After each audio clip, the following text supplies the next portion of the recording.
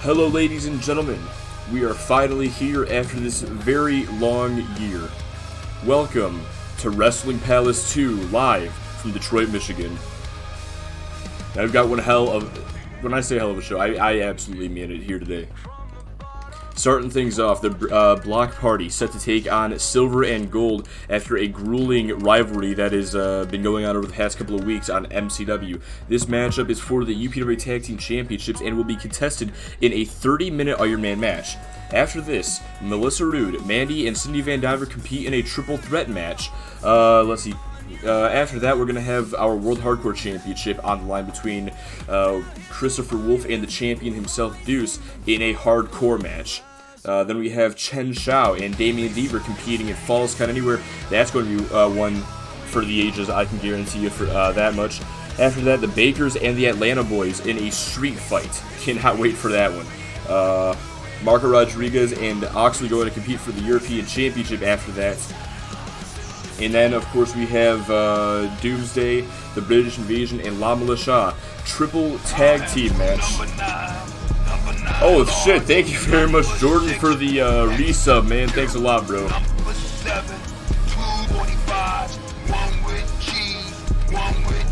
Now, as I was saying, though, we have Doomsday, the British Invasion, and La Militia in a triple threat tag team match inside of the Iron Cell for 30 minutes. Also, thank you very much, Yanni, for the host, bro. Getting this off to a great start so far. Alright, for sure, Jordan. Let's see here. So yes, Doomsday, the British Invasion, La Militia in a triple tag 30-minute Iron Cell match. After that, Liam West and Jacob Fisher join forces to take on the Campbell Club for their World Tag Team Championships.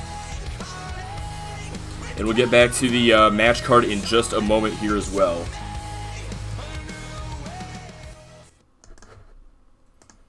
Because now it's time for our first match of the night.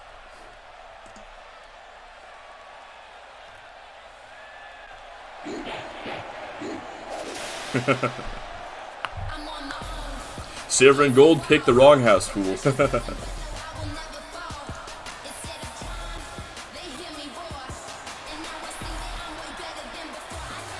I should bet on Silver and Gold, but I'm going to go with my boy. Speaking of betting, by the way. Gonna get that started. And I know, right, Yanni? Dude, I fucking love this arena so much. Alright, looks like JoJo's not speaking, so I guess I'll just continue talking here. Thank you very much, though, Yanni. I spent a long time on this arena, and I've been waiting for the past, 2 or 3 months to show it to you guys. I'm so proud of it. But yes, Dustin and Justin James making their way down to the ring here. Now, these two have had a very heated rivalry with Silver and Gold over the past couple of weeks. It all started when Dustin James took on Tyler Van Diver one-on-one a few weeks ago on MCW. Now, it was a very good match, very competitive between both superstars, but at the end, Tyler Van Diver managed to pick up the win.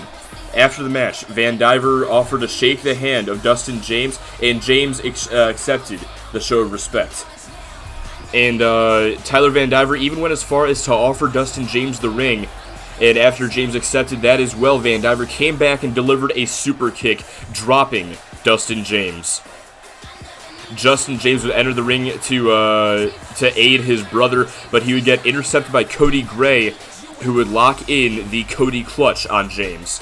Gray would force Justin to watch as his brother was hit by the Golden Star Destroyer by Tyler Van Diver afterwards, and then ultimately Justin James passed out to the Cody Clutch. The rivalry continued the next week when Justin faced off against Cody Gray, and again, competitive match that ended with Cody Gray's victory, as the champions now make their way down to the ring.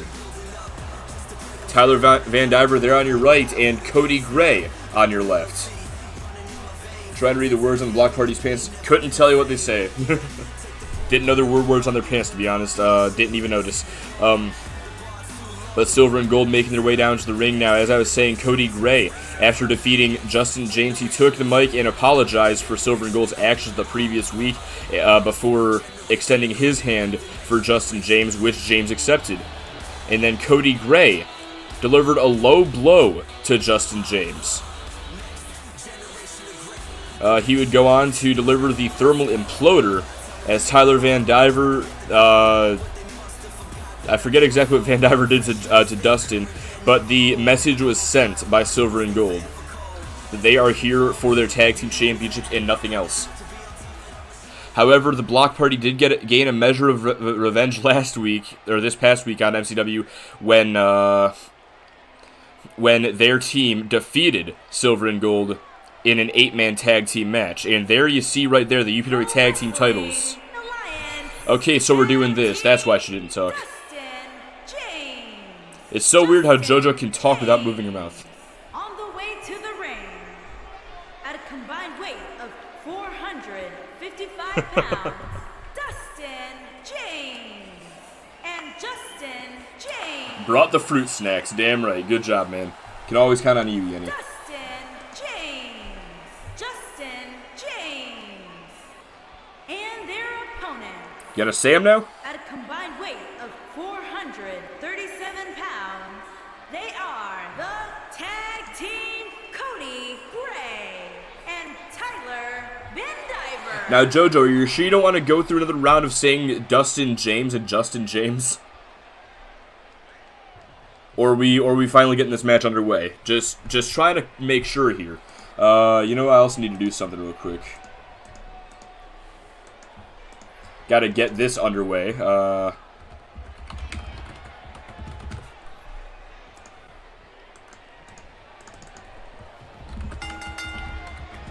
And here we go, this matchup official. The Block Party versus Silver and Gold here tonight. As I still... There we go, I got it figured out now. Dustin James in control against Cody Gray to start this matchup off with that camel clutch, but Gray, the submission specialist, easily finds an escape. And now a quick right. And a kick to the leg as well, and now using the ropes to his advantage, he sends James to the outside. Wait a second. Oh, spiking him. Not even planting him, but spiking him head first into the mat. JoJo's some sort of telepathic person who can speak without moving her mouth. That would explain it for sure. Just because she can speak, though, does not mean she's smart. No, it does not at all. As this matchup continues on here, Cody Gray and Dustin James starting this one off. And Gray looking to make the tag early to Tyler Van Diver. James with a reversal. And now has Gray by the hair. Gonna drag Cody Gray over towards the Block Party's corner, but Gray with a couple of elbows to the midsection, able to break free from that hold. And now Gray once again going to send James into Silver and Gold's corner. Still no tag going to be made there, as Dustin connects with the reversal and sends Gray across the ring. And now the tag is made to Justin James. How's this going to play out as Dustin over the top rope, and a knee strike with the Enziguri from Dustin, and now Justin with the Northern Lights as well. Great combination there by these two brothers, and Gray, it looks like, has definitely suffered quite a bit of damage from that tandem offense. Punt right to the side of the head, taking a page out of Jordan Carr's playbook with that one. In this matchup going to roll on, Cody Gray with the jawbreaker, trying to create some separation here, and now James, arm drag. Nice counter. Cody Gray, stiff forearm right to the side of the face. However, Justin not going to allow him to capitalize, but Cody Gray finding his own window to turn the tide of this match. And now Cody Gray locks in the Cody Clutch. You heard it there, referee says James was in the ropes, forces the break. Remember, this may be an Iron Man match, but it is still contested under standard one-fall rules. As Gray now delivers a screwdriver, dropping James right on his head. Going to drag Justin James back towards the middle of the ring. Hook of the outside leg to put Justin away in this match in only a 2 count. Yo, what's up, Nightmare? How you doing, man? Glad to see you here. I'm doing really good, bro. Got our biggest match, biggest show of the year, so I'm doing fan-fucking-tastic. How about you, though, dude? How are you doing, man? James still in control here, going to make the tag. No, he's not. Cody Gray with the counter, but a quick back elbow brings James back the offensive. And now going to bring Gray. No, Gray preventing Justin James from making any tags here. Now has control over Justin, and he's going to bring him back over to Silver and Gold's corner, but no, a couple of elbows, and Justin James this time with a reversal breaks the hold. And wait a second, look, Justin James may have gotten a little too cocky there in the face of the UPW Tag Team Champion, as Gray was able to counter. But now you see again, Justin James back in control, and Cody Gray with that boot right to the face. Turns him around, looking for a a teardrop suplex instead. Oh, misses the Superman punch. That is going to be a devastating, tide turner in this contest as Cody Gray delivers a spinning leg lariat. And also, thank you so very much, Nightmare, for the host, bro. Really do appreciate it, man. Why do mashed potatoes sound good right now? That's a very good question, Yanni. Why do they? As Dustin James off that facebuster going to hook the left leg of Cody Gray and only score a 2 count. UPW Tag Team Champion Cody Gray not going to sacrifice the first fall of this matchup so easily, but James now still in control. The Block Party, give them their credit. They have done a very good job at isolating Cody Gray, and so far in this matchup, Gray has not been able to make a single tag, and we are 4.5 minutes in as the Block Party delivered G9. And now Justin James taking care of Tyler Van Diver as Justin James is going for the pin. Referee was distracted with Tyler Van Diver for quite a while, and I think that's going to allow Cody Gray to kick out. That long distraction to the referee gave Cody Gray a lot of time and allowed him to kick out before the referee's hand could come down for the 3rd time. As a result, this matchup is still tied at 0-0. Why do you want spicy mashed potato? I don't know, Yanni. Yo, who you rooting for here, Nightmare? You're rooting for the tag team champions, Cody Gray and Tyler Van Diver, as Gray just delivered a tornado DDT through the turnbuckle. And now Van Diver trying to capitalize against James, but it looks like there's been a miscommunication here between the tag champs. But as I was saying, are you rooting for Silver and Gold, the tag team champions, or are you rooting for the Block Party here? As James now firing back with that clothesline. Tyler Van Diver gets caught by James. There's the reversal, and Van Diver going to get sent inside the ring. Count of 6 by the referee. James back inside, and Cody Gray going to follow. But Dustin James, tag is made to Justin. Misses the Superman punch. Gray misses the clothesline. Drop to a hold there from James. And now James on the middle rope, driving his knee right into the middle of the back. Gray back up to his feet, but James catches that right. And now into the corner goes Gray. It's not like I can't make them right now. It's just, I sat down and now I'm comfy. I completely understand, bro. I know that feeling all too well. As Justin James delivers the Justin Valley Driver. Can he capitalize? Going for the cover here. Can he score the first fall in this matchup against Cody Gray? And only a 2 count. Thought that was about to be a 3, but Gray, ever resilient, able to find a way to kick out at the very last second. Even in your blanket. Oh shit, what's up, Ladon? How you doing, dude? Of all the nights to see you here, man, of course it'd be Wrestling Palace. How you doing, bro? Justin James and Dustin delivering G9 once again, and Tyler Van Diver right there to break things up. But James takes him down to that inverted DDT. This matchup continuing inside the ring. 7 minutes have elapsed in this contest so far, and we still have not had a single fall, but that could change at any moment as Tyler Van Diver's been taken out, and now Dustin to the outside as he sends Gray on the outside of the ring, and now Dustin James returning a measure of payback to Cody Gray with that tornado DDT. Referee now at a count of 3 as Gray is sent back inside. Gray to the outside. Now both superstars inside the ring. What's Dustin James thinking here? Lifts him up and going to drop him on the back of his neck with that Ushigoroshi. And now Dustin James taking a minute to recover here from all the damage that he sustained in this matchup, but at the same time, he's giving Cody Gray an opportunity to breathe. No, you couldn't miss Wrestling Palace. I'm glad to have you here, bro. It's been a long time. By the way, your boy Alex Root is in. He is competing tonight, by the way. Just figured I'd throw that out there. Cody Gray, I don't even know how to describe what that is right there. But Gray picking himself back up against the bottom turnbuckle here. Kind of in the ring, kind of not in the ring. Gray now back up to his feet. There's a quick stump. And Gray could be setting up here, but I don't know if I would like this strategy. Gray, yes, it is a good idea to maintain the offensive, but at this stage, he's been in this matchup for almost 8.5 minutes. He needs to make a tag to Tyler Van Diver as soon as possible, but regardless, going for the cover after the screwdriver to earn the first fall of this match, and he's going to do just that. Silver and Gold gained the lead early on.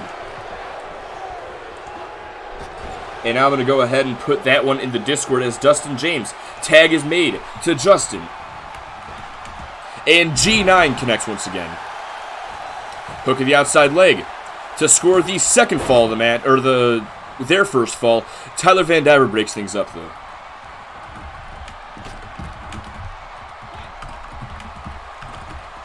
Give me one quick second here.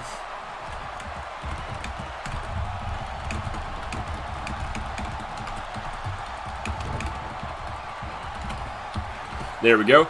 Justin James may have been looking for the Fisherman Buster there, but Cody Gray able to escape. Let's see here. Please tell me you won't miss the Bakers getting their ass kicked by the Atlanta Boys. We'll see about that. We're going to have to see what happens later on. That's going to be a great street fight. But Dustin and Justin working in tandem once again. You saw Justin baiting Cody Gray. Wait a second. Dustin James making a critical error. Cody Gray has just made the tag. And Tyler Van Diver is finally unleashed in this matchup.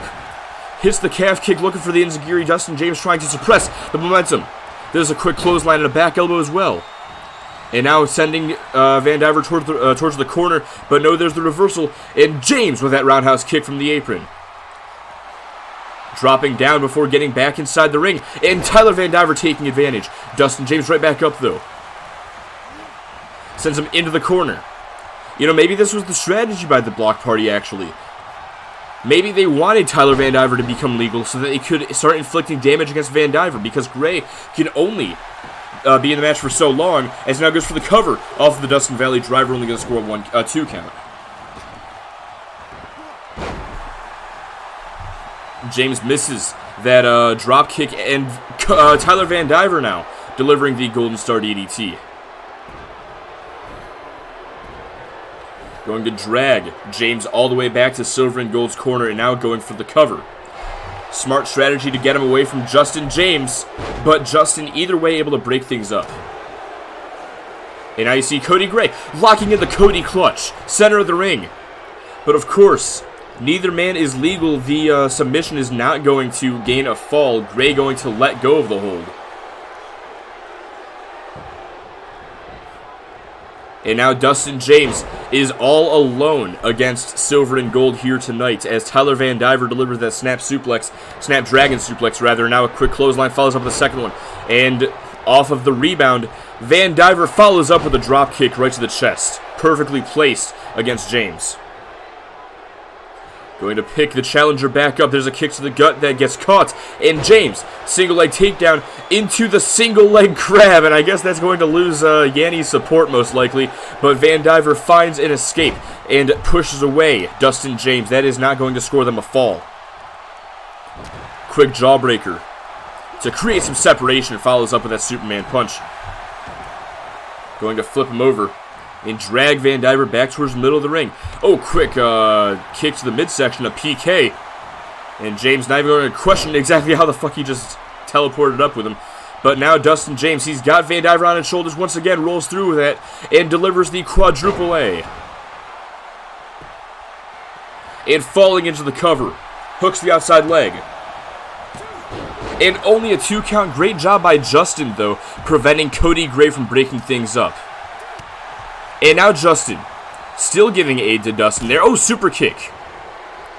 Turns him around and delivers golden keys. Half crab, half-assed.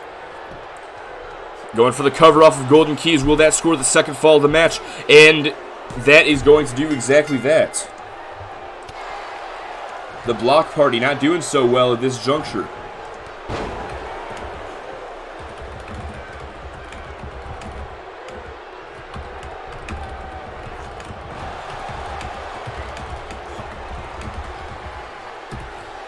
But there are still 17 minutes left in this matchup. A lot of time for the Block Party to come back. Not even half of the match has elapsed yet. Tyler Van Diver now setting up Dustin James in the corner. And Van Diver rather, saying his prayers as he's on the top rope, going all the way across the ring, coast to coast. Dropkick finds its mark. And meanwhile, thank you very much to LaDon for the host. I guess you wouldn't be following me on Twitch just yet. Well, thank you regardless, man. Thank you so very much for the follow, I mean. Not the host, the follow. Van Diver going for the cover again. And only a 2 count this time. But yeah, thank you very much, LaDon. Let me be the first to welcome you to the doghouse, the new doghouse. Cody Gray now legal. Going to pick up James, but James with the knee right to the face. Now, so far, the frequent tag strategy by the Block Party has been ineffective against the whatever strategy Silver and Gold are going for. They're only making a tag once every 5 to 10 minutes, it seems like. But it seems to be working. James misses the high knee. Cody Gray connects with one of his own. The PK hit Tyler Van Diver so hard that he was able to spring up to his feet. Sounds about right. James with that front face lock, and now the single leg takedown. Leg snap. That is going to damage the knee of Cody Gray. Wouldn't be the only knee injury in the UPWA right now. Let's not forget about Zach Stasiak, how he'll have to fight with a hyperextended knee injury later on in the Iron Cell match. Justin James legal once again, and Cody Gray sends him across the ring. Tyler Van Diver getting involved. Tag is made. And wait a second. A little bit of an assist, the Meteora from Tyler Van Diver. And now the hook of the leg to put James away, but it's easily broken up by Dustin. And now Dustin's been taken care of, but Justin still remains. Justin and Van Diver going back and forth. The Enziguri takes him down, though. El Casa de Perro for our Spanish-speaking fans. Yeah, I guess so. Justin James rather, with that spinning heel kick, and now looking for a dragon suplex perhaps, but Tyler Van Diver with the reversal. And I can't tell exactly, but I think Van Diver has been cut open. Yes, I can see blood spilling down his forehead as he now tries to bust open Justin James in return by slamming him repeatedly in that top turnbuckle, trying to crawl away to Dustin, but Van Diver now catches him and looking for the sharpshooter. Will Justin submit the third fall of this matchup to Tyler trying to crawl to the ropes desperately? And Justin is forced to tap. And Silver and Gold may just be able to walk out of here with a clean sweep at this point. And yes, you can see the blood pouring down the face of Justin James now. I believe that the favor was returned by Tyler Van Diver.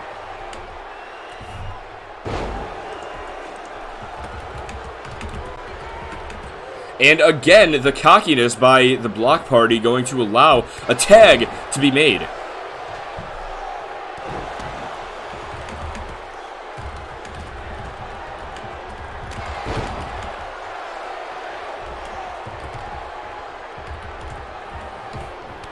Justin James trying to fight back in this matchup here. A couple of clotheslines and going to follow up perhaps with a third, taking down Gray. And now Gray backing himself up into the corner. What is Justin thinking here? He's got a golden opportunity. Tyler Van Diver is down on the outside, and Justin sending Gray to the outside. The lights went out. Justin James didn't know how he got in the sharpshooter, and he was forced to tap. Sounds about right. Honestly, I don't know how the hell he got in the sharpshooter either. Tyler Van Diver, I think that's the first time I've ever seen him do the sharpshooter in the UPWA. Justin James sending Gray back inside after that. I'm going to assume he hit a DDT. Don't know. I was looking at the chat there for a second as Dustin gets taken off the apron. We essentially have a one-on-one at the moment. And Justin looking to take advantage, has Gray up on his shoulders, looking for the Justin Valley driver to Cody Gray. But can he score the fall? Looking for the pin. Hooks the outside leg. 1, 2, 3. The Block Party's first fall of the match. Justin James scores it.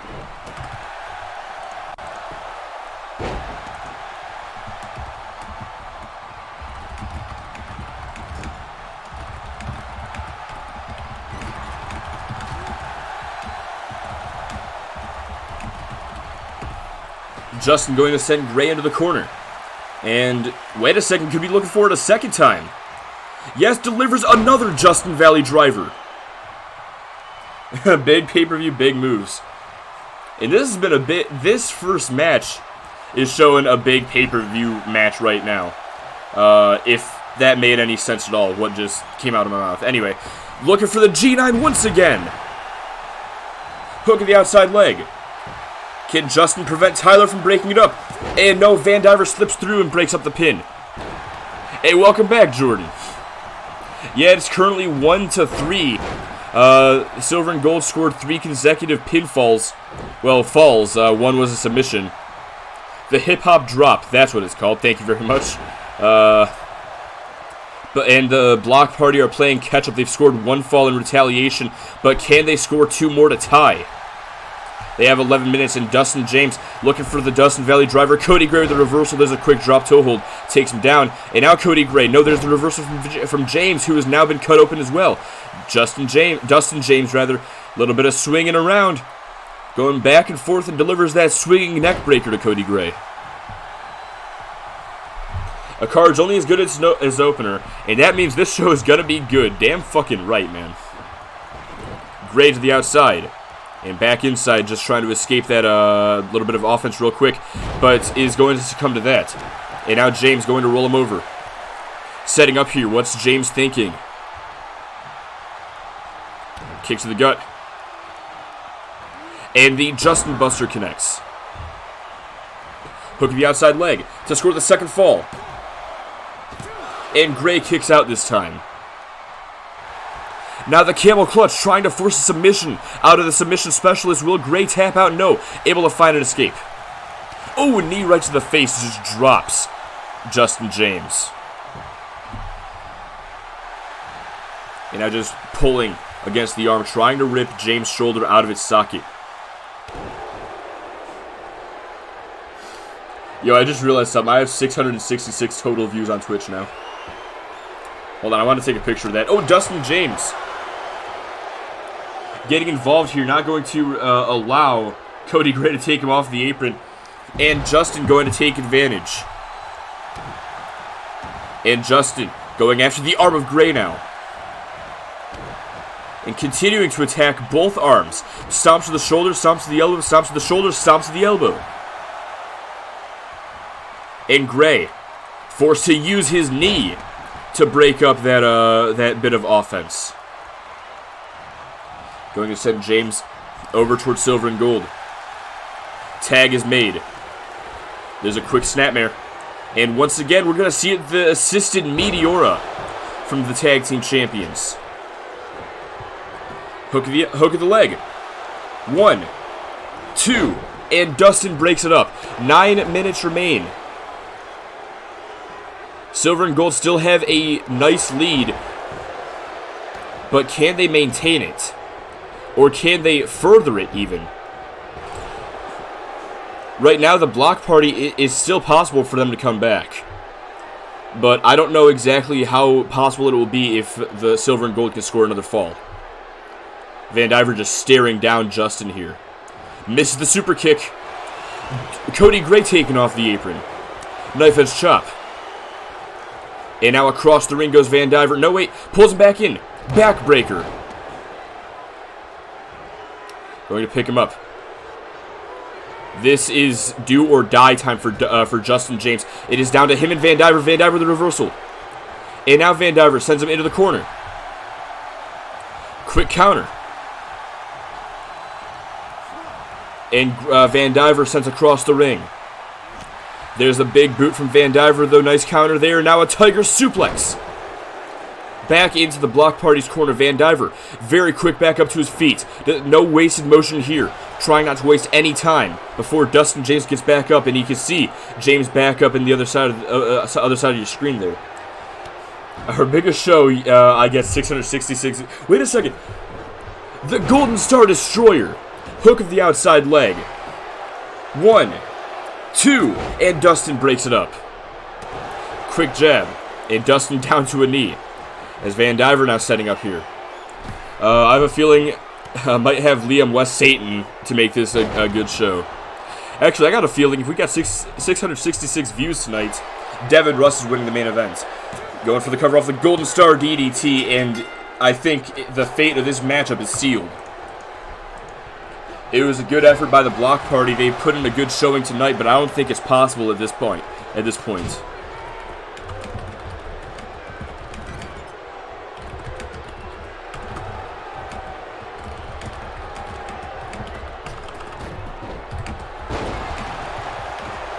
Tandem offense from Silver and Gold. James trying to fight back. There's a kick to the gut and going to send Gray into the corner. Trying to quickly turn him around. There are 6.5 minutes remaining in this match. I want to believe, and I think Justin wants to believe as well, as he delivers the Justin Valley Driver once again. Gray sends it back into the corner, and a tag is made back to Van Diver. And hold on. Van Diver off the ropes, drop kick into the flatliner. And Van Diver setting up here again. There's the kick right to the gut. And this time, Justin James punches the midsection, breaks the hold. Has him up on his shoulders. Delivers the fireman's carry, and now rolls through. Has him back up. And Justin with the quadruple A. And now we have 6 viewers to our 666 views. Justin James not done there. Looking to follow up. There's the kick to the gut. Has Van Diver. No, Van Diver punched to the gut. Able to break the Justin Buster before it can connect. I feel like if Justin would have just gone for the pin after the quadruple A, he might have scored a fall right there, and the Block Party might have still had a very slim chance at winning. But that mistake, that choice to go for the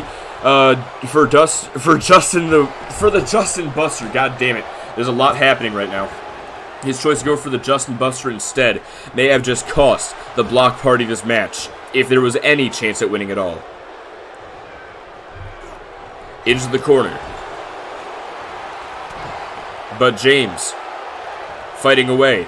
There's a quick punch to Van Diver, sends him towards the ropes, and a Superman clothesline drops Van Diver as James looks to make the tag perhaps. Dustin, I don't know if he wants a tag. I think he's still trying to recover from the damage he's suffered from already. Justin has the arm, and now a monkey flip launches Van Diver across the ring there. Picks him back up, and looking for the... Oh, a Face Buster.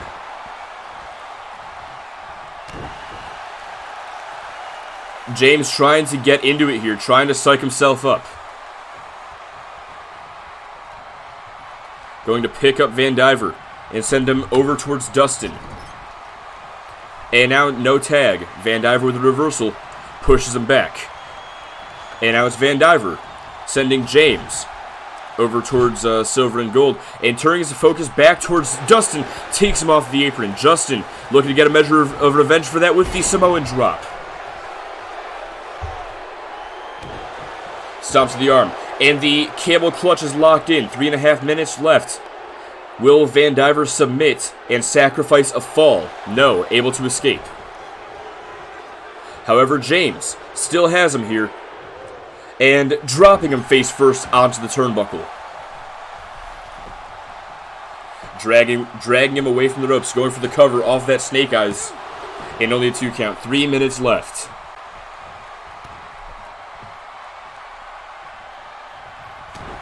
These two still going back and forth.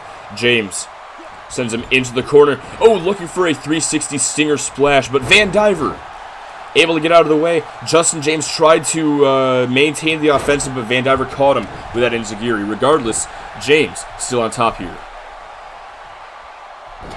Quick jawbreaker. And, ooh, what a Hurricane Rana there from Van Diver. Looking to follow up with a quick stomp and going to pick him back up now. Sends James into the corner. Tag is made to Cody. And now the Meteora connects once again. Justin James is down as Gray goes for the cover to score a 5th fall, but it is broken up by Dustin.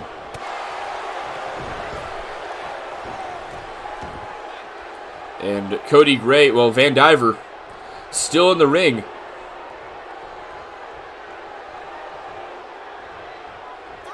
Count of 3. Thought you were about to see a disqualification there. That would have given the Block Party one more fall, but would not have been enough at this stage regardless. Quick back elbow there from Cody. And now sends James into the corner. Quick back elbow, Enziguri as well. James just gets dropped. But still fighting back. A back elbow and a lariat.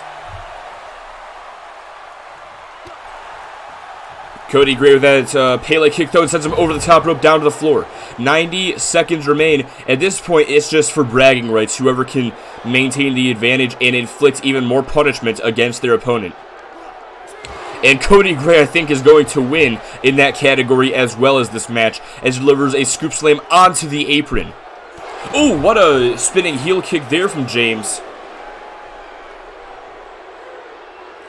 Has him up on his shoulders. No, Gray. Couple of elbows to the side of the head. Referee continuing his count as well. There's the uppercut.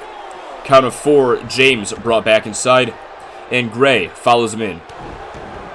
And I think that Cody Gray has been cut open. Spinning leg lariat to Justin, who is just a bloody mess at this point, wearing the proverbial crimson mask as Gray looks for a 5th fall in this match for his team. No, only a 2 count. Screw, I'm making my spicy mashed potatoes. I can at least eat my sadness away at the fact that the Block Party lost tonight. Alright, well, have fun making the mashed potatoes, man. I'll see you back here in a moment. Justin, still trying to fight back. Little bit of, shake, rattle, and roll there. And, oh, leg drop right across the leg of Cody. And now looking to drop the chop right to the chest. And there you have it. This matchup is over. Wait a second. Is he going to? Please tell me he's going to. Oh, damn. That would be kind of funny. Well, there you have it. Our first match of the evening. Silver and Gold going to retain here tonight.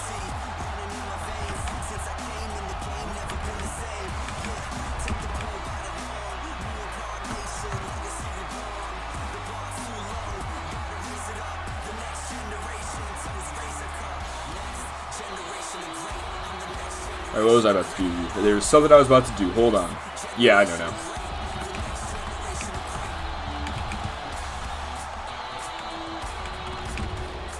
Here are your winners, and still the Pro Wrestling Alliance Tag Team Cody Gray and Tyler Van. Well, Silver and Gold going to retain the Tag Team Championships here tonight. That is our first match, our first title to be defended as well. There are still 5 more title matches to go through and 12 more matches in total. In that next match coming up next, we have Melissa Roode, Mandy, and Cindy Van Diver in a triple threat match. Stick around for that one. We'll be back in just a moment here.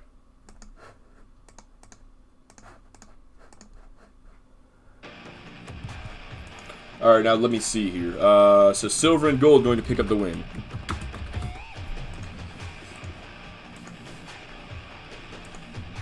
Rankings, no, that's not it. I need the actual, here we go.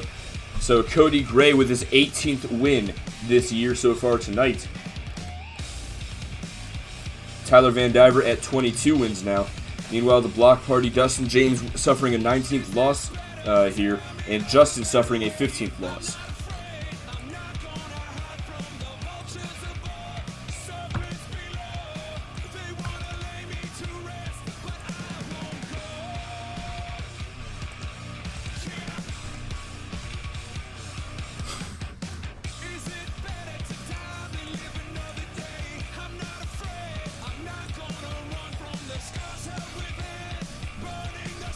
Well, I knew it was not going to be a mistake putting on the UPW Tag Team Championship match first, but now these 3 ladies have quite a showcase to follow up.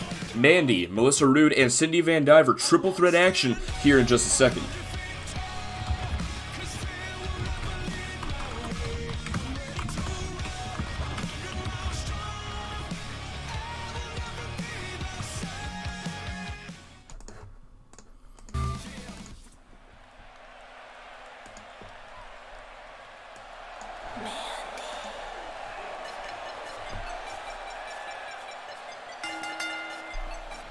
making her way to the ring from out of this world, Mandy.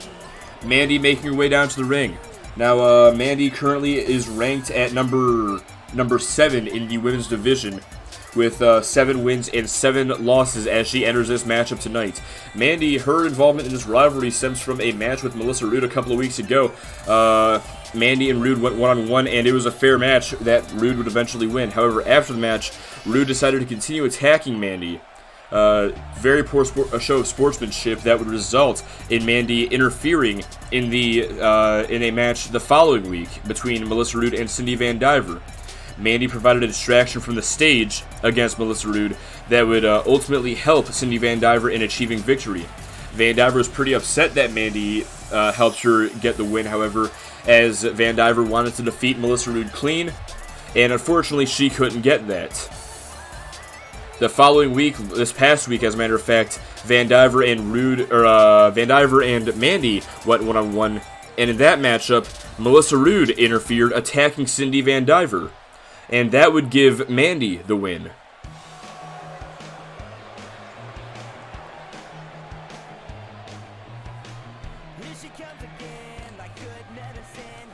And her opponent, first, from Blackpool, England, Melissa Roode. I need to get betting started. There we go. Yeah, I'm not too surprised, honestly, Ladon. But if it makes you feel any better. So, I know you don't really watch the universe very much. But this forgotten creation of yours, she is fucking unstoppable, pretty much. She's like Charlotte Flair. Melissa Roode is... I'm trying to find her overall record real quick. Well, she's currently tied at 21-21, but she's a 2-time women's champion, which is only one of the superstars who's held the women's championship twice. No, 2 of the superstars now. But Roode, I think, was... No, Van Diver was the first. Either way, Melissa Roode, she do be getting a lot of opportunities, and she do be, you know, winning a lot of championships. She has 2 of the longest reigns of the title also. From West Palm Beach, Florida, Cindy Van Diver. And now Cindy Van Diver making her way down to the ring. Now, I mentioned Mandy's ranking a minute ago. Melissa Roode ranked at 1 above Mandy at number 6 with 8 wins and 11 losses. Cindy Van Diver, meanwhile, is ranked at number 2, just under Amanda Nightblade. Van Diver has 12 wins and 12 losses this year, going completely even, but a win tonight will bring her to the number 1 spot and will just about guarantee her a shot at the Women's Championship, depending on whoever wins later on tonight in that Elimination Chamber match. And you know, something I never got to do, actually. I never got to finish talk about all the matches on the card. So I'm going to go ahead and do that real quick. Liam West and Jacob Fisher going to be taking on the Campbell Club for the World Tag Team Championships after the Iron Cell matchup. After that, though, we have an 8-pack challenge between 4 superstars from XCW, 4 superstars from MCW, where the winner will get an opportunity at either the World Hardcore Championship or the European Championship. After that, Sean Goldman and DGX and No Holds Barred. Then the Elimination Chamber match for the Women's Championship.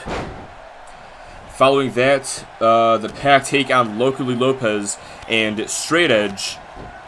And of course, our main event, Riley Anderson, Devin Rust, 30-minute Iron Core. But this matchup now gets underway. Melissa Roode going after Mandy here with a couple of kicks right to the side of the leg. And takes down Mandy. Van Diver with that spinning soul kick, it follows up with a German suplex.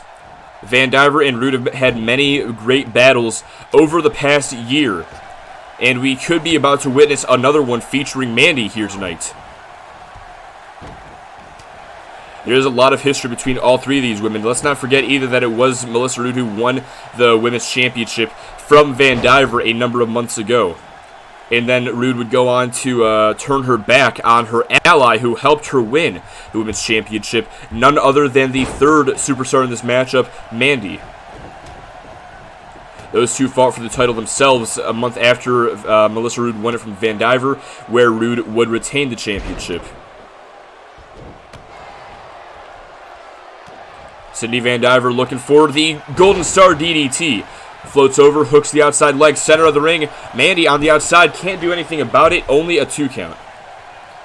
Do I ever take updates? Yeah, I do. As a matter of fact, I do. You should ask Jordan that, because my fucking god, do I have to update his characters a lot.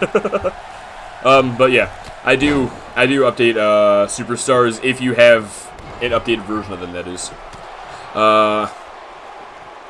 Let's see here. These two continue to go back and forth here. Why, do you have like an update for Melissa or Alex or Rose or something? Oh yeah, by the way, Oxley's European champion. I know you forgot about Oxley too, but he's the European champion right now. You gave up on him. You gave up on Oxley, Ladon. And I made him into a star. Mandy delivering that spinning leg lariat, waiting for Van Diver to get back up. And now has her up on her shoulders. And Mandy. Oh, Michinoku driver. Back the head, lands in the mat. Going for the cover, both legs hooked, and Mandy defeats Sydney Van Diver here tonight. Well, that was a quicker match than I thought.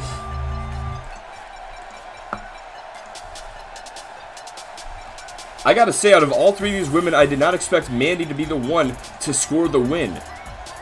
Definitely the dark horse, in my opinion at least. But regardless, Mandy picking up a huge win at Wrestling Palace here tonight. And here it is once again, the closing stage of this matchup. Mandy delivered that spinning heel kick, spinning leg lariat rather, and then we go on to hit the Michinoku driver to put Van Diver away for the 1, 2, 3. Here is your winner, Mandy. Mandy with a huge win here tonight.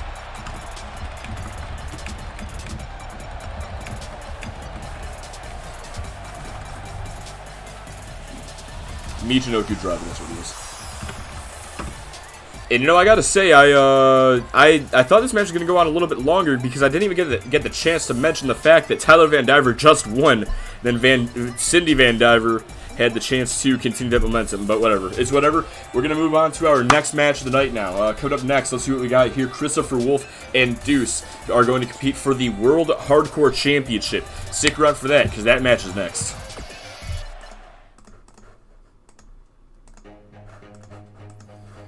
Let's see here.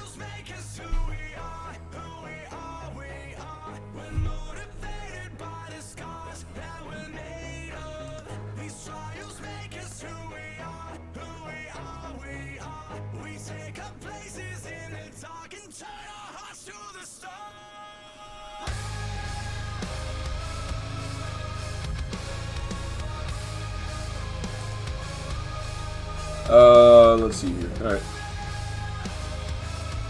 Well, all right. So Jordan, I know you're subscribed, so you can still see me now. You can still hear me. But all right. So I just looked at the records. It says there that it's called the Last Kiss. So is it Goodnight Kiss or the Last Kiss? Let's just clarify that real quick, and then we'll get into the real details here. Both winners tonight use a leg lariat. That is a fact. Give me a new attire for Alex Rood. Alright, I'd be down with that. Alex Rood could use a new attire. He's been sporting this one since the British invasion initially formed, I think. The following contest is an Extreme Rules Falls Count Anywhere Alright, that's what I thought. match. And it's for the World Hardcore Championship.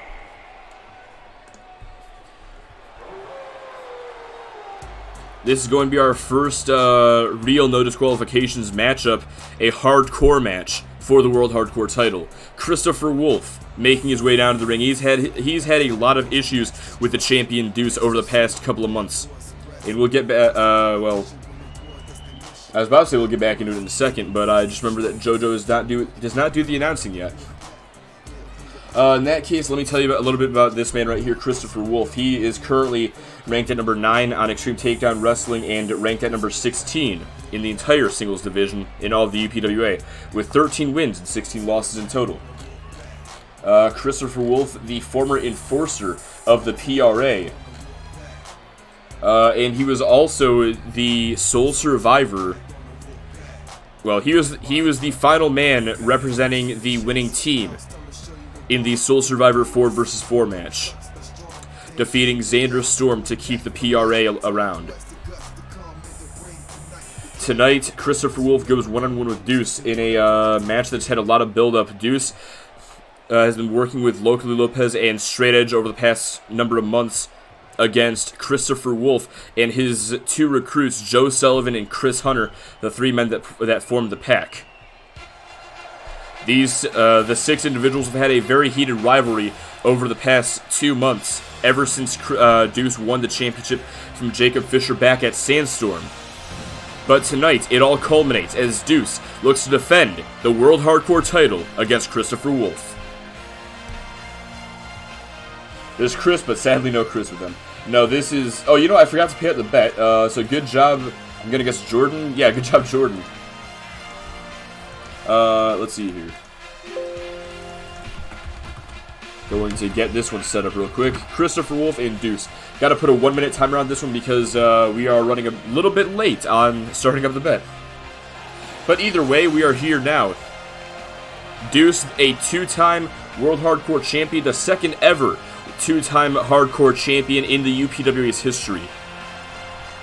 His first reign, if I can find that real quick, Deuce's first reign with the World Hardcore Championship started back on February 4th. I forget exactly how he won it. I think this is actually when he first joined the PRA that he won the World Hardcore Championship. But either way, Deuce would go on to hold the championship for a total of 77 days. Oh, fuck, I forgot to do a thing. For 77 days. Currently, Deuce has held the World Hardcore Championship for 56 days, ever since he won it from, won it at Sandstorm. Introducing the challenger from every man's nightmare, weighing in at 380 pounds, the monster, Christopher Wolf.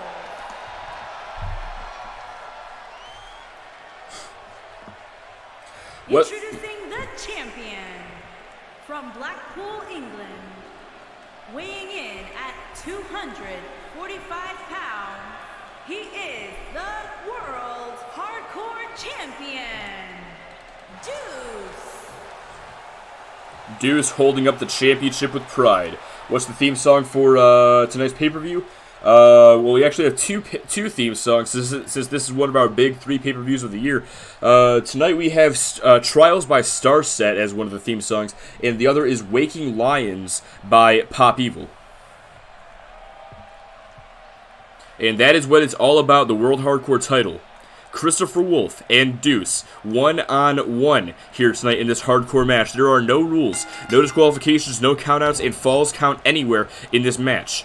The only way to win is by pinfall or submission anywhere in the arena. Christopher Wolf with the early start against Deuce, but Deuce turns things around with that very unique DDT. And now looking, lifts up the big man and a kick right to the back.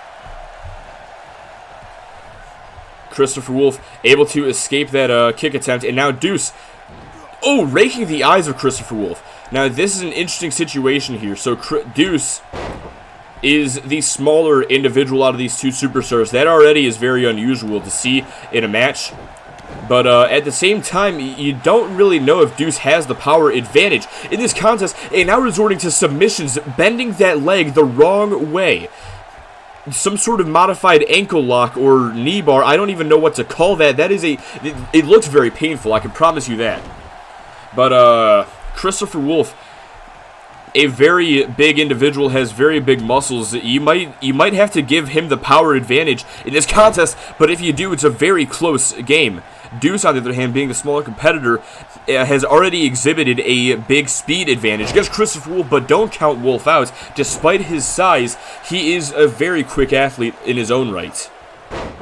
Deuce with that back body drop. These two superstars, they have very... Oh, big boot of doom as well. These two superstars, as I was saying, have very similar fighting styles, but you have to wonder exactly who's going to pull out on top as Deuce delivers another boot of doom. You have to wonder maybe if Christopher Wolf can take advantage of the injured knee of Deuce as he delivers the Boston Knee Party. As I was saying, you have to wonder if Wolf can take advantage of the injured knee. I'm not even going to finish my sentence because he delivers Deuce's Wild now. Christopher Wolf may be in over his head in this match because he's being demolished by Deuce here tonight and able to get the shoulder up to stay alive somehow. Now, as I was saying, Christopher Wolf, I think his only way of winning is to focus on the knee of Deuce, the already injured knee that he suffered at the hands of Jacob Fisher before Sandstorm.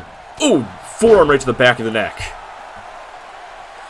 But if Christopher Wolf can take down Deuce at the knee, then he may be able to take down all of Deuce's offense. There's no way in hell he'll be able to deliver the Boot of Doom or Boston Knee Party unless he uses his other leg, in which case it'll be less effective, not as strong as Christopher Wolf delivers that discus punch.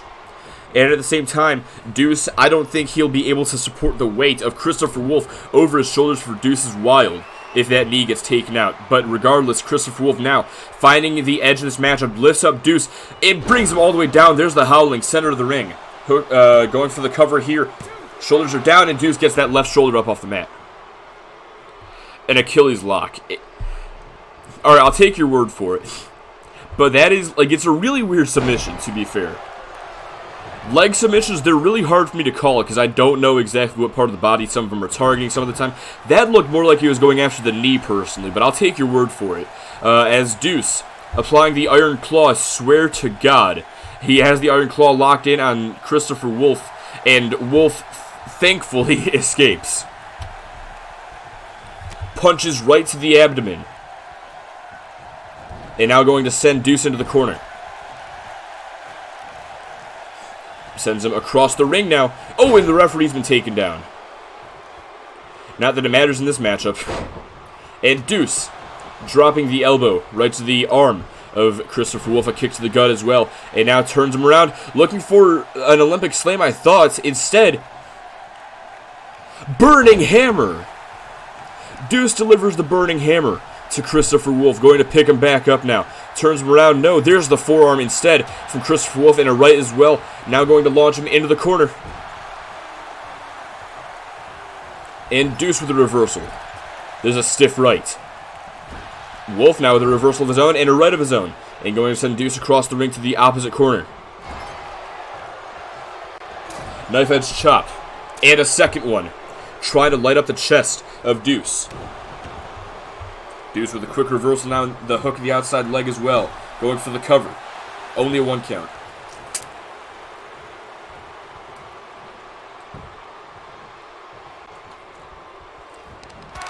The gore from Deuce. By the way, just want to point out. Wait a second. Leg trapped STF. Deuce wants to end this by submission. He wants to make Christopher Wolf give up his shot at the World Hardcore Championship. Deuce is sending a message, but it looks like Wolf is not going to submit. Deuce going to relinquish the hold, wants the pin instead. Can Wolf kick out? And only a 2 count. Maybe Deuce shouldn't have gotten so cocky. He may have just given up his opportunity to win the title. Or to retain the title, rather. Looking for the kick to the gut. I think Deuce may have been going for Deuce's Wild there. Christopher Wolf with a reversal. Launches Deuce all the way across the ring. And now, going underneath the ring. What is Wolf looking for? Has a steel chair and not going to use it. No, he is going to. No, he's not. Back inside. Don't even know what the hell that was about. And Deuce looking to take advantage. Dropping him on his back. By the way, just want to point out, that drink of water I just took a minute ago, the first drink of water I've had after an hour of calling this fucking action. Wait a second. Wolf from behind. How'd they shut off the lights? It's an open arena and it's daytime. Wolf just shut out the fucking sun and has the manual strangulation applied. But Deuce able to fight out, and there's a clothesline.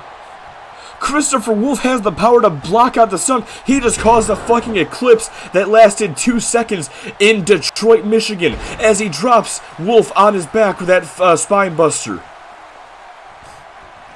And a Gordon gets countered. There's the DDT. Christopher Wolf may be on the verge of winning this match. There's a kick to the gut. Sets up Deuce.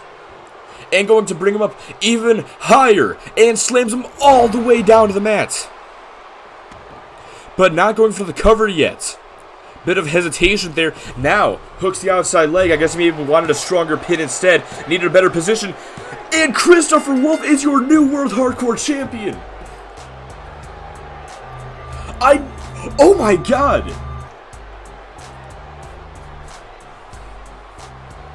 It has happened. Here is your winner and new World Hardcore Champion, the Monster, Christopher Wolf. I cannot help but be excited for Christopher Wolf. I try to be impartial, but despite your feelings for the man, you have to recognize that Christopher Wolf, within a year of being in the UPWA, he made his debut on XTW number 49 back on November 6th.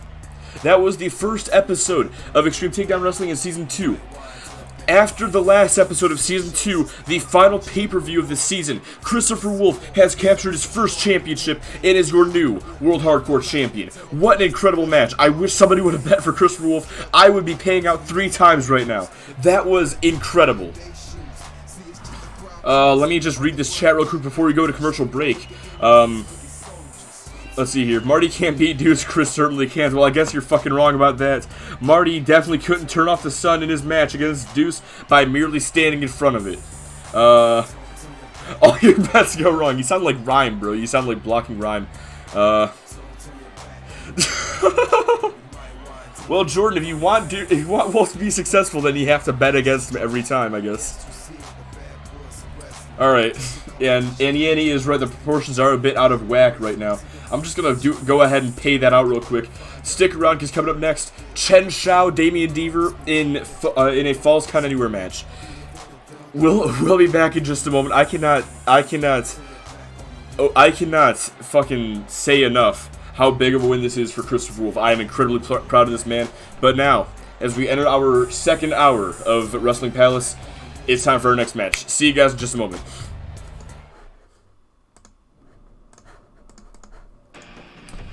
Oh my, that's so fucking awesome.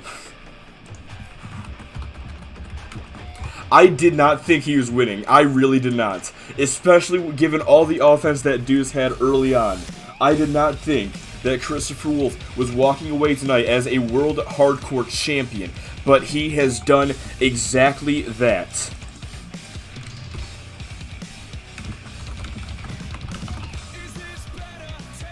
Alright, let me just see here real quick. So I've got all that. Oh, I need to do this real quick.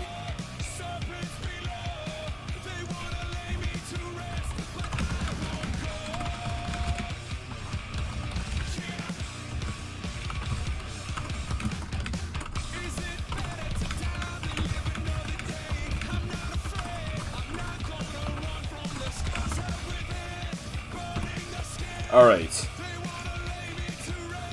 Are we all back? The commercial is over.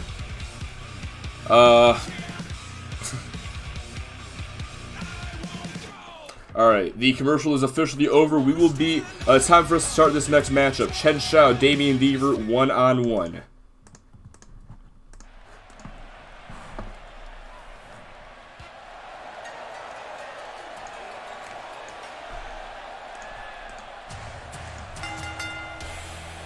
Making his way to the ring from Hong Kong, China, weighing in at 221 pounds. Wait a second. Chen.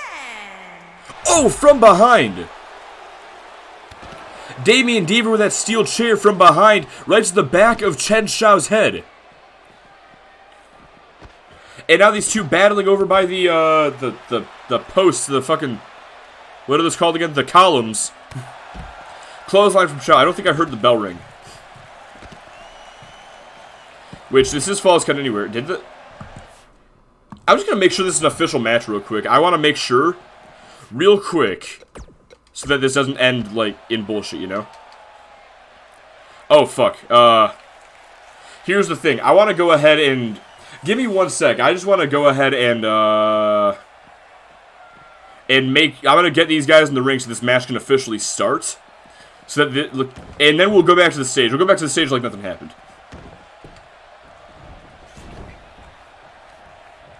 It's going to take a second. It's going to take a quick second. Ref, please start the match. Please start the match. Like, seriously, please. I'm going to make sure. I need to make sure. I can't tell if this match has started. Well, I guess it wouldn't be, actually. No, it wouldn't be. No, it would be. It's just that, since Shao's got his fucking thing on, he's still got his... No? What the fuck? I don't like how this just turned out. We have some technical difficulties here in the UPWA. Hang on, we're going to fix things real quick. We're going to fix things. I guess we're going to the exhibition early then. Give me just a sec. Let me just fix this real quick. I'll get the music back on. We're gonna be a few seconds. I wanted a thing to happen. I wanted this match to start on the stage to be cool, you know, but I guess we can't have nice things. So instead, we're gonna have to kind of force it. We're gonna have to brute force this shit. This is very horrible in execution, I know, but it's what we gotta do at this point. Alright, everything looks good. Going to get Shao. I really thought that match had actually started. This is really fucking awkward because now I'm like talking and trying to justify my fucking actions and shit. Like, here's the thing. So I know how the universe usually works. Like, in a normal match, what happens is the fight starts, the pre-match fight starts, and then if it gets to the ring, if both superstars are in the ring, the match officially starts in the ring. In Falls Count Anywhere, I was pretty sure that no matter where no matter what, as soon as it happens, you know, like, as soon as the attack is initiated, I was under the impression that the match started right then and there, you know? So, I do apologize for this, but we are fixing things. We've almost got it ready. You just gotta bear with me for another moment here.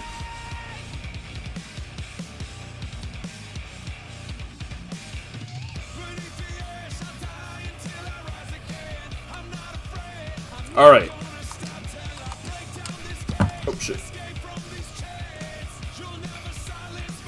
There we go, got that, and going to silence this once again as we switch back over to the game audio. Let me just reset the music as well, just to make sure that we're on the same page next time, and there we go. Okay. The match is... Alright. Okay, yep, we're good. The match is official. It is out of my hands now. Whatever happens, happens. It is happening now. Basically what happened at All Out when JR tried to explain Yeah, basically. But now the match is officially going on. Shao sending Deaver into those columns once again. And we are going to treat as though the thing that happened before I took over in the last match was canon. That still happened in this version of the match. So Damian Deaver still... I should have brought the chair up. Oh well. Damian Deaver still attacked Shao with the steel chair. Shao is still feeling the effects of that as well. But this matchup continuing on the stage here. This matchup has officially started. There's a quick forearm shot, a punch to the midsection as well. And Deaver responds with one of his own. Deaver now trying to bring Shao. Not sure where he's trying to bring him. And sends him into the columns again. I might just elect to move this match, honestly. Like, move it somewhere else, because this is, I'm not a fan. And you know what else? You know what else? Interesting. Interesting.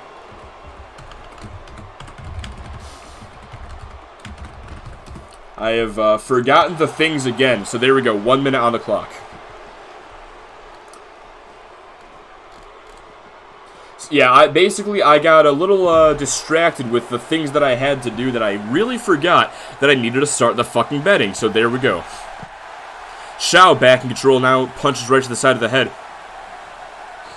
And, oh, going after the arm. Stomps to the back. And looking for the headlock into the headstand. Deaver better be careful, he's really close to the edge there. Doesn't want to get Zack Stasiak. That is an OG reference right there. Lateral press here. Going for the cover, only 1 count.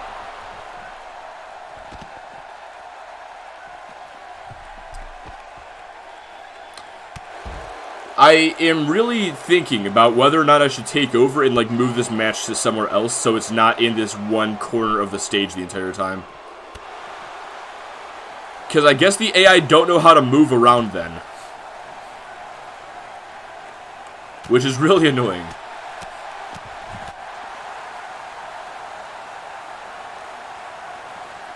I'm really considering it. Yeah, you know what, fuck it. We're moving this to the... This is going to the ramp now, fellas. It's a ramp fight now. Going to get that fucking thing out of the way. There we go. That'll work, hopefully. It's a ramp match now. They're going down the ramp. Back up the ramp now. Hopefully not. Damian Deaver with a money shot. Takes him down. Picking Shao back up. And a kick right to the midsection. Wait a second. We've seen this from Deaver before, but not on the ramp. Oh my god, the blood diamond. Face first into the metal ramp, going for the cover. And Damian Deaver wins. That was not as good of a match as I had hoped. Alright, so there's been a hiccup in tonight's show. We're just going to ignore that and move on.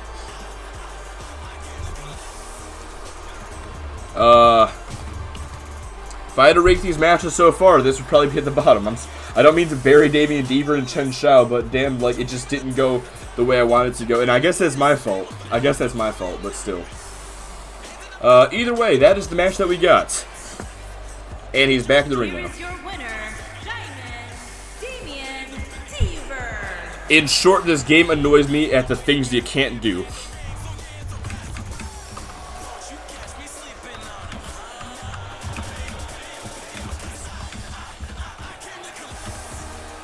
Alright, well, so Damian Deaver takes the win here tonight.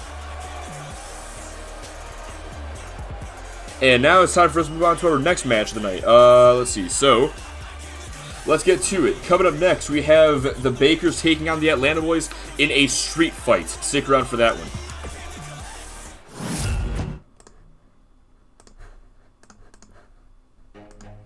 Alright, I'll look back at the chat in just a second as well, but for now, gotta get this street fight set up. Wow, alright, that's interesting.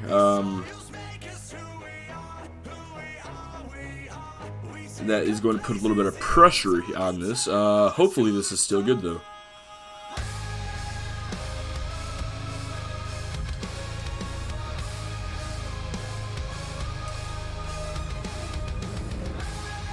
Oh, you know what else? Yeah, that's... I thought that I was the only one who saw my screen. That's why I was being kind of vague there. But yeah. Okay, good. I have not yet hit my limit on matches. That's good. Alright, back to Wrestling Palace.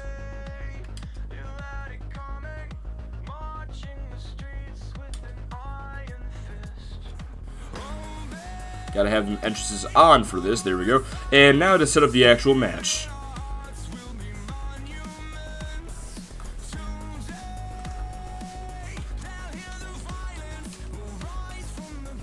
Alright, a little bit of lag there on the screen.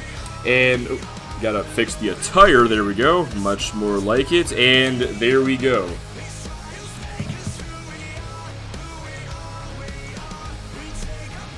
Alright, and I will get this, the next set of bets rolled out as well. Well, the next thing for betting. I'm getting betting set up is what I'm trying to say here.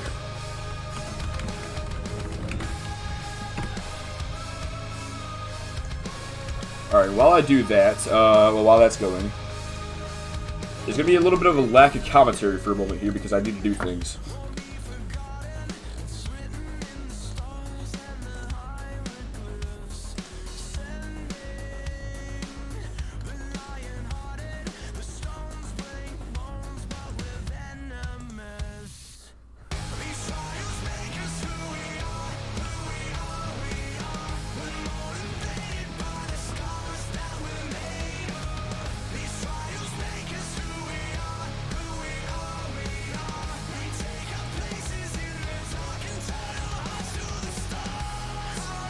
Let me see here.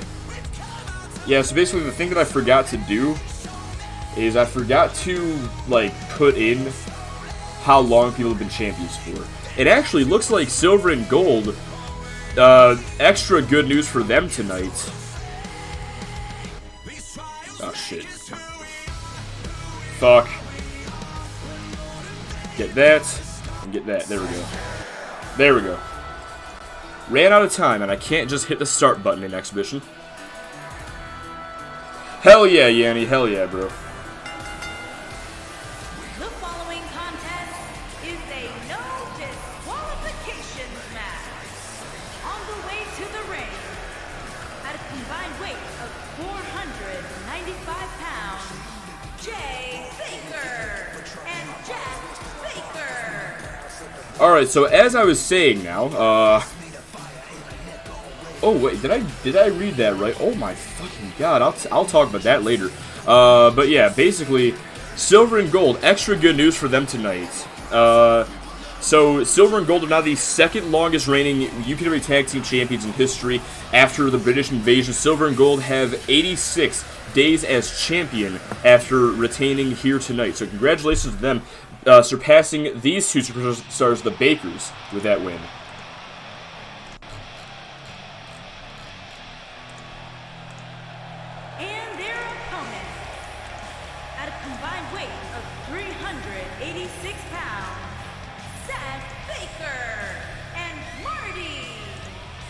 Alright, let me just finish this. This is something that I should have done way beforehand, but I really fucking forgot about it, so that is on me. Alright.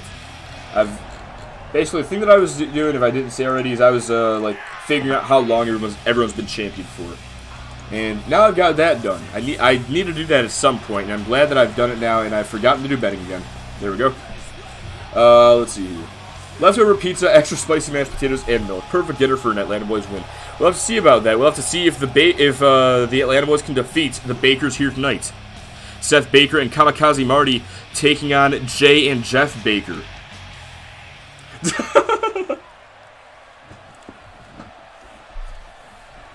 And here we go.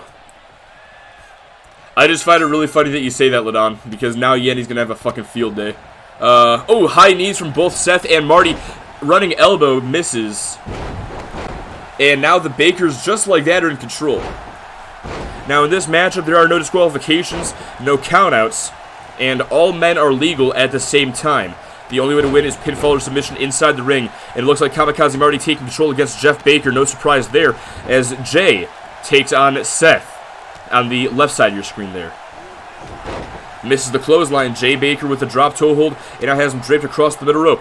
And Jay, from all the way across the ring, there's the hip drop. Jeff misses the clothesline. Marty, oh, what an enziguri, rocks Jeff into the corner. And Marty now looking for a tornado DDT as Jay Baker locks in the rings of Saturn against Seth. Seth able to fight out and now is in control against his brother.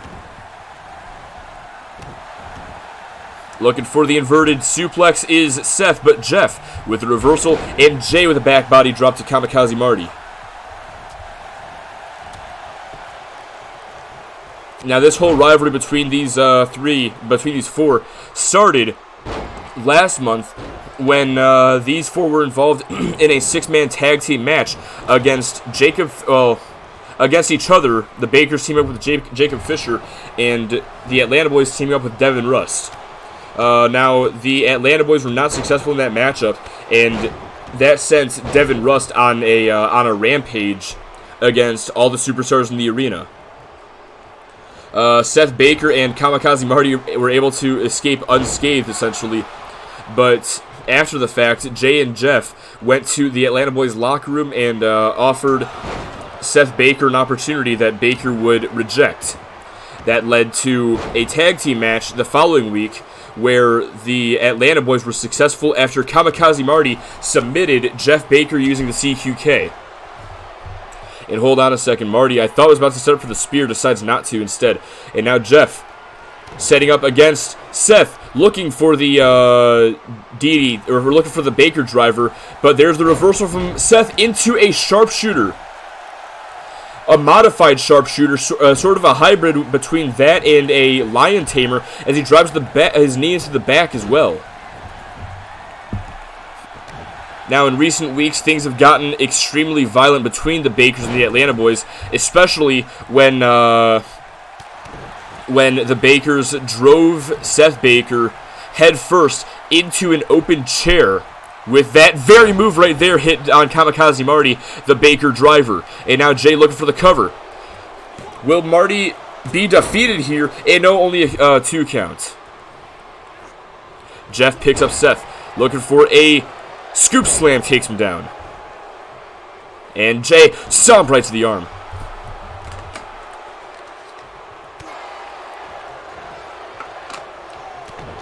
Quick Pele kick from Seth Baker to regain control against Jeff as he sends him to the outside. Meanwhile, Jay with that very southern uppercut against Kamikaze Marty. Missile or a baseball slide drop kick from Seth Baker to Jeff on the outside. And meanwhile, Marty with that straight jacket neck breaker, and now could be setting up for something here. Picks him up. There's a double axe handle. And a second one. And now, wait a second, Schoolboy. Oh, kick right to the side of the head. That Listo kick, and now has him rocked into the corner. Kamikaze Marty looking to take advantage, but Baker with the big boot able to escape the attempted offense. Turns him around and back around. Kick to the gut once again. Jay Baker setting up now, looking for the Baker driver, but Marty with a reversal. Meanwhile, outside the ring, Seth and Jeff continue to go back and forth. There's a nice drop kick. Kamikaze Marty setting up here, could be looking to secure the win. You knew it was going to happen at some point. Oh, the showstopper. Hook of the outside leg. That leg drop across the chest and only a 1 count. That was so anticlimactic. He actually might have had the win if he hit the spear. That is unfortunate. That makes me sad. Seth trying to get the pin on Jeff with his feet on the ropes. Legal in this matchup, but only gets a 1 count. Wait a second. Marty with the cradle DDT, spiking Jay Baker. Picks him back up. Jeff and Jay both in control. And Jay now going to try his fair to pinfall, but it is broken up by Seth.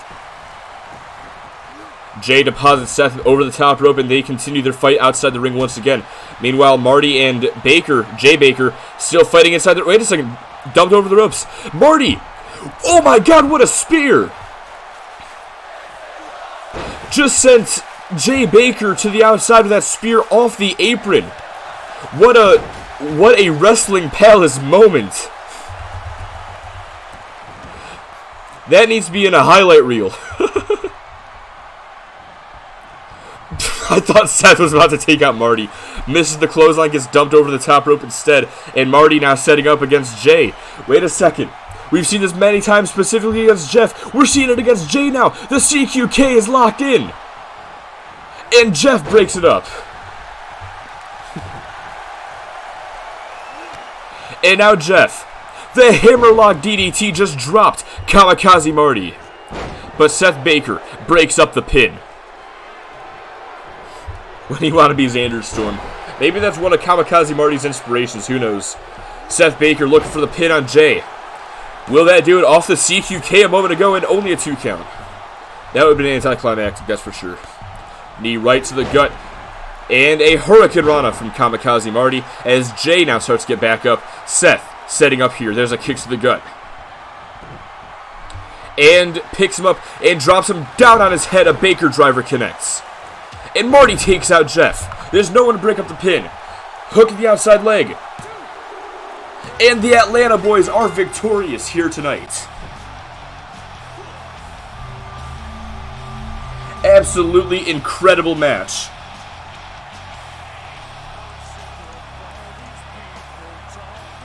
And I am definitely paying out 3 times for that. That was fucking amazing. These 4 really blew the roof off this place, and you can tell because there's no roof on this place to begin with. That's how much they blew the roof off this place. They blew it off in the past.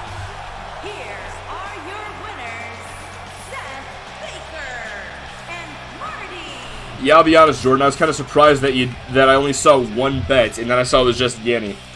I was really surprised that you didn't bet, man. I'm sorry. Sorry you didn't get to bet on the Atlanta boys because they have just proven to the world that they belong here in the UPWA.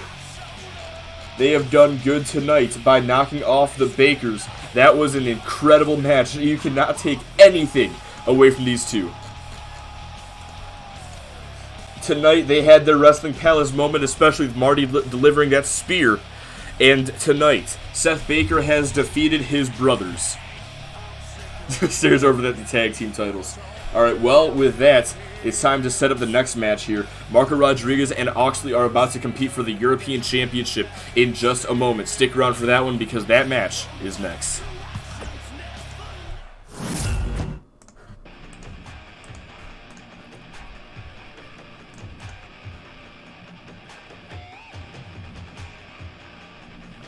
Alright, let's see here. There we go. Gotta remember to do that every time.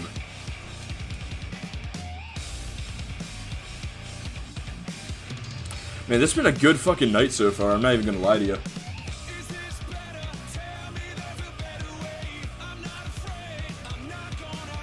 Marco Rodriguez about to get his first championship match in his entire UPWA career, and it is for the European Championship against the Brisbane Bruiser Oxley.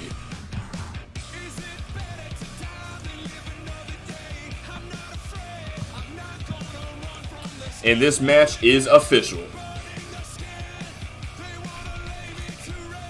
No, that match is not next, Jordan. No, that's still a few matches away. That's still after the Iron Cell. Alright, let's see here. A couple of things I need to do as well. So Bakers and the Atlanta boys.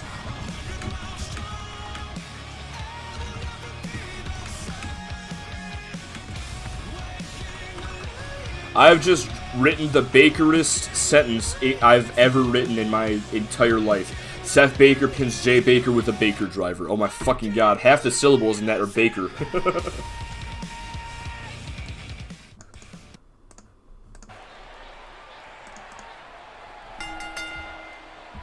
The following contest is scheduled for one fall and is for the European Championship.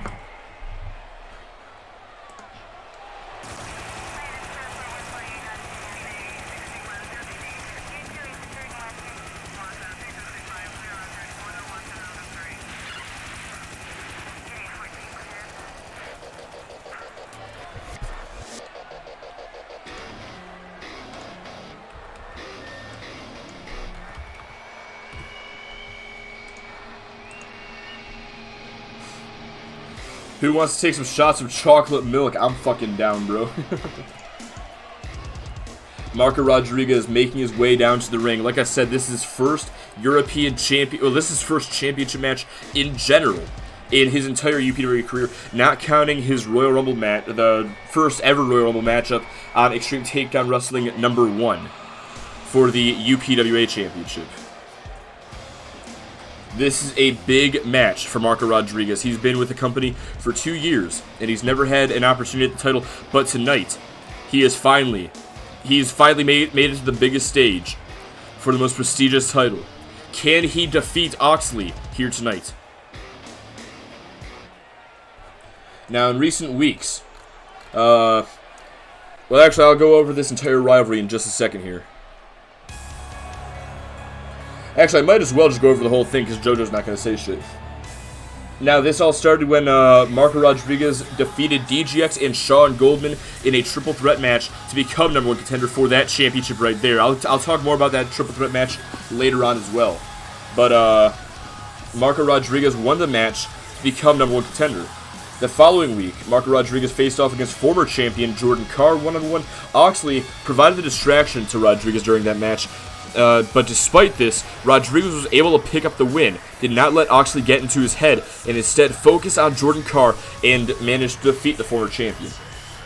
1 week later, Oxley faced off against Cole Quinn, and Rodriguez provided the distraction in return. Now this right here, this distraction, really got into Oxley's head, it seemed, as Oxley struggled to put away Cole Quinn in that match, and Quinn nearly got the win on a number of occasions. Call it skill or luck, but Oxley escaped with the win on that night, but he would not escape without suffering a Gourdbuster GTS courtesy of Marco Rodriguez after the match. Then this past week on MCW as well, in the 8-man tag match between Rodriguez, DGX, and the Block Party against Oxley, Sean Goldman, and Silver and Gold, Marco Rodriguez scored the pin against Oxley. Rodriguez pinned Oxley this week on MCW. He pinned the champion.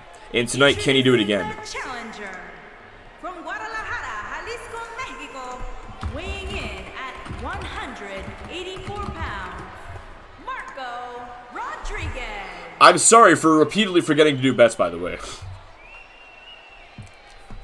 Introducing the champion from Brisbane, Australia, weighing in at 271 pounds, he is the European champion, the Bruiser, Oxley.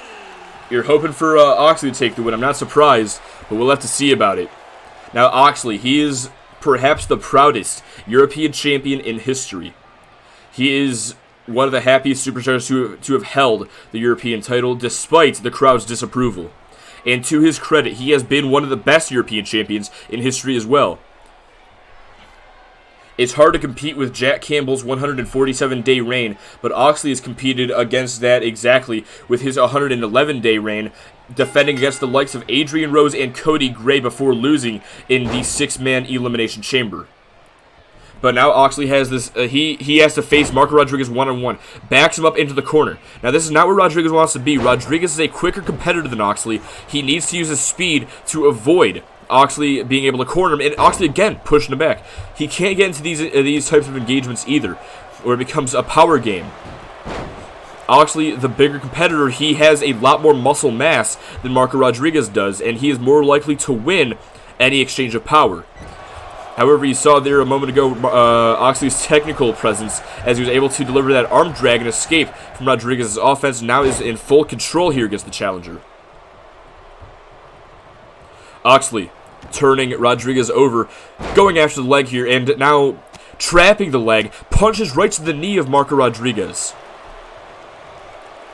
And now, just continuing to go after the legs. This is smart strategy by Oxley. This is smart strategy by the European champion. If he can take out the legs of Marco Rodriguez, he takes out a lot of Rodriguez's game. Rodriguez, like I said, he's a quick competitor. He likes to run around the ring. If his legs are too hurt, he is not going to be able to do that, or at least as well as he normally could, slowing him down, allowing Oxley to catch him. You know, Jordan, I was thinking the exact same thing, honestly. I think I am going to give this referee a name for Season 3. Not a joke name. I'm going to give him an actual name, though. Like how we have Gavin Thompson, Brandon Murphy, Connor McCarthy, Aaron Ryan, and Matt Walsh on our backstage team. I'm going to be giving this referee, like, a legitimate name. Not Autistic Andy or whatever the hell fucking PCP came up with for the one referee. Andy knows what I'm talking about.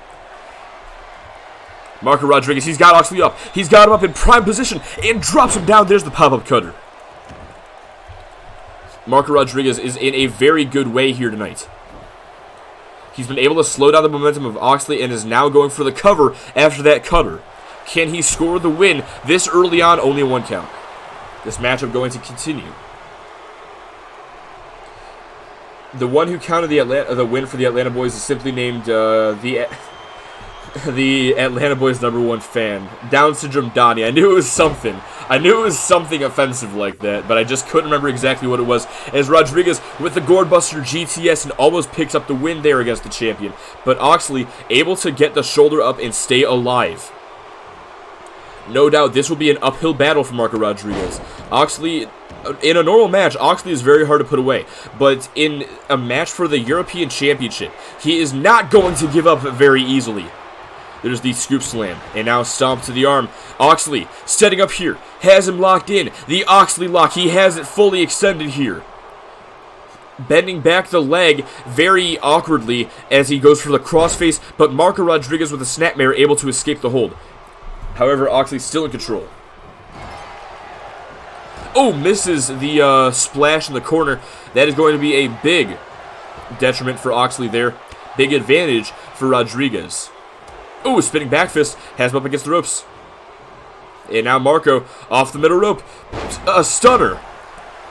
Springboard stunner from Marco Rodriguez, and now giving Oxley a piece of his mind here tonight.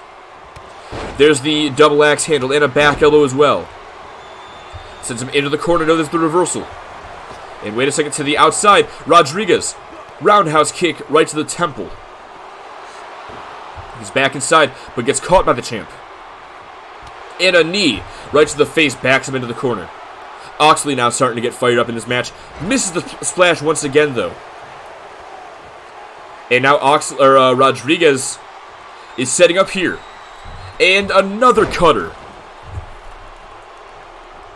Oxley may be out. But Rodriguez, he is not done. He's like a shark smelling blood in the water. He's trying to capitalize, but he may have gotten greedy. Oxley with the reversal. And, okay, turnbuckle sound for some reason. Marco Rodriguez sends Oxley to the outside. And out of the top rope. Rodriguez is feeling it. Going all the way to the outside, looking for that fist drop. But Oxley able to get out of the way. Marco Rodriguez taking a nasty spill there. And now this match going to resume inside the ring. And another scoop slam. Quick stomp to the knee as well. As he drags Rodriguez back towards the middle of the ring. Hook of that outside leg. Trying to put Marco Rodriguez away here tonight. And Oxley has defeated Marco Rodriguez. I'm sad now. Damn. I was rooting for Rodriguez, I have to admit it. But Oxley, he got the job done here tonight.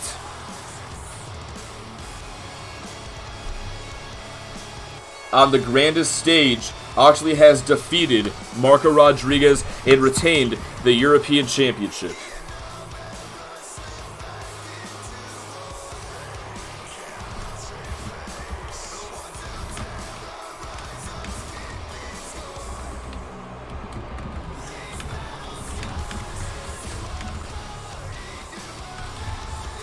That makes Marco Rodriguez the first man that Oxley has defeated under this reign as champion. But the question is, who's next? And still, European champion, the Bruiser, Oxley. Now, of course, with that also means that Oxley is guaranteed to stay on Motor City Wrestling when we get to the draft in just a couple of weeks, when we return for Extreme Takedown Wrestling in season 3 on October 27th.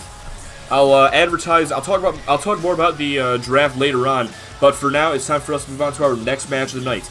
Coming up next, what do we have here? Coming up next, Doomsday, British Invasion, La Militia, Triple Tag Iron Cell.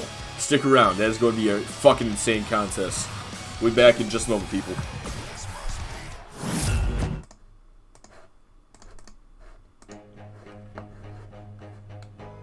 Alright, let's see here. Going to get that. Did I? Okay, I think I did. Alright. Gonna get this match started. Making sure of that real quick as well. And we are good. Alright. 30-minute Iron Cell triple tag.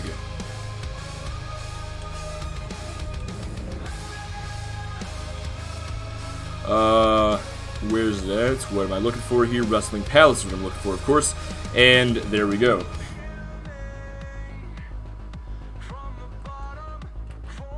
This is not a title match, my bad.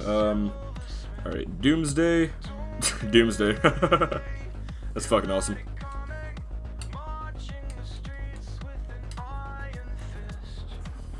Alright, British Invasion. Let's see, where is that at? There we go. And La Militia, of course.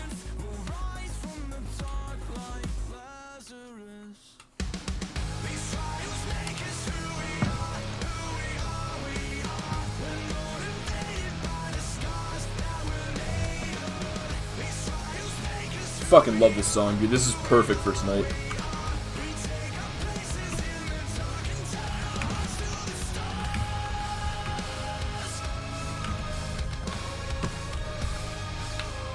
Alright, going to...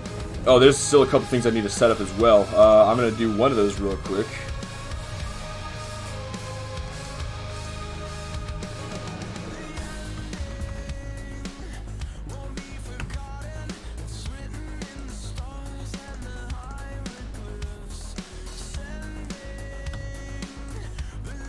Alright, let's see here.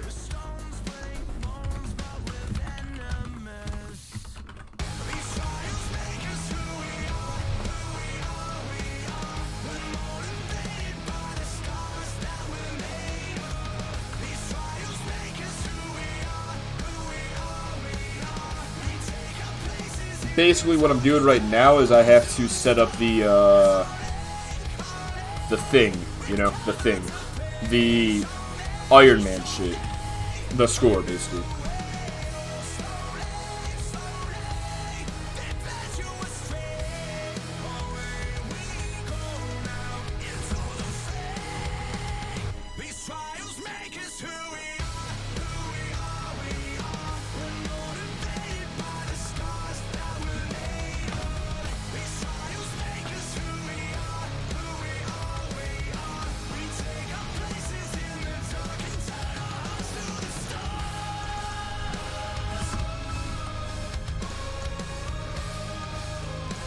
There we go.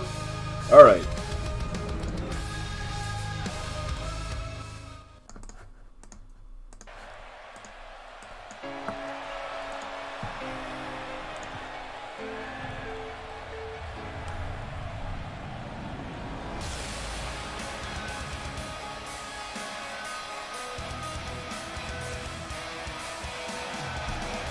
Oh, I never updated this in Exhibition.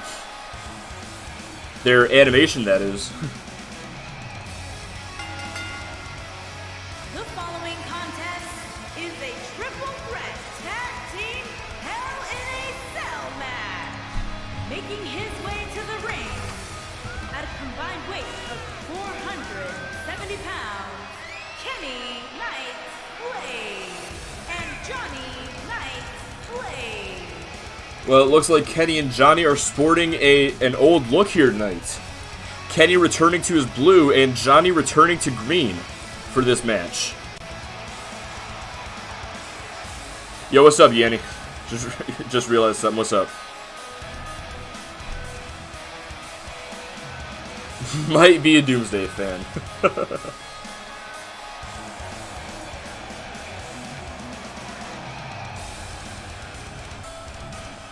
Now, let's not forget, Kenny and Johnny Nightblade. These two... You know, before I say anything that might be wrong, I'm just going to go back and make sure of something real quick.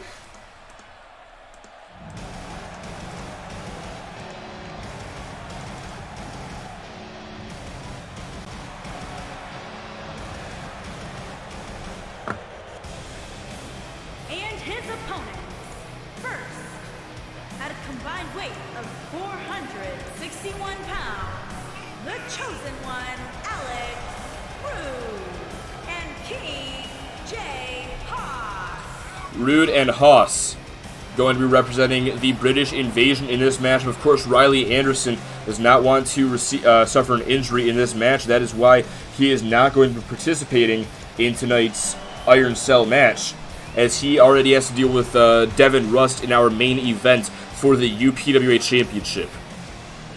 Now, these two sets of teams, though, specifically Rude of the Invasion, though, But, these sets of teams, Doomsday and the British Invasion, have a distinct advantage in the fact that they've competed in the Iron Cell previously. Rude, Kenny, and Johnny. First, at a combined weight of 480 pounds, the X Factor, Zach Stasiak, and Xander Storm, the Militia. Rude, Kenny, and Johnny Nightblade all had were all in the very first ever Iron Cell matchup back at Sandstorm 2019 that ended up going to a draw. Was after all three teams scored 2 points apiece. Went into overtime, and at the end of it, the Campbells, who were the third team in that matchup, ended up taking the win. And already this action just unbelievable as all 6 superstars go at it. And I forgot again, didn't I? Yes, I did. Of course I did.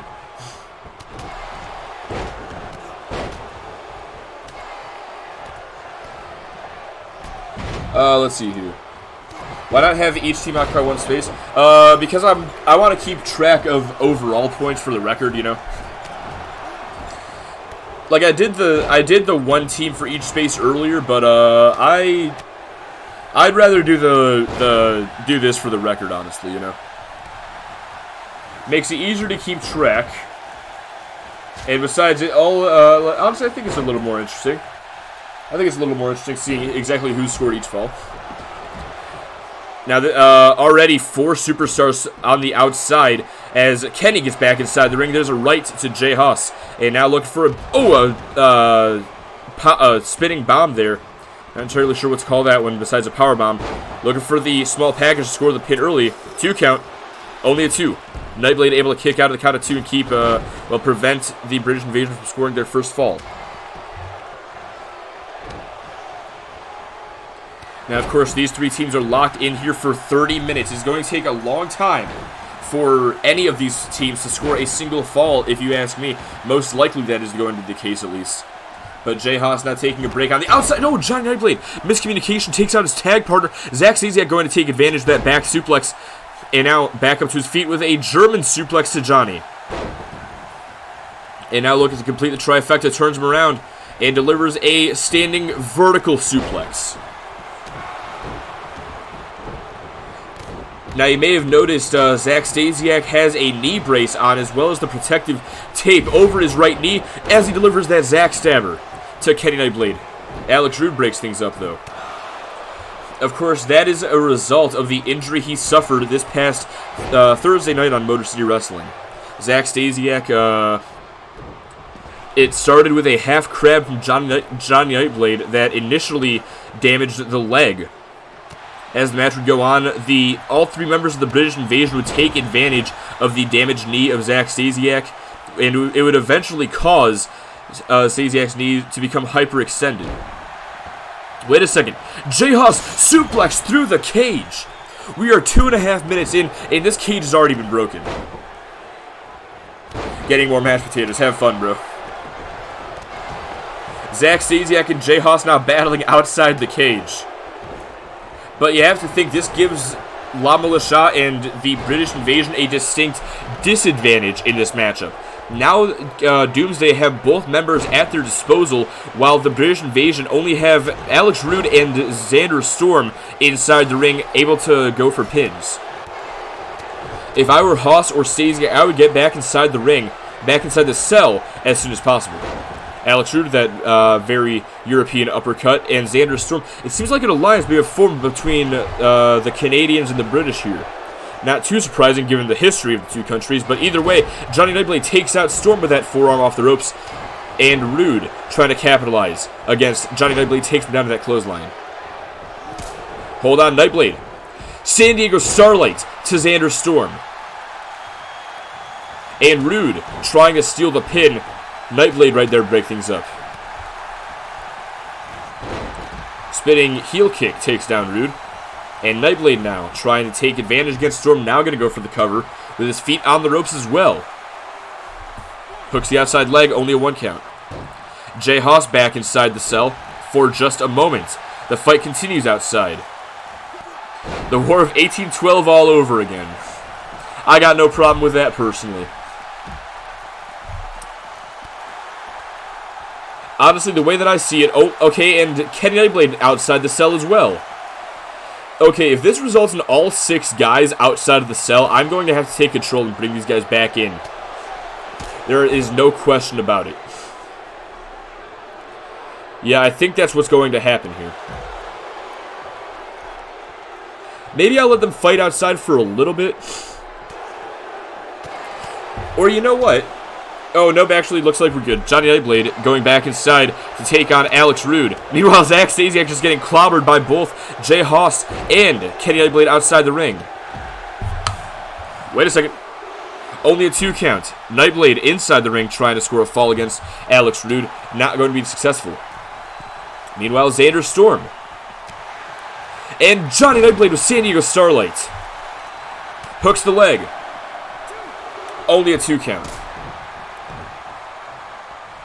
Kenny Nightblade and Zack Stasiak, those two have a very long-standing feud. Alex Rude with the last shot. Hooks the outside leg. And a 3 count. The British Invasion have scored.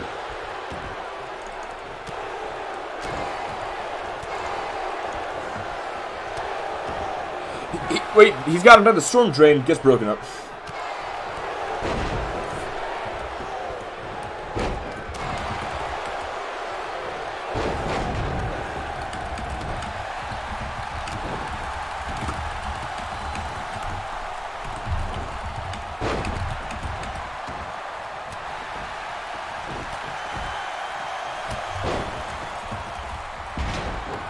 Alright, there we go. I've got the Discord updated finally. Wait, Kenny Nightblade going for the cover. And what did he just do that with? I'm sorry, I was not looking. I need to know for science. Oh, he speared him. Alright, well, just like that, Doomsday take back, well, are now tied for the lead with the Invasion.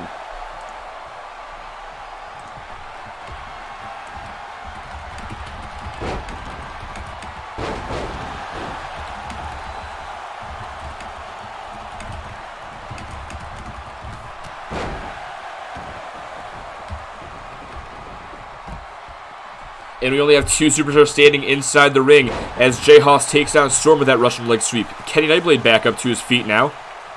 Took him a second there, but he finally did it. King's Cutter takes down Xander Storm. Not even a 1 count there as Nightblade breaks things up. German Suplex takes down Nightblade. And now Stasiak looking to end Nightblade here, perhaps, but Jay Haas saves him by going for the suplex instead. There's a quick schoolboy, and the Enziguri takes him down. Meanwhile, the last shot to Xander Storm now, as he goes for the cover. And it is broken up by both Kenny Nightblade and Zack Stasiak. Jay Haas, what's he thinking? Wait, what's Nightblade thinking? Has Rude up. And drops him on the back of his neck with the neck blader. There's a quick uppercut. And now, Jay Haas. The same move he almost defeated Zack Stasiak with on MCW earlier this week. Delivers the crowning.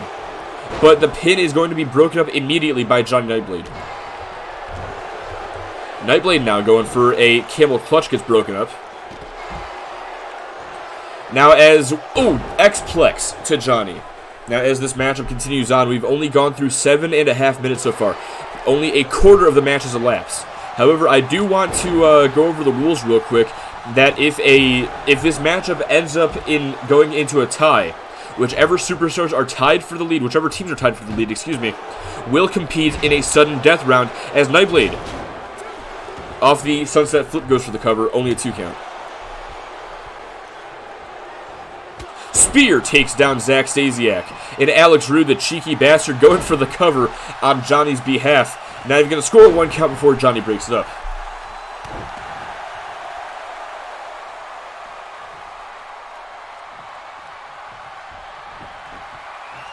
And Alex Rude setting up now, but Xander Storm incoming. Johnny Nightblade with the reversal. 5 superstars standing in the middle of the ring here, and it is very chaotic. Zack Stasiak going after Johnny Nightblade. It looks like Kenny and Xander Storm teaming up against Alex Rude, and Rude gets taken down with that scoop slam, or modified slam rather. Johnny Nightblade takes down Stasiak with the neck blader now, and going to the top rope here. Looking for San Diego Starlight, gets countered. Double knees, able to prevent the full impact from taking place there. Good job on Zack Stasiak as he delivers Chemical X now. And now to pin Johnny Nightblade, but it is broken up by Jay Haas. Oh, Alex Rude taking on, so is Jay Haas. Stasiak taking on the entire British invasion here. As Xander Storm, he's locked Alex Rude in the Storm Drain. Will Rude submit? No, Johnny Nightblade breaks things up, perhaps in the nick of time. So far, Lama LaShaw, they've got an uphill battle. They have to find an opportunity to score a pin in this matchup where there are nobody else around to break up the pin. Either that or they have to use the second man on the team to play defense against anyone trying to break up a potential fall. Meanwhile, Zack Stasiak going coast to coast against Kenny Nightblade there. And if he can go for the pin fast enough, he may be able to score a fall. Going for the cover. And only a 2 count, Kenny kicks out. Oh, spinning soul kick right to the midsection. And a Hurricane... No, alley-oop instead takes out Johnny. And now Kenny's in there all alone against both members of Lama LaShaw. Nightblade fighting back. But the numbers game appears to be too much. And... oh, Stasiak taking a fall there. Xander Storm backbreaker and a clothesline over the chest. Nightblade now trying to fight back though, takes him down. Chemical X. He didn't get all of it, but did he get enough of it? Well, Jay Haas, not going to find out, delivers the King's Cutter. Could that be another fall? And only a 2 count there.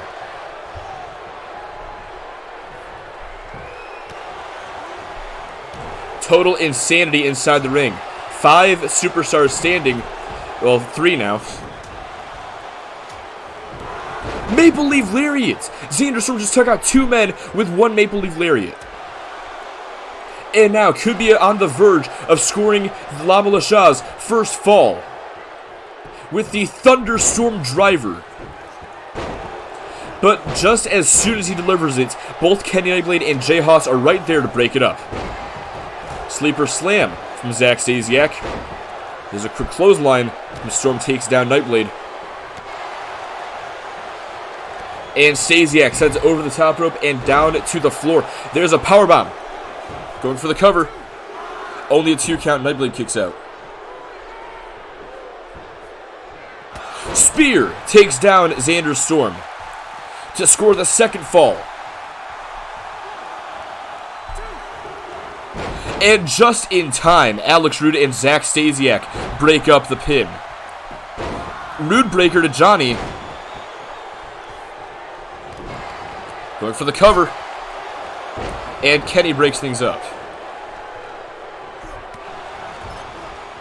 King's Cutter once again to Xander. And Kenny, once again, breaks things up.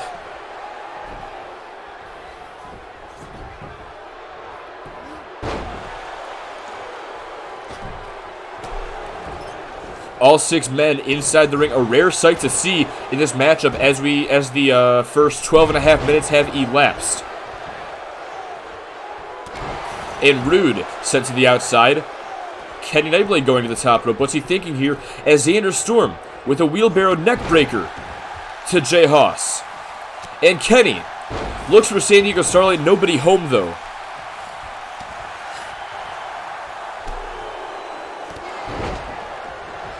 Lama LaShaw not doing so good inside the ring. King's Cutter once again. And again, looking for the pin. And again, it's broken up. Haas and Nightblade working in unison against Xander Storm here. And now, it looks like Kenny Nightblade is going to give his aid to his brother outside the ring against Alex Rude. Sends him back in. Don't worry, Jordan, there's still 16 and a half minutes, man. There's still plenty of opportunity for La Militia to catch up. But at the same time, there's also plenty of opportunity for either team, either Doomsday or the British Invasion, to increase their lead. Kenny, in particular, looking to do that right now with the San Diego Starlight. Going for the cover. And Kenny Nightblade picks up a second fall for his team. Wait a second. Looking for a pin off the last shot, trading falls there almost, but Kenny was able to kick out.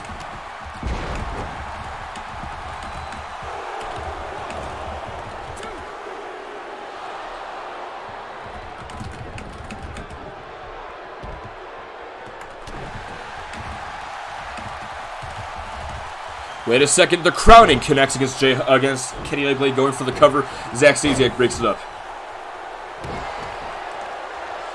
And, oh, what a backbreaker. And another one to Stasiak. And looking to complete the trifecta here with that third backbreaker. And Xander Storm now trying to take advantage.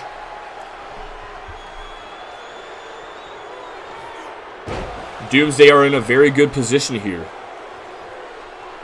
2 falls so far, half the match has elapsed, as Kenny sets up for a third fall, perhaps. The spear connects. And now hook the outside leg. Xander Storm breaks things up, though. Oh, what a spine buster. Kenny may have just had the wind blown out of him with that devastating spine buster. Try to pick himself back up. Storm catches him, drops him down once again with that cradle slam. Stasiak attack to Jay Haas. This is Stasiak's opportunity to score a first fall in this match. And Jay Haas somehow kicks out. Storm try to go for the Maple Leaf Lariat. He does so. And wait a second. Stasiak attack again. A second Stasiak attack. And this time the fall is broken up by both Johnny Nightblade and Alex Rude. Rude takes out both Nightblade and Stasiak. Wait a second. Storm wants to lock Nightblade in the Storm Drain, but Rude breaks things up wisely. Hold on a second. Nightblade trying to score another fall for his team here. If they can take a 3-point lead, that could be the end in this match.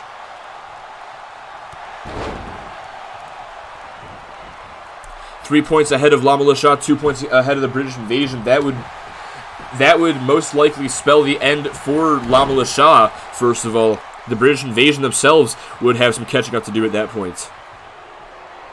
And hold on now, Jay Haas. He wants it here, but Xander Storm interjects himself with Storm Zero.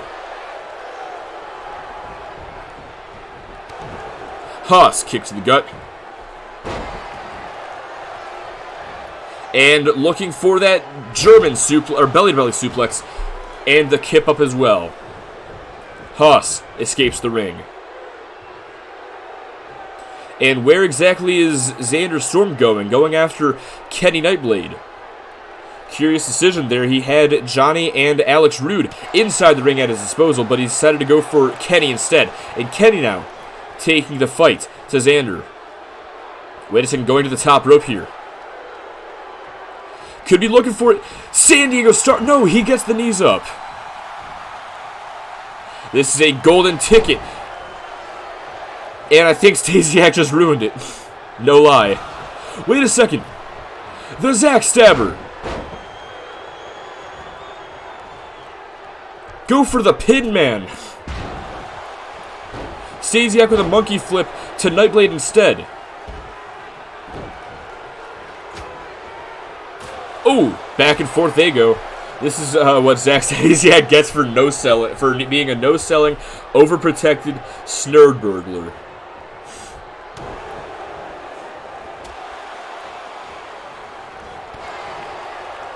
All three men going back and forth and in a third direction as they battle inside the ring here. Stasiak takes down Kenny with that kick to the side of the head. But now Johnny is back up with that German suplex. Sends Stasiak across the ring. And now just when he thought it couldn't get worse, Jay Haas is back up to his feet. Very European uppercut takes down Stasiak. And the pin is broken up by Rude.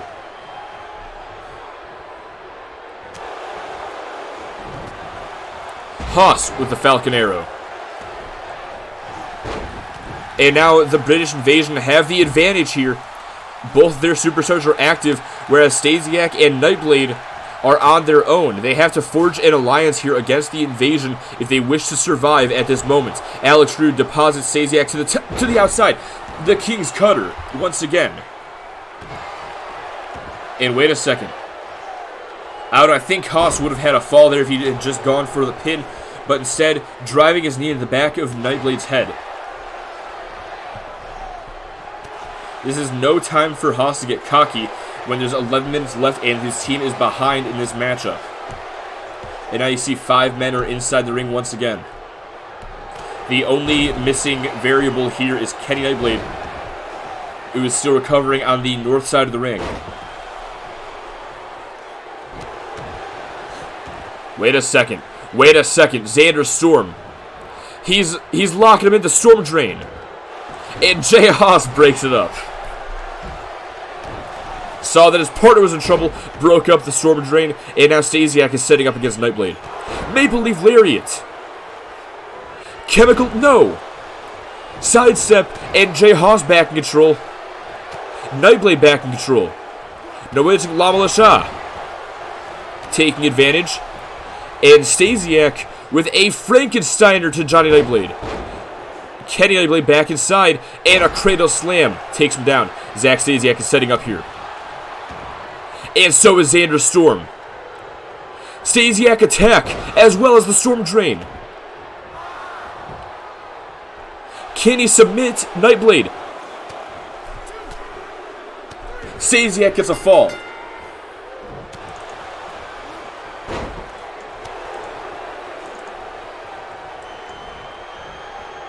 And once again, he's got him in the Storm Drain. This could tie everything up. No, he once again escapes. But Lama Lasha is back in it.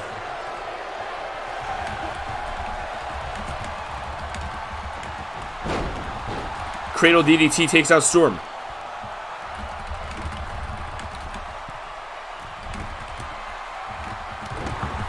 San Diego Starlight connects.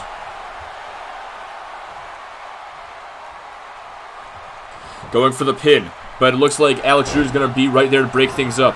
As Stasiak now with a Zack Stabber. Alex Rude went for the last shot, gets caught by Kenny.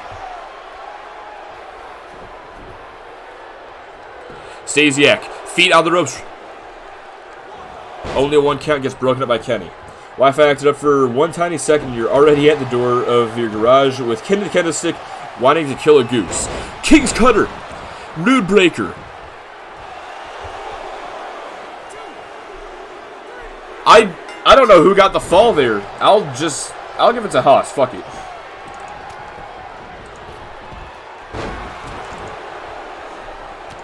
Rude Breaker again. Alright, if I could, I'd like to take a second real quick. Alright, he hit it on Storm. Gotcha.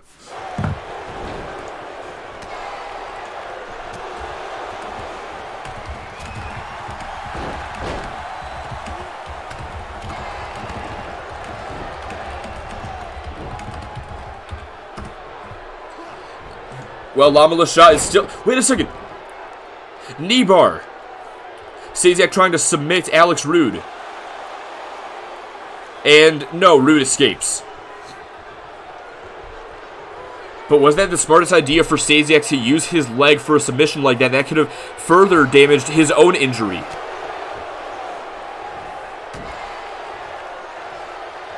Wait a second. Stasiak attack. We may be all tied up here in a second. Going for the pin on Rude. Only a 2 count. That was a 2. Stasiak not done, but is he out of time? All it takes is one person to stand up to break up a pin as he delivers a second Stasiak attack.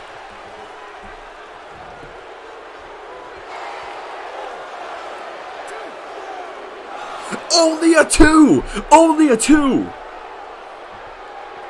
I don't know what Stasiak's laughing about. His team is still behind in the 7 minutes left. At the moment, we are scheduled to have a sudden death round between Doomsday and the British Invasion. Unless La Militia can score a second fall, this is a single tie, well, a two-way tie. Speaking of Kenny the Kendo Stick, wait a second, I'll get back to that in a second. Maple Leaf Lariat. Everybody's leaving the ring. Is this a smart idea? Storm. And he's looking for it. He's got Nightblade in the Storm Drain as Kenny delivers the Neckblader. Going for the cover. No! Nightblade breaks free. Damn, we almost had it right there. We almost had it. Last shot. And it's broken up. Meanwhile, Cradle DDT takes down Storm, and Jay Haas reversed a Cradle DDT from Kenny Nightblade. King's Cutter to Kenny. And the pin is broken up. Speaking of Kenny the Kendo Stick, buy your own friend slash puppet slash coping device slash those uses, oh my fucking god, toy slash weapon for only $19.99. Yes, $24.99 at the UPW merch shop. At the merch shop at upw.com/merchandise. Wait, so is it $19.99 or $24.99? Nightblade setting up Stasiak here. And there's nobody. Nobody break up a pin off the Neckblader. And Stasiak kicks out. Stasiak is alone in the ring with Johnny Nightblade, who is setting up now. Looking for San Diego again, gets countered. $29.99. That's what I thought you said. Kenny just perched on that top rope, waiting for his moment, and decides not to go for it as Xander Storm starts to get up. But now, Storm has both Nightblades to deal with here. Standing shooting star. And going after the elbow.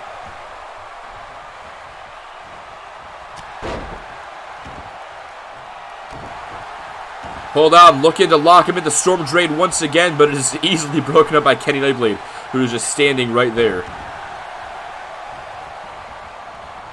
Rude now back inside the ring as Haas picks himself back up. And 4 minutes, 20 seconds remain. Hold on, Kenny. Looking for a package driver. Wait a second, Storm. Storm has an opportunity here. Setting up for the Maple Leaf Lariat. And Alex Rude, meanwhile, setting up for his own move. Kenny takes down Storm. Rude breaker to Johnny. Nightblade going for the cover. Only a 2 count. Johnny kicked out of the last second. I don't know if Kenny would have been able to break it up in time. Buy one Kenny the Kendo Stick and you get a free Kamikaze Marty shirt for free if you pay for it.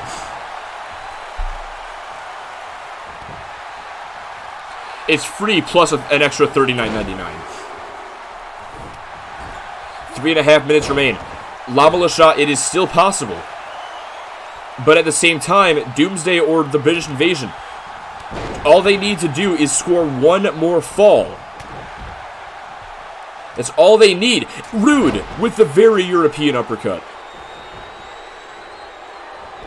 And Storm, back up to his feet, breaks up the Rude breaker. Now, Stasiak can control it. Oh, spear! The spear! Going for the pin. And Stasiak preventing it. Single leg drop kick takes out the former UPW champion. Haas picks up Nightblade. And a King's Cutter with 2 minutes 40 seconds remaining to score another fall. And Nightblade able to kick out. If either of these teams scores another fall, I think La Militia is officially out of the running.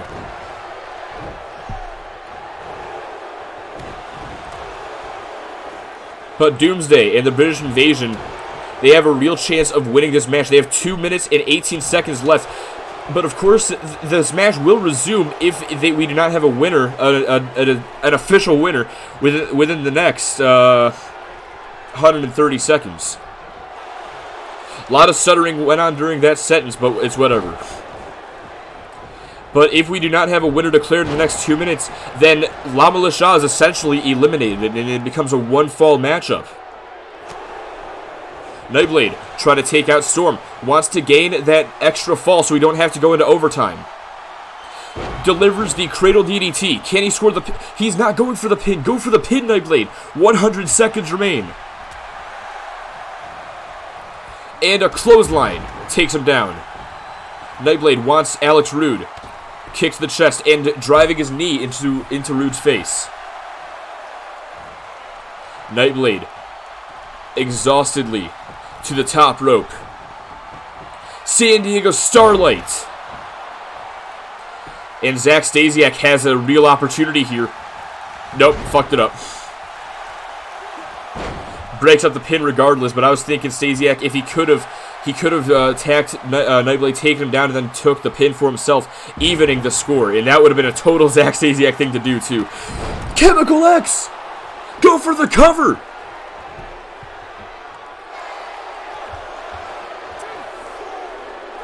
It's tied! It is tied!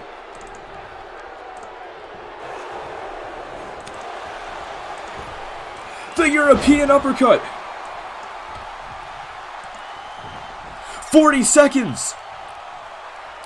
One team has to win to avoid overtime. One team has to score a fall to avoid overtime. King's Cutter.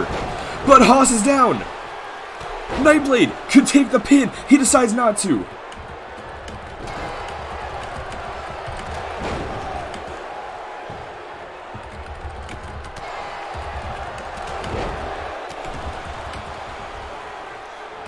The next fall definitely wins. And spear! The spear!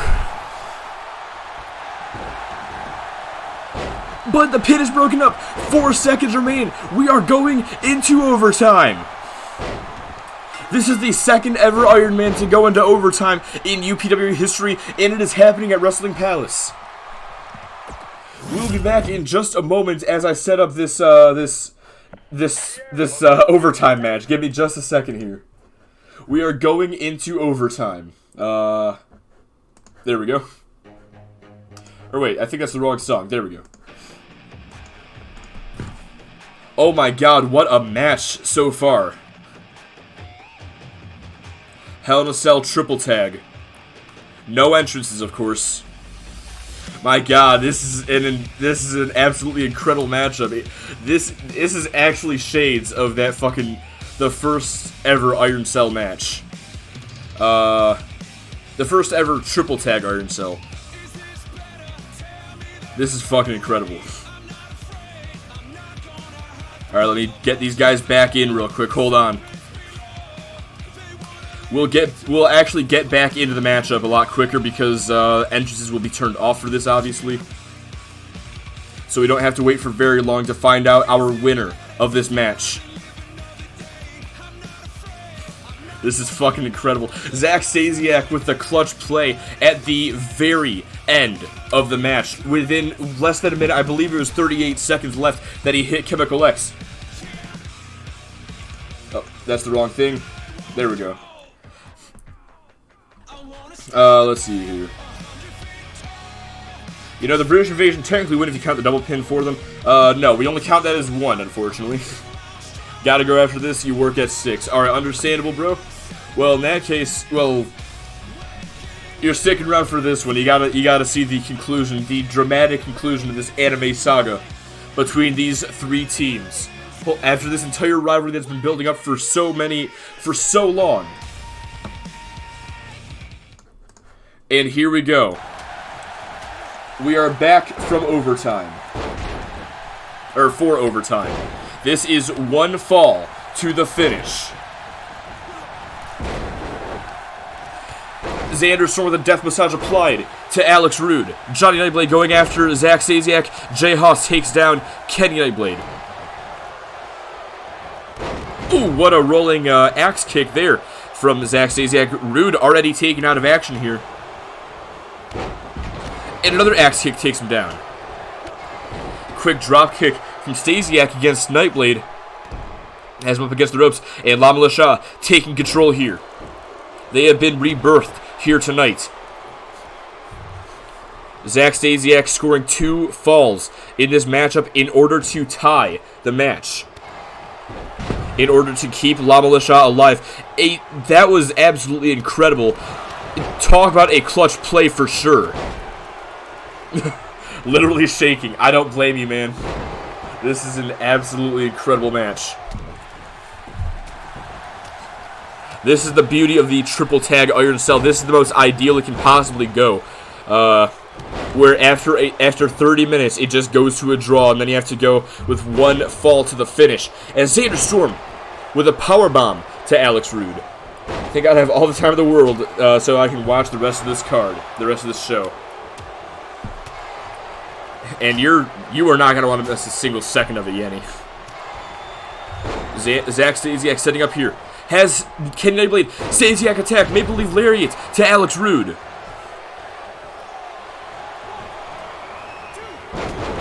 Stasiak almost just stole it right there. With a 3rd fall tonight. Almost stole it out from under everybody with that Stasiak attack, but the pin was broken at the last second. And now Octopus Stretch. Stasiak trying to submit Johnny Nightblade. Getting awfully desperate here. I don't know if that's the best strategy for Zack Stasiak at this point in the match.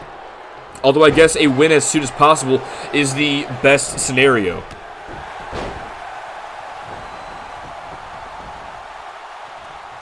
Nightblade picks up Storm. And Johnny now has Storm send him over the top rope. To be fair, I've already watched all I needed because I saw the Atlanta Boys win. Nightblade takes out Storm by the leg as Kenny, setting up Haas, has him up on his shoulder. Looking for the neckblader, and hang on a second, Johnny now. Now it's Johnny Nightblade with Xander Storm up, delivers a neckblader of his own. Zack Stasiak trying to prevent Nightblade from capitalizing, but Kenny Nightblade from the top rope. San Diego Starlight, but he took out Johnny. He took out Johnny at the same time. Hook of the outside leg. FYF to Johnny Nightblade as the pin is broken up for Kenny.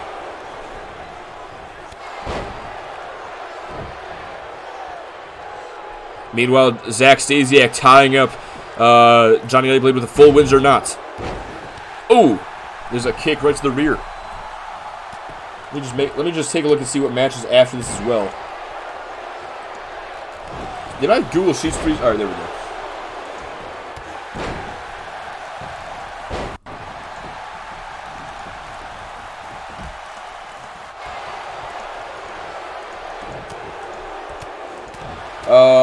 Alright, well anyway. Okay. Wait, what did Alex Rude just do? Only a 2 count against Zack Stasiak, whatever it was. I just need to make sure of something real quick regarding one of our next matches. But it looks like I've still got time to figure things out. So I'm going to use that time to call this matchup. Alex Rude may be about to take this match. And Jay Haas going for the cover on his behalf. Off the Rude Breaker. And the British Invasion have secured the win.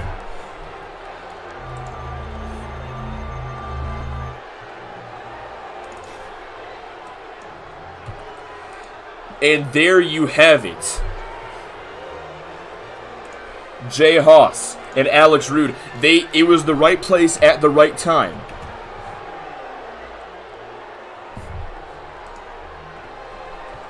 The Rude Breaker to... Oh, there you are, Ladon. The Rude Breaker to Johnny Nightblade.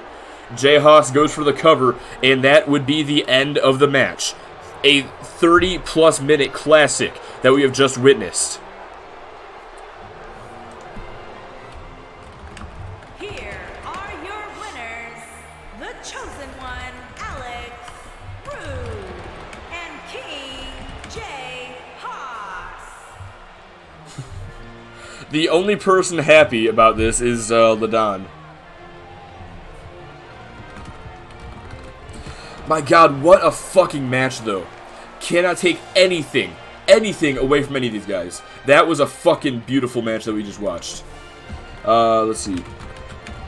British Invasion win with a score of 2-2. Well, 2 to 3 to 2.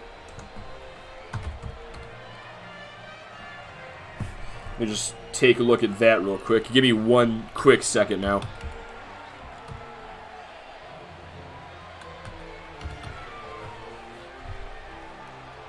Alright, there we go. Jesus, just an absolutely incredible match. You're a tag champ still. You do have that. That is a fact. Either way, you'd still be a tag team champion after tonight. I love how we have 3 people watching, and all 3 were cheering for all different teams. Yeah, that is pretty fucking awesome. Just the coup de grace of this whole masterpiece of a match that we just watched. No, they're still tied. They're still tied, Yanni. They are still tied, Yanni, because don't forget Cody Gray won earlier tonight as well. Oh, no, actually. No, you are right. I'm fucking stupid. Yeah, Zack Stasiak didn't win tonight, so Cody Gray is back on top officially.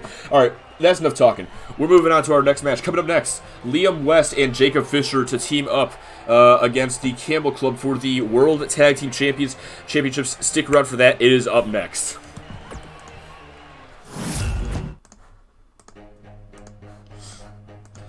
Fucking incredible. Alright, I'm gonna get rid of these now. What was I about to do here? Yep, gotta set up the fucking match. I believe this is just a standard one fall affair. Yes, it is.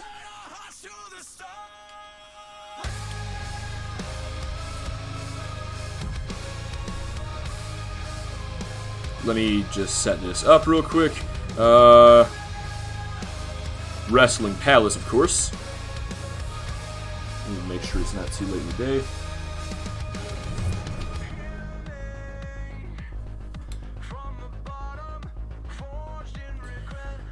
Alright, let's see here. Title match, of course. Where is Liam? Got West.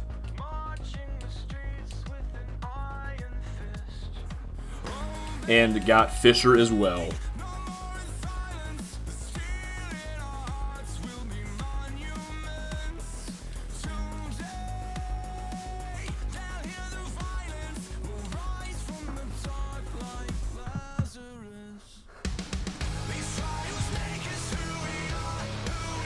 Oh, right, that. There we go.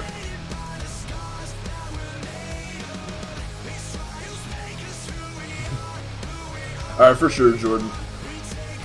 Well, for whatever you do leave, man, thank you so very much for tuning in tonight, and thank you as well for helping me out so much throughout this past year, throughout both these years. But yeah, like, thanks a lot, man. This is the end of the season. You know I gotta get all sentimental. Yeah, thanks a lot for all the help this season, bro. And I hope to see you again for Season 3. Alright, let's see here. So the British Invasion with a massive win.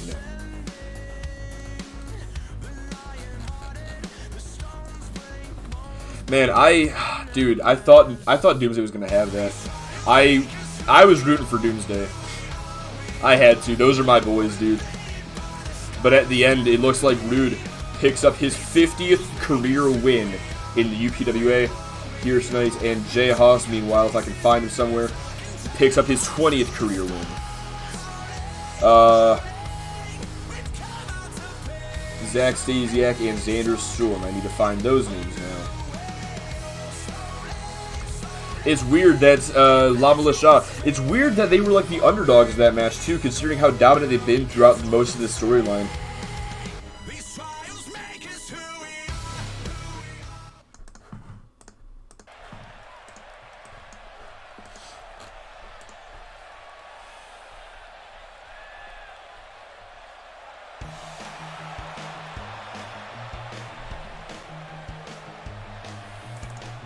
Here she comes again.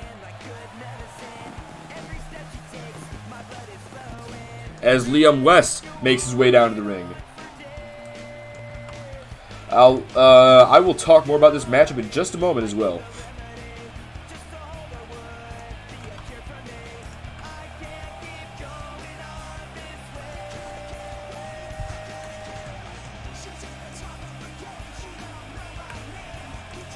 Alright, there we go. Just had to have that ready.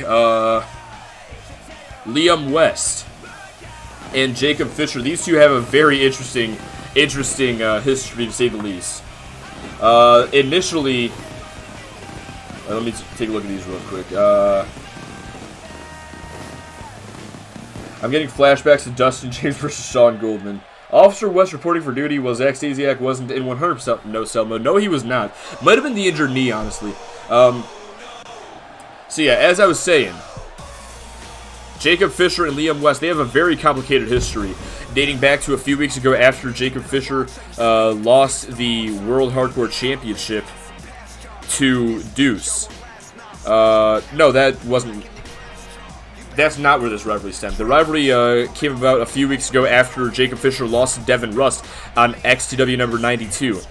On episode number 93, West and Fisher encountered each other backstage. West kind of taunted Fisher for losing his match against Rust, and that would result in Jacob Fisher attacking Liam West during his match. Or no, rather, that would result in West distracting Fisher during his match with Cody Campbell. The following week, Fisher would get back at West by attacking him during the match against Drew Campbell.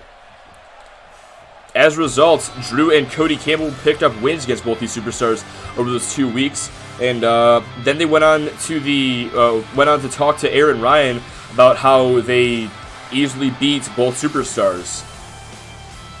The taunting from Drew and Cody motivated Liam West and Jacob Fisher to prove their words wrong and work as a unit to make them have to eat their words. And they did just that. The following week, when Liam West faced off against Cody Campbell in a match where the five superstars, including Jack, agreed that there would be no interferences against Liam West. Well, wouldn't you know it, Jacob Fisher interfered against the opponent that night, Cody Campbell, and that would aid West in gaining the win. The Campbells were upset at this interference, and the following week, this resulted in a steel cage match between Jacob Fisher and Jack Campbell. No one could enter the cage and provide interference. It was just Jacob Fisher and Jack Campbell in the ring.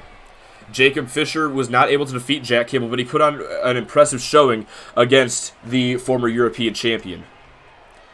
Regardless of that, the Campbell Club attempted attacking him after the match. I'm just going to talk over JoJo right now, if that's fine. The Campbell Club attempted to attack Jacob Fisher after the match. To the ring, at a combined weight of 454 pounds, beautiful Liam West and Jacob Fisher. I always think of the bet until it's time to do them. Jacob Fisher and their opponents at a combined weight of 389 pounds, they are the champions, Drew Campbell and Cody Campbell, the club. Now, as I was saying, they attempted to ambush Jacob Fisher after the match, but Fisher and Liam West were able to work together to take out all three Campbells on their own. After the match, the Campbell Club went to Gavin Thompson outraged about Liam West and Jacob Fisher, and that only caused Thompson to make this match official. Liam West and Jacob Fisher going to team up against the Campbell Club for the Campbell Club's World Tag Team Championships. Now, this is going to be an interesting match for sure. Oh, what a takedown there up against the ropes. An interesting match, that is for sure. West throwing Drew Campbell across the ring there. And now West sends off the ropes and off the rebound, going to catch Campbell with that fireman's carry. And, oh, gets caught. German suplex, snap German, or with a bridge rather, and only scores the 1 count. Meanwhile, thank you very much, Water Galaxy. Thank you so very much for the follow, my man. Let me be the first to welcome you to the doghouse, bro. Thank you so very much, man. How can you join? Here, if you join the Discord server, then there is... If you join the Discord server, read the welcome page. There is a, it tells you exactly what you have to do. Let's see here.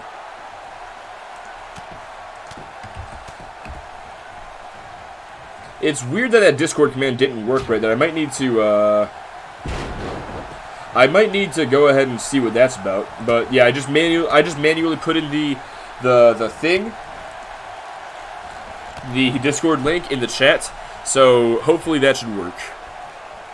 This matchup continues on here. Liam West going to send Drew Campbell across the ring over towards Jacob Fisher and well, ass right to the face to say the least. And now Liam West with the booty popping, looking to follow up here, looking for the standing moonsault. Liam West putting in a great showing so far against 1/3 of the World Tag Team Champions. There's the kick to the gut. And now West delivers the French kiss. So in the welcome page, dude, like in the welcome channel, it should be the first channel that you see. Just like read through that until you see the word cause, and then it will take you to the Create a Wrestler channel, where it tells you all the rules about custom superstars. This matchup continues on now. Drew Campbell back in control, going to send West into the corner. And off the middle, off the top rope, dropping the fist. Delivers a standing dropkick as well. And now, off the rebound, Drew Campbell, double foot stomp to the chest. Liam West trying his best to make the tag over to Jacob Fisher. Not going to happen, but Drew Campbell, wait a second, now it's Drew trying to escape and makes the tag. Looking for the clothesline. Liam West, oh, double axe handle. And a second one. And a spear right to the midsection in the corner. Liam West rolls away. And looking for a back elbow as well. And Campbell with the reversal. And now Campbell with the clothesline. Misses the basement dropkick. Knife edge chop. Looking for some sort of belly-to-back maneuver, but Liam West with a reversal, and now going to send Campbell into the Coalition's corner. Tag is made to Jacob Fisher for the first time in this matchup, and now we're going to see exactly how well these two work as a tandem. Double arm wringer. Oh, and kicks right to the midsection and to the back. Looks like Fisher and West have practiced a bit for this matchup as they deliver that double team move. Yeah, for real, man. Fucking love that, Jordan. Running neck twist there from Cody Campbell. Looking to follow up. Looking for some sort of belly-to-belly. But Fisher, no. Reverses the clothesline, and there's the schoolboy into the super kick.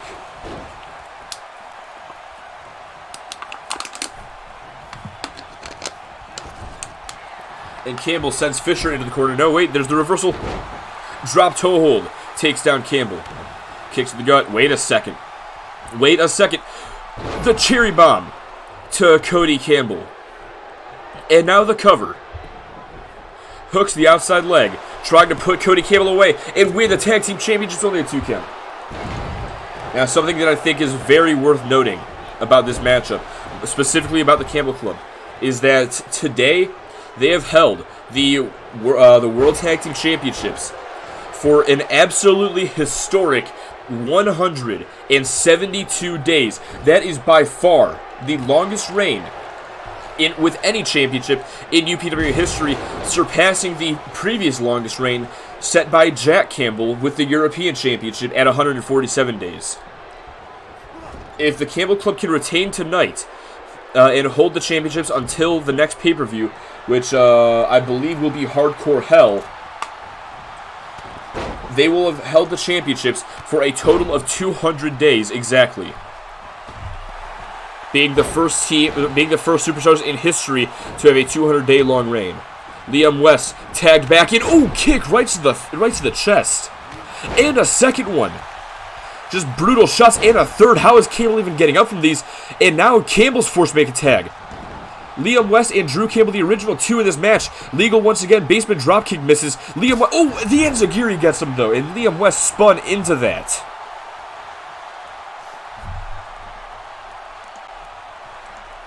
What a move by Drew Campbell. Just catches Liam West there. And West out on his feet there for a moment before being dropped to the floor. Campbell now looking for looking for the Hurricane Rana. Crashes and burns all the way down to the floor. Now setting back in. And West going to join him. Setting up here. This could spell the end of the match. Kick to the midsection. Liam West wants to end the 172-day reign. French kiss connects. Going for the cover.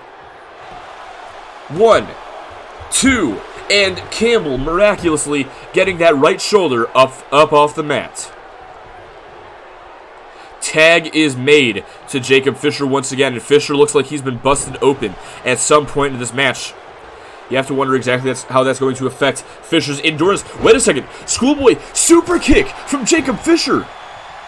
He just stole Drew Campbell's move. And, I thought he was going to go for the Campbell kick there for a second. Looking for a German suplex. Jacob Fisher stealing Drew Campbell's arsenal here. And now looking for the Fisher kick. But Drew Campbell able to sidestep. And now going to show Fisher how it's done. Delivers the Campbell kick. Nobody likes you, club. We'll have to see about that. It's going for the cover. And the pin is broken up in the nick of time by Liam West. Cody Campbell, meanwhile, taken out of the action. How can Jacob Fisher capitalize on that? Drew Campbell trying to maintain the offense as he goes to the top rope here. Looking for a frog splash. Fisher gets the knees up, but he's right back up to his feet. Kick to the leg. Gets caught. And Fisher, no, there's the reversal. Drop toe hold. And a flapjack takes down Fisher. Wait a second. Drew Campbell setting up, looking for the Romero special. Will Fisher submit? Is Fisher going to tap out and give up his chance at the World Tag Team Champion? No, rolls through, rolls away, escapes the hold. What an intense matchup that we've witnessed so far. There is a lot of hatred between both of these teams. Now, so far, I just want to... No! Campbell kick once again. Going to wisely drag him away from the ropes. Veteran instincts there. Going for the cover to put Jacob Fisher away. 1, 2. Liam West breaks it up.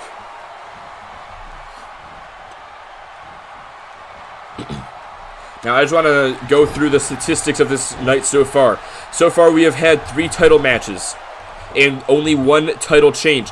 The UPW Tag Team Championship and 3 title retentions. Jacob Fisher submits to Drew Campbell. Guess I'll have to give that statistic later on tonight.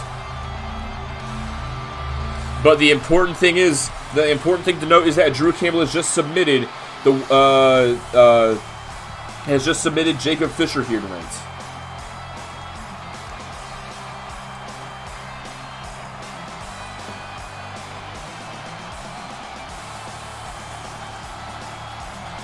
Man, that was an anticlimactic ending to an otherwise really good match.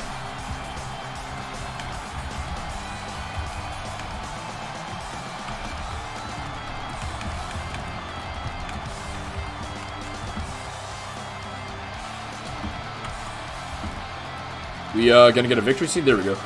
Here are your winners, and still the World Tag Team, Drew Campbell and Cody Campbell, the Club. The Campbell Club retain the World Tag Team Championships here tonight. That was our 4th title match. We still have 2 more to go. And on top of that, we still have 5 more matches to go. And one of those coming up next is our 8-man, our 8-pack challenge elimination coming up next. 4 men from XCW, 4 men from MCW. The winner of the match, depending on how the draft will go this, on October 27th when we come back for Season 3, depending on how the draft will go, the winner of the match will get either an opportunity at the World Hardcore Championship or the European Championship. All right, see you later, Jordan. Glad to have you, man. Thank you so very much for stopping by. I really do appreciate it. But as I was saying, the winner of that match will get an opportunity at either championship, but don't go into it because that match is up next.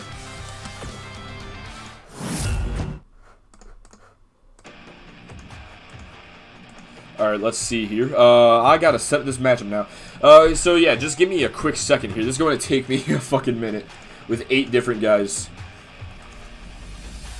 And I will get bets paid out in just a moment as well. Might need someone to remind me, but that's another story.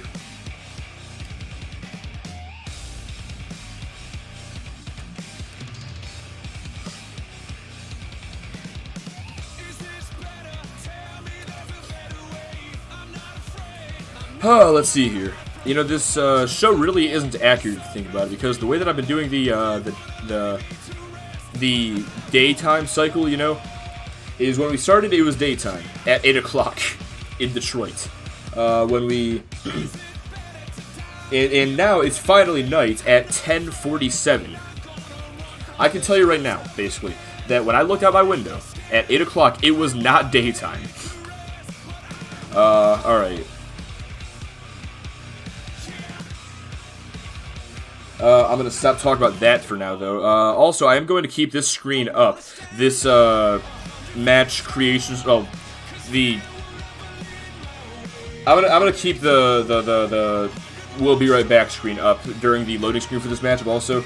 Because, yeah, we're going to find out together who is in this matchup during the entrances.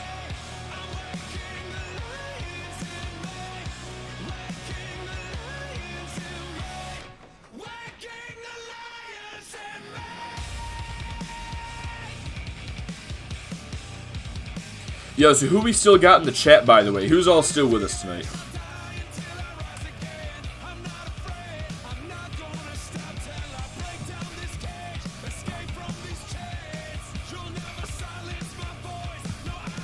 Alright, there we go. Let me get bets paid out. Damn, dude, no one's betting on the winners tonight, man. That fucking sucks.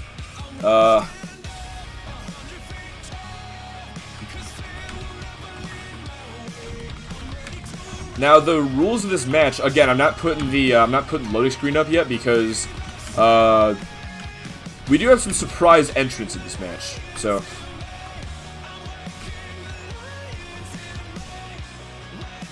yeah, there's a reason that I didn't put on Discord who's all in this match, or anybody who's in this match for that matter. Partially because I didn't know exactly who's going to be in until... Okay, we're good. I'll fix the audio in a second. There we go. Now we are officially here. That loaded a lot quicker than I thought it was going to. Yo, hey there, I'm fucking surprised that you're still here, Ladon, dude. Now, who is the first participant of this match? Ooh, Jason Edwards. Jason Edwards of La Militia. His team was not successful earlier tonight in the triple tag Iron Cell, but maybe Edwards is looking to reverse the fortunes. Is an elimination match. Making his way to the ring from Windsor, Ontario, Canada, weighing in at 248 pounds, Jason Edwards. Jason Edwards making his way down to the ring. Now, Edwards has a nice history here at Wrestling Palace. Let's not forget that back on MCW last year, Jason Edwards, my bad, not Jacob Fisher. Jason Edwards he did not get off to a great start in his career in the UPWA. Edwards, for the most part of the first season, was mostly a jobber to other talents until he eventually got into a rivalry against Adrian Rose and defeated Adrian Rose 2 times. That would all lead up to a triple threat match between Edwards, Tyler Van Diver, and Rose at Wrestling Palace, where it was Van Diver who won the match, but it was Edwards who became a true star. Edwards, of course, he has another advantage going for him tonight, that being the home field advantage. Edwards from right across the river over in Windsor, Ontario. All right, for sure, Ladon. I really do appreciate it, by the way, man. I do appreciate you stopping by and watching. It is really nice having you here, I gotta say. And hold on a second now. Damian Deaver. Damian Deaver out for round 2. From Miami, Florida, weighing in at 215 pounds, Damian Deaver. Deaver on his way out to the ring for a second round here tonight. We saw earlier him defeat Chen Shao exactly where he's standing right now on the ramp with the Blood Diamond way earlier on in the night. It was a good match, a good falls kind of anywhere between the two superstars. Damian Deaver, like I said, would eventually win, but now he's looking to push his luck. He's looking to put his money on this matchup. Will Damian Deaver go 2 for 2 here tonight at Wrestling Palace?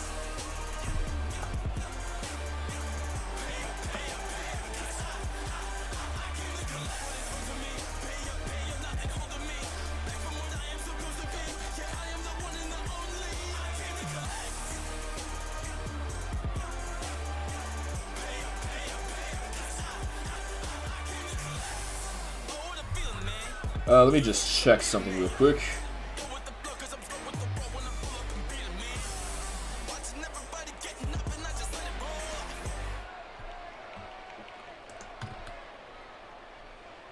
And who is the next participant in this match?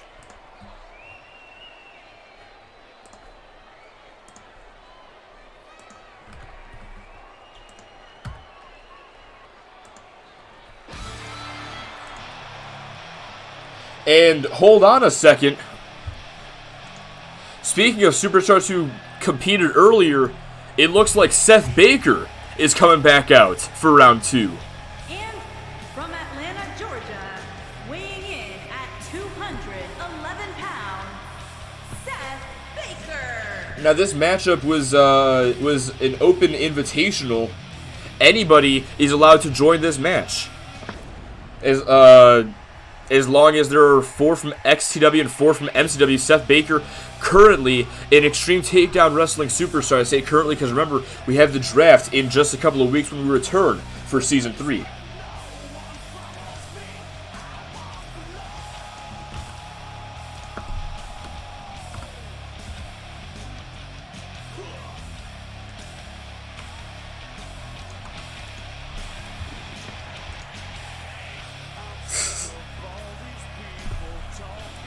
Well, it looks like Yeti's got his man who he's voting for in this match, who's rooting for. Or that may change, who knows? Oh, that might change. This should be interesting. Oh, wait, no, I don't know who it is. Alright, we have 3 of our participants so far. Jason Edwards, Damian Deaver, and Seth Baker. Who is number 4? Oh, man. Former European champion. Former UPW Tag Team champion. And from Newark, New Jersey, weighing in at 268 pounds, Jordan Carr. And what's even more interesting is that he is a former UPWA Tag Team champion alongside the man who just entered the ring, Seth Baker, during their time as part of the Lost Souls.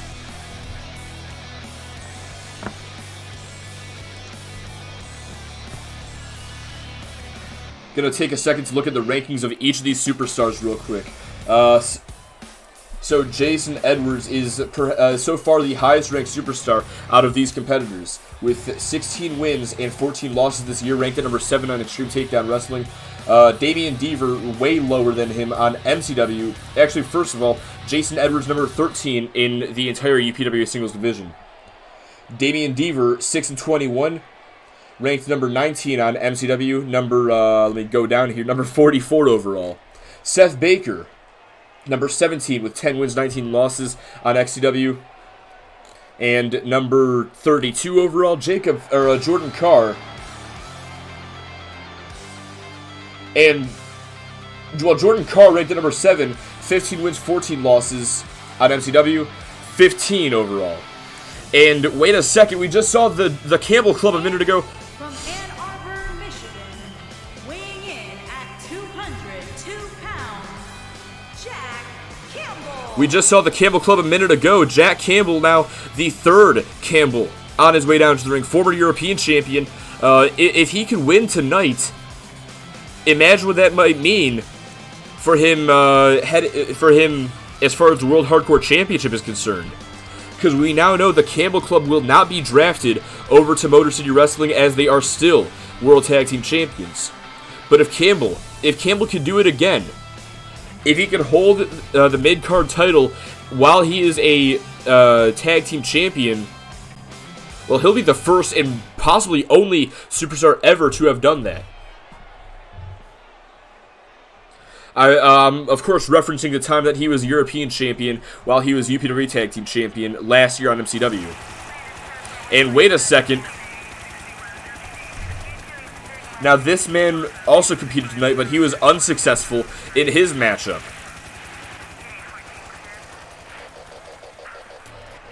Marco Rodriguez taking a second shot.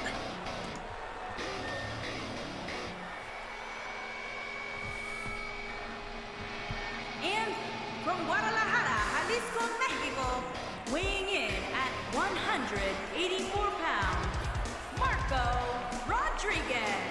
Now, Jack Campbell, I didn't mention this yet, but Jack Campbell is ranked at number 16 on XTW, 10 wins, 9 losses. Meanwhile, Marco Rodriguez from Motor City Wrestling, 10 wins, 16 losses, ranked number 12, and number 31 overall. Jack Campbell ranked at 34 overall.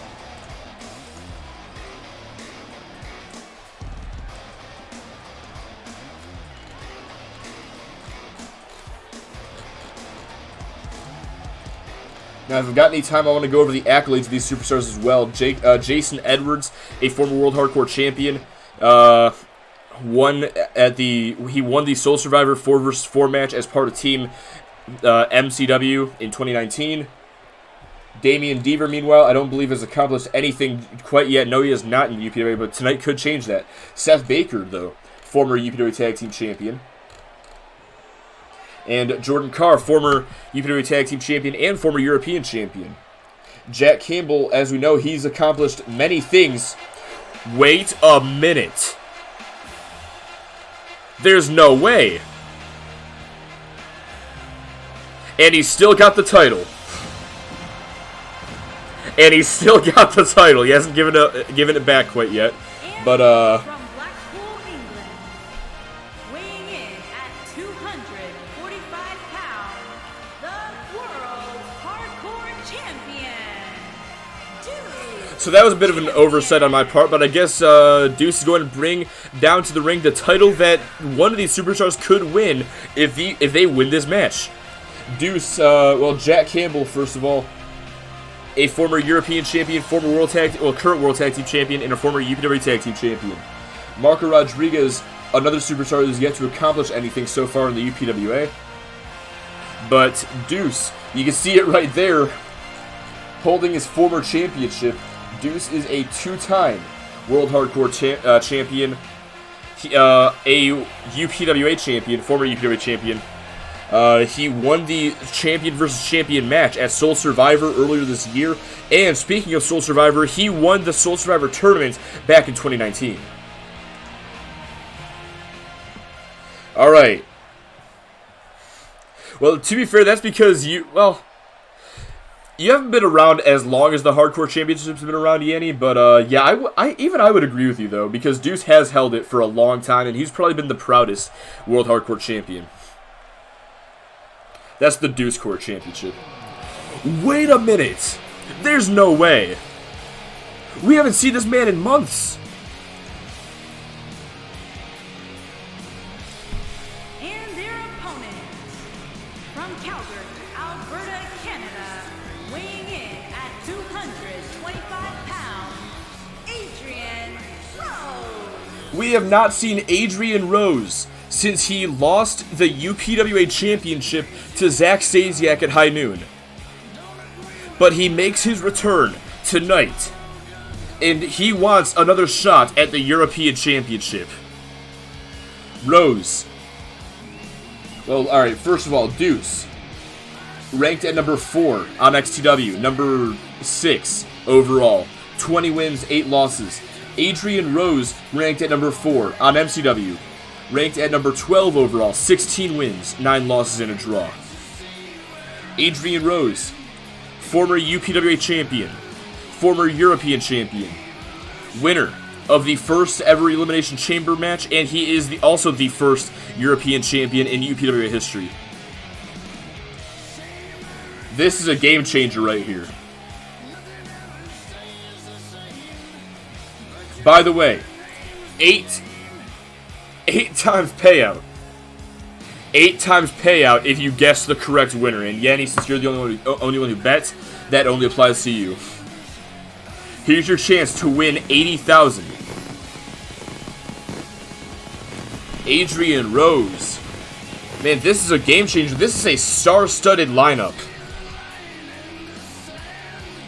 So much championship history between most of these superstars. And Adrian Rose versus Deuce. This should be an interesting clash. You know, if I can find it real quick. I just want to see something. I just want to jog my memory if I can.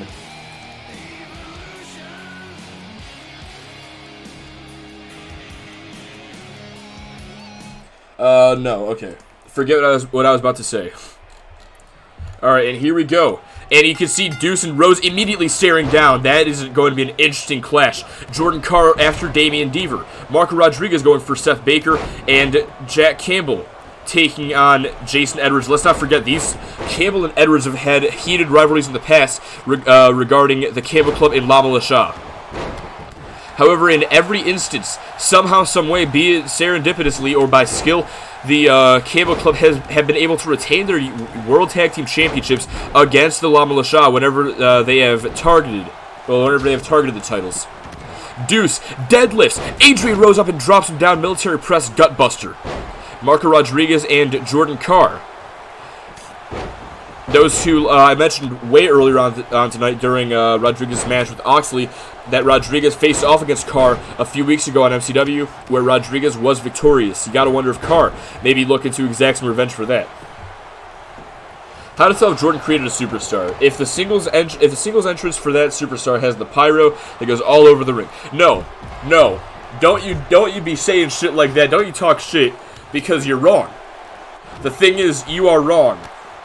Adrian Rose was made by Ladon. Though I would not blame you for thinking that it was a Jordan creation. No, Ladon's characters, especially fucking Adrian Rose, dude. Jordan's got me saying that now, I guess. But Ladon's characters really like to use the UPWA's budget on fucking pyro. And I attribute that to part of the reason why the UPWA League failed back in 2018.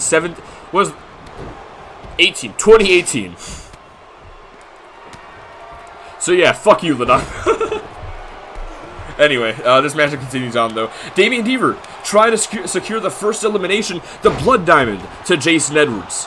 How devastating would that be if Jason Edwards is first eliminated in this matchup, able to kick out at 2?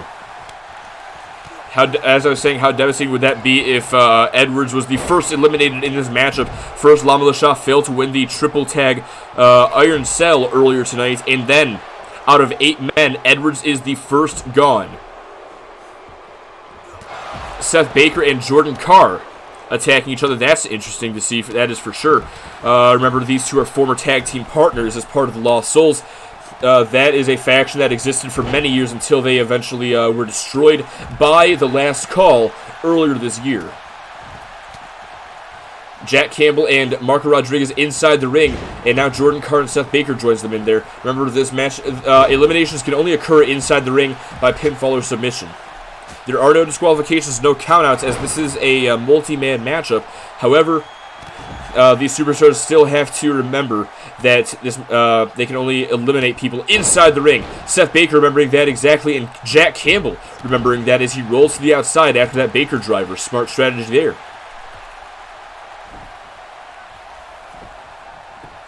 What's Deuce doing? Deuce, burning hammer on the outside. Had to call that real quick. Seth Baker looking for the cover, feet on the ropes, completely legal, but is not going to score the 3 counts against Jordan Carr. Now Jack Campbell back in. We might, LaDon. Sometimes I'm really feeling like we can. Sometimes I really don't want to. Right now I'm in the don't want to area. As Marco Rodriguez, the Gourdbuster GTS to Seth Baker, but wants the pin on Deuce. 1, and only 1 count. With Virtual Basement's new wrestling game, the Wrestling Code, I'll look and see how that game is, and if it... Oh, Deaver, that was not good! Oh my god, the Yokosuka cutter to Deaver onto the ropes. But yeah, Virtual Basement's Wrestling Code is really good, and it really works for the way I want it to for leagues. Then I would be like more than willing to take a look at it, see if we can make something work with it. But I'll probably be a lot less hands-on than I used to be. Like, we'll most likely need actual doing shit general managers. Wait a second. Seth Baker gone. What was that? Hold on. Okay, he kicked out of that. Oh, Deuce is wild. I didn't even see that. Well, Deuce with the first elimination. Sorry, Yanni.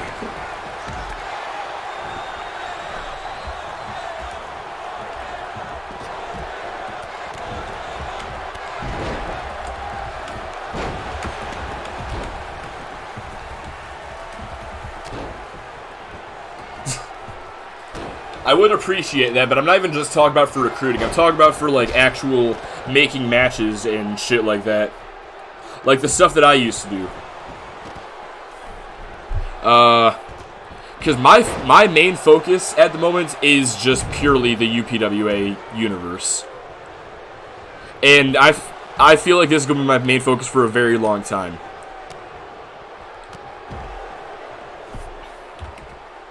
But, yeah, LaDon, I would gladly accept you back on as a GM, by the way. I don't know if Jordan would be so keen on doing it, or if you would be fine with, like, all that extra responsibility and, like, the extra things I would need you guys to do. But you guys would have a lot more freedom than what I fucking let you guys have before. Gourdbuster GTS to Deuce, and Jordan Carr looking for the pin. Deuce kicks out. Off the powerbomb is Deaver gone. Jason Edwards eliminates Deaver.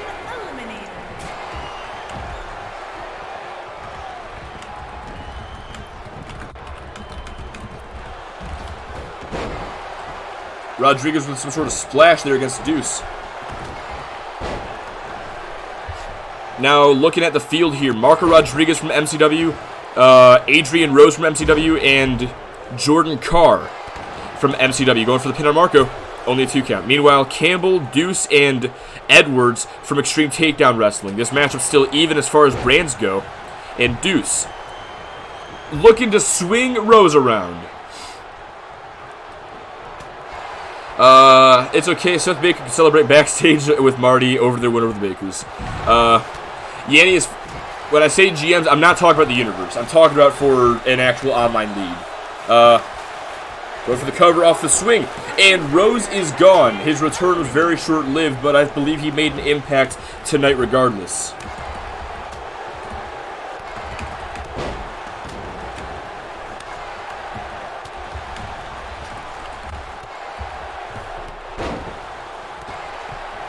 Wouldn't mind because you helped run a few leagues, so when the day comes, you're here. I really do appreciate that. I'll be in touch with you in case something actually does happen. But for now, don't hold me to anything I say. Going for the cover off the straight jacket DDT. And Jason Edwards has been taken out. We are down to 4 in this matchup already.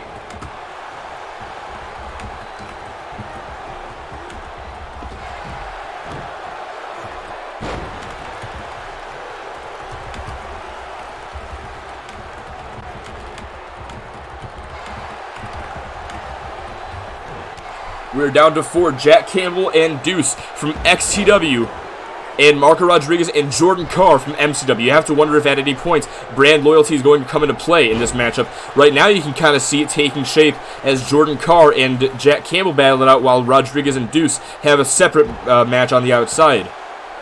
1, 2, only 2 count. What's the difference between the UPW now and the UPW League? The League was like an actual online, like with other people.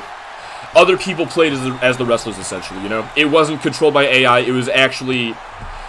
It was like if this was an esport, if people were actually controlling the wrestlers, fighting each other for championships. But yeah, when shit hit the fan and a lot of drama started that I'm not even going to begin to fucking get into, yeah, UPW League ended up having to shut down, but from the ashes rose the universe, which is a lot fucking easier to maintain, I'll tell you that. Campbell going to send Carr back inside the ring. We are still down to 4. The European Championship and the World Hardcore Championship have an equal opportunity to be defended against one of these men. Deuce, kick to the gut, trying to put away Marco Rodriguez, has him up. Deuce is wild. And Rodriguez may be taken out once again here tonight. No, only a count of 2. Marco Rodriguez has a lot of heart. You cannot discredit him of that. And Jordan Carr. Wait a second, Carr. Oh, a chop block to Rodriguez. And Carr now. Oh, Rodriguez is hurt. His back. Carr and Rodriguez, both MCW superstars. How is this going to play out? Carr just unloading. Carr pushes back. And now Deuce going after Carr. Pulls him in. And a forward DDT. Wait a second, Deuce. Brings him up. And powerbomb. Sit out, powerbomb hooks the leg. Rodriguez again able to kick out.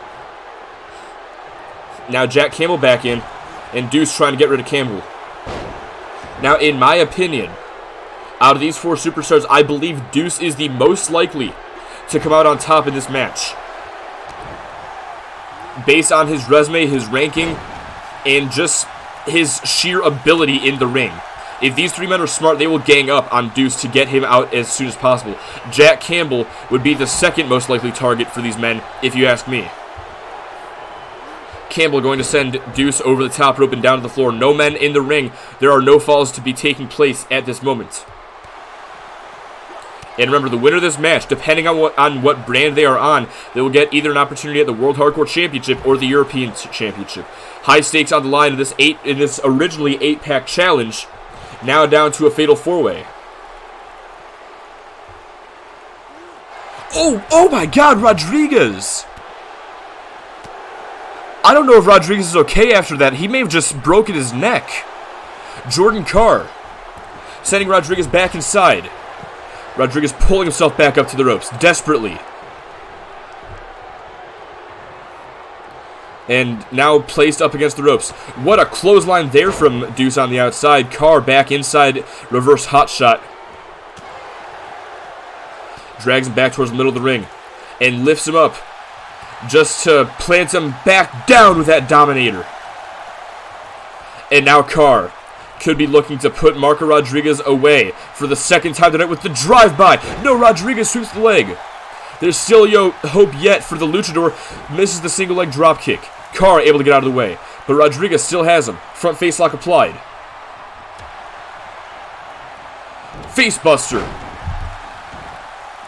Carr is down and Rodriguez is looking to capitalize.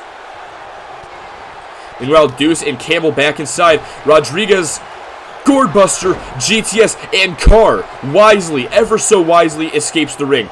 But Rodriguez has one for Deuce as well. And now Deuce rolls out of the ring. This has to be incredibly frustrating for Marco Rodriguez. Now goes for a submission on a submission specialist. I don't think it's going to work out very well. No. Knees right to the top of the head. Rodriguez has got to be getting frustrated that every time he goes for his move, the guy rolls out of the ring, preventing him from going for an elimination.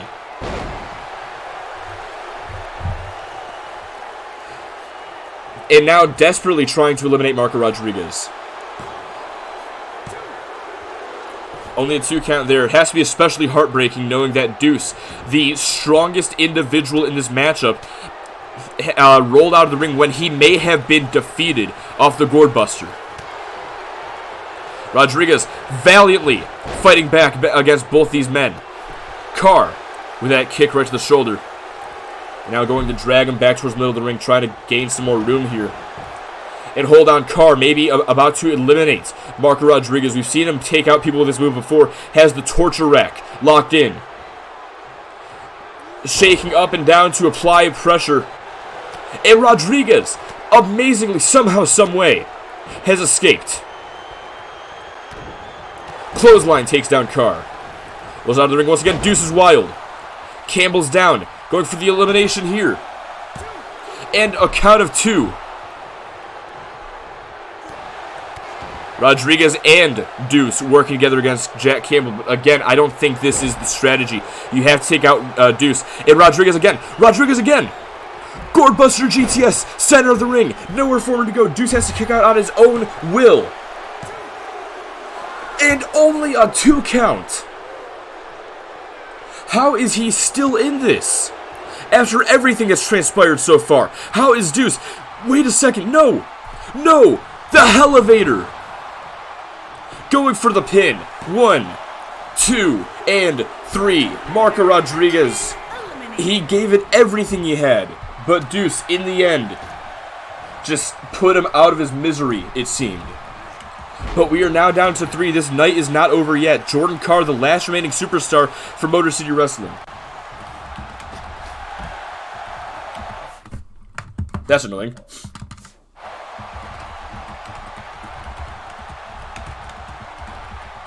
Man, it is incredibly rare that you see Deuce bust out the old Elevator, but that's exactly what he did tonight in order to put away Marco Rodriguez. And that just goes to show you the toughness of Rodriguez. He was kicking out of everything. He broke out of the torture rack. He was refusing to give in this matchup.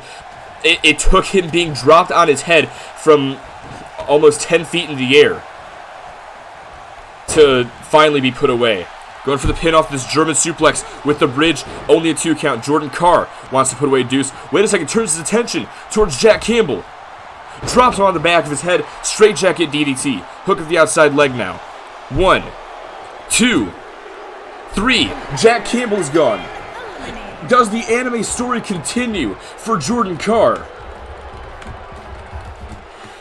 This is fucking incredible.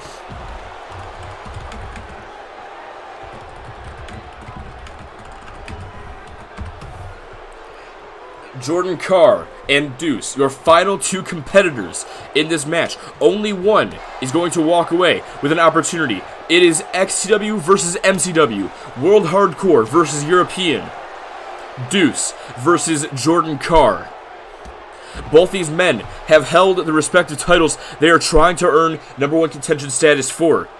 Deuce, however, has more accolades than Jordan Carr. Deuce has a better record than Jordan Carr, but does he have a better will than Jordan Carr? There's the kick to the gut. Sets him up here. Center of the ring. Deuce is wild. Plants him into the mat. Will Jordan Carr kick out? Yes, he does. Somehow, someway, there is a will in this man. There is a strong will in this man. Refuses to give in. Wait a second. Glam slam. And now Deuce. Leg trapped STF.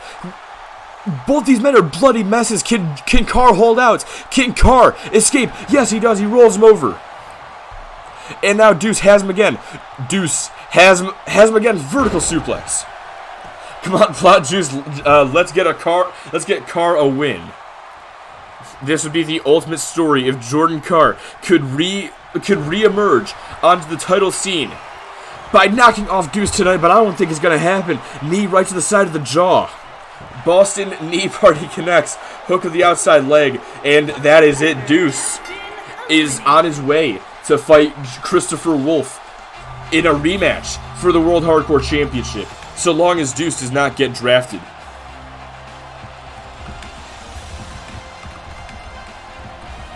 Damn, that was a great match, though.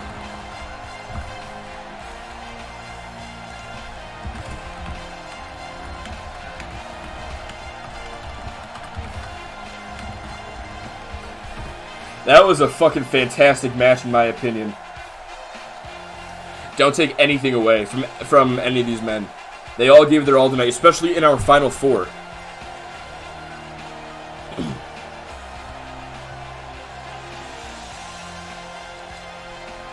Here is your winner, Deuce, the heart of a champion. And now he is on his way to regain what he lost earlier tonight. As the blood pours down his face, Deuce, that is an all too familiar sight for the two-time World Hardcore Champion and potentially three-time in the near future. Find out at Hardcore Hell, so long as Deuce does not get drafted to MCW. Find out if Jordan Carr will regain the World Hardcore Championship. Until then, stick around for our next match. We have DGX and Sean Goldman coming up next to face off one-on-one in a no-holds-barred match. Stick around. That match is next.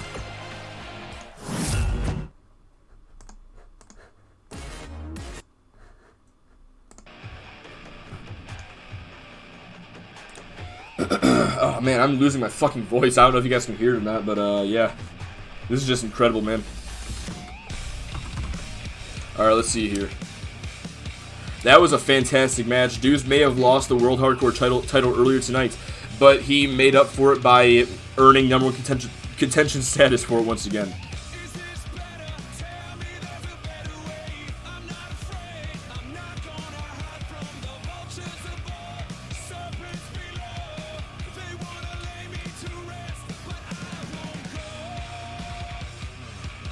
Alright, let's see here.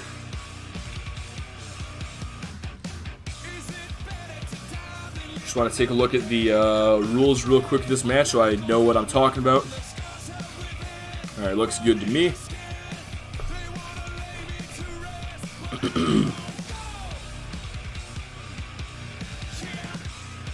DGX and Sean Goldman. This has been a very brutal rivalry, to say the least. But tonight, they look to hash everything out one-on-one in his no-holds-barred contest.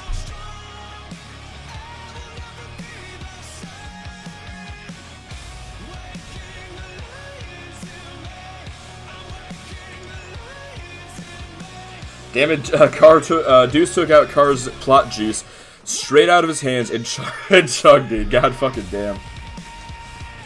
Alright. I'm gonna reset betting real quick now. That was an accident, whatever.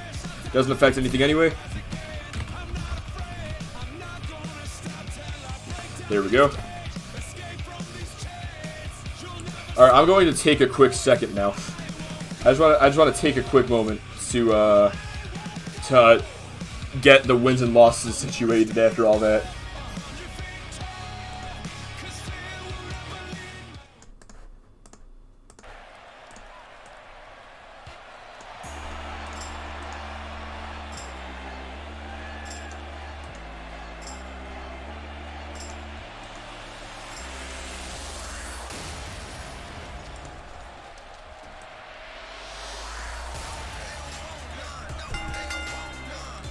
The following contest is a no-holds-barred match. Making his way to the ring from Mobile, Alabama, weighing in at 187 pounds, DGX. Alright, this is going to take me a couple of minutes, maybe. Let's see, Adrian Rose took a loss. Jason Edwards took a loss. Edwards held out for a while, though. Give that man some credit after that match. I especially want to give Marco Rodriguez a lot of credit for that, though. He took a beating tonight, but he still kept on going. Not even just in that match, but in his championship match against Oxley earlier in the night as well.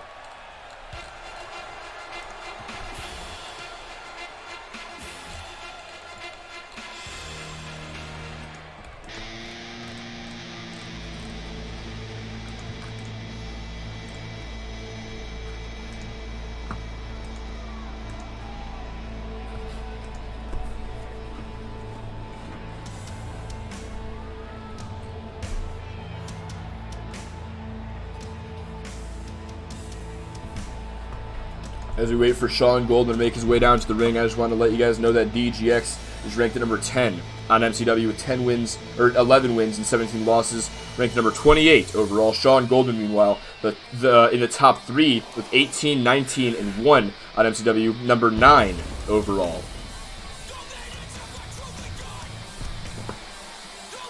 And his opponent, from San Francisco, California, weighing in at 276 pounds, Sean Goldman. Sean Goldman on his way down to the ring. Now, these two individuals, this rivalry stemmed from the triple threat match that I spoke about briefly earlier between themselves and Marco Rodriguez. That match ended with Rodriguez pinning DGX to become number 1 contender for the European Championship. Sean Goldman was not involved in the decision, and that infuriated him, that DGX got pinned and cost him an opportunity at the title.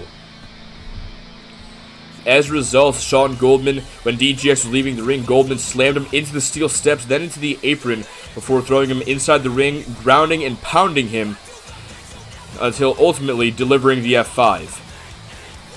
These two have gone back and forth in recent weeks. One particular instance was 2 weeks ago on MCW after their tag match with Damian Deaver and Chen Shao. Deaver working with Goldman, Shao, and DGX teaming up against each other. And Sean Goldman just unloading here so far. But as I was saying, after the match, DGX and Sean Goldman ended up fighting all the way through the crowd, through concessions, all the way back to the parking lot area, where Goldman attempted to deliver an F5 to DGX through a car. DGX was able to reverse and instead deliver the Alabama Slam to Sean Goldman through the windshield.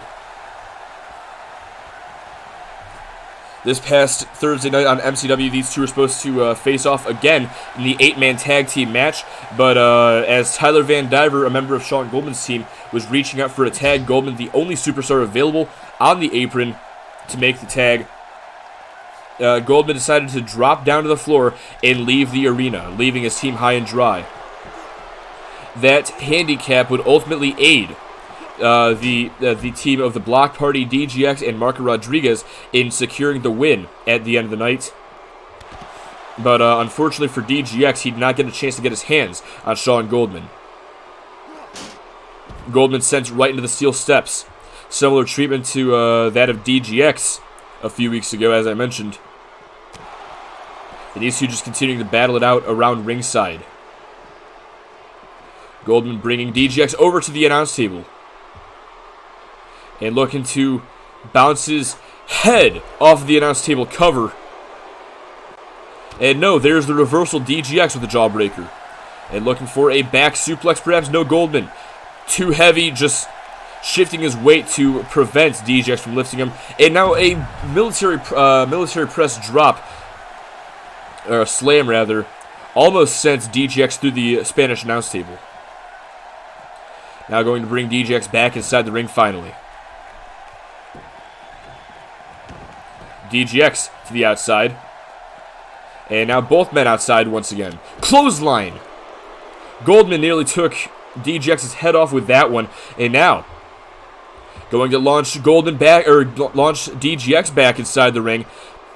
Flipping him over here, chest first, into the apron. Goldman looking for the cover, lateral press here. Trying to put DGX away, only a 2 count. DGX is one of the toughest sons of bitches in this entire company, and he's not going to go down to a move like that, but he may be meeting his end very soon. Goldman has him up on his shoulders and delivers the F5. Hook of the outside leg to put DGX away here tonight, and that is going to do it. DGX falls victim to Sean Goldman.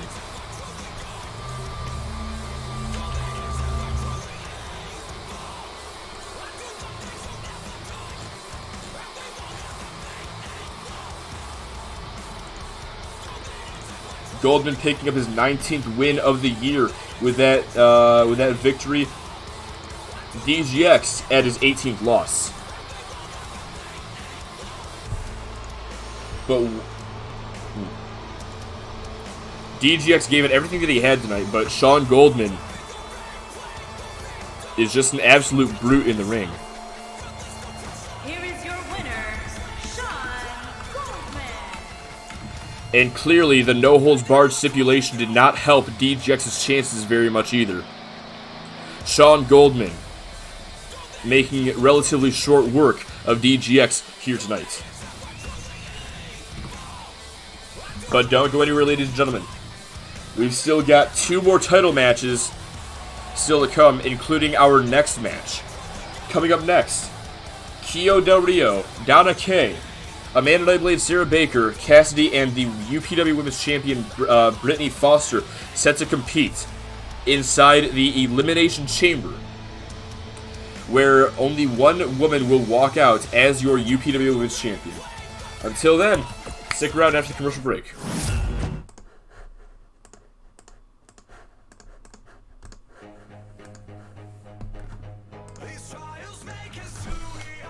Alright, let's see here. The Elimination Chamber, where are you at? There you are.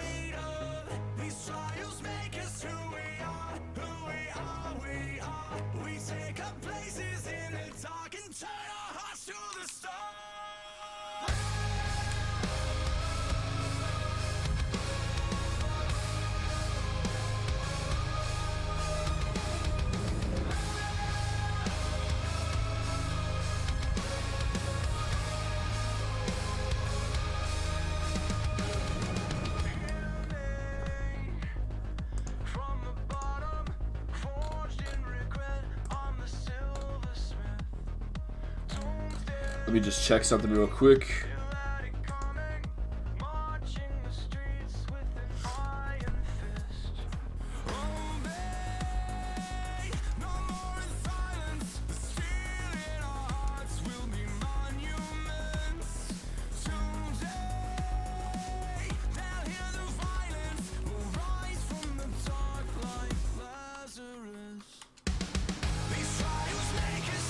Alright, got down to K, Amanda Nightblade,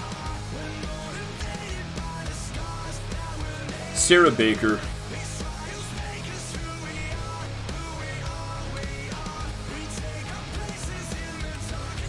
Cassidy, and Brittany Foster.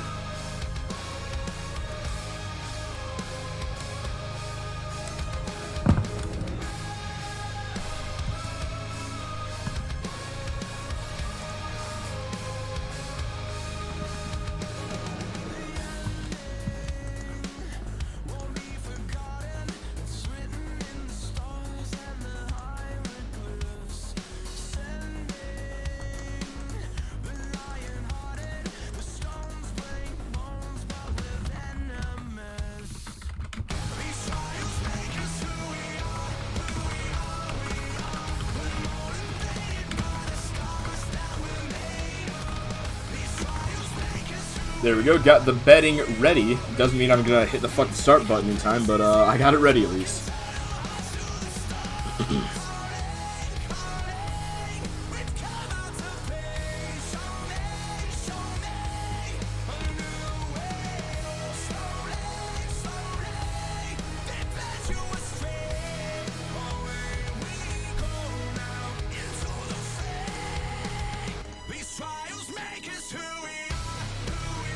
Fucking love this song, man. I personally think this is a great choice for one of the Wrestling Palace songs.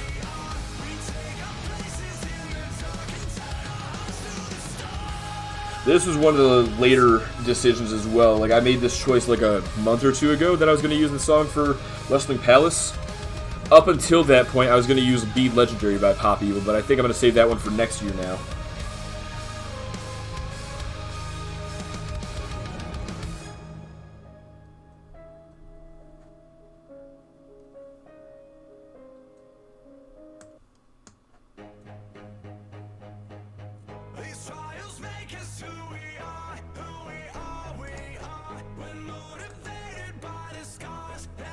Ah, man, these matches do be taking a long time to load, huh?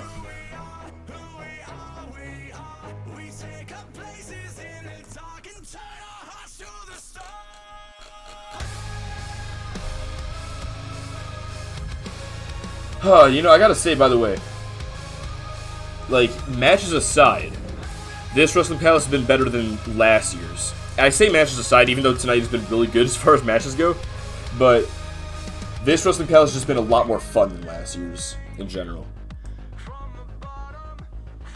Not because of the matches, not because of the results, but just because I actually have an audience, and I fucking love that. Last year, it was really sad. I broadcasted for 4 straight hours.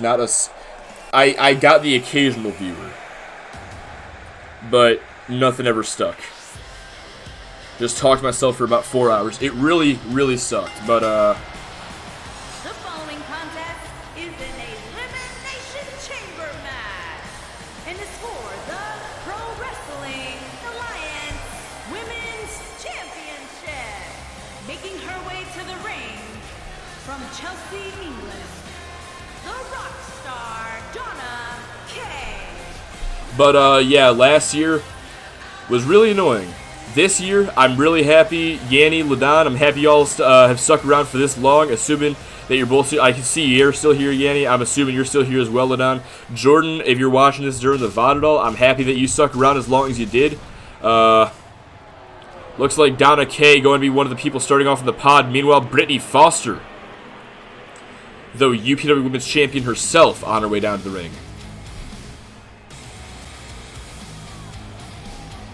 By the way, 6 times the betting amount for this one. Pick the right woman, you get 6 times.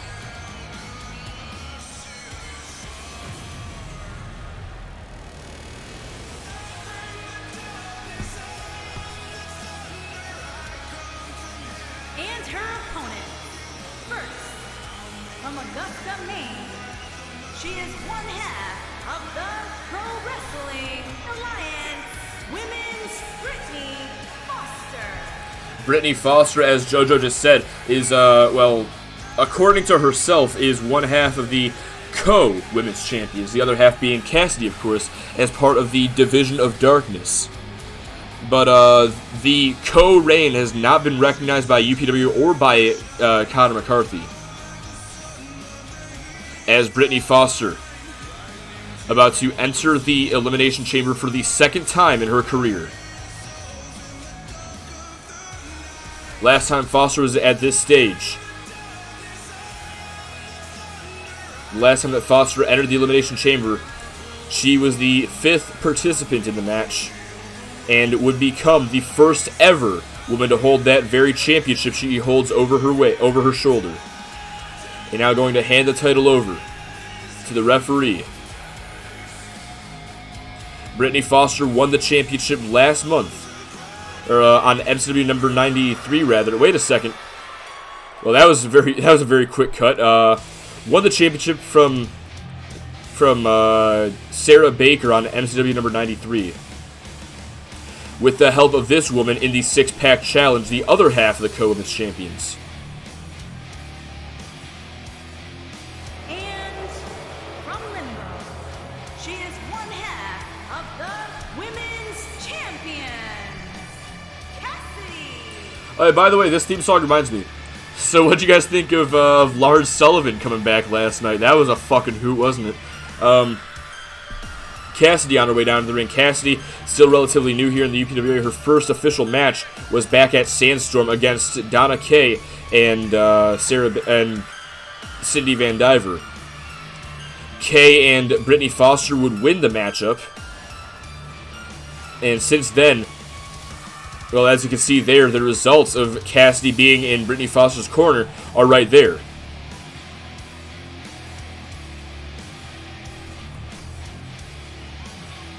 With the help of Cassidy, Brittany Foster has won the UPW Women's Championship for the 2nd time in her career. But that could end here tonight. And you have to wonder as well exactly how exactly well alliances are going to exist in this match. Brittany Foster and Cassidy likely to work together.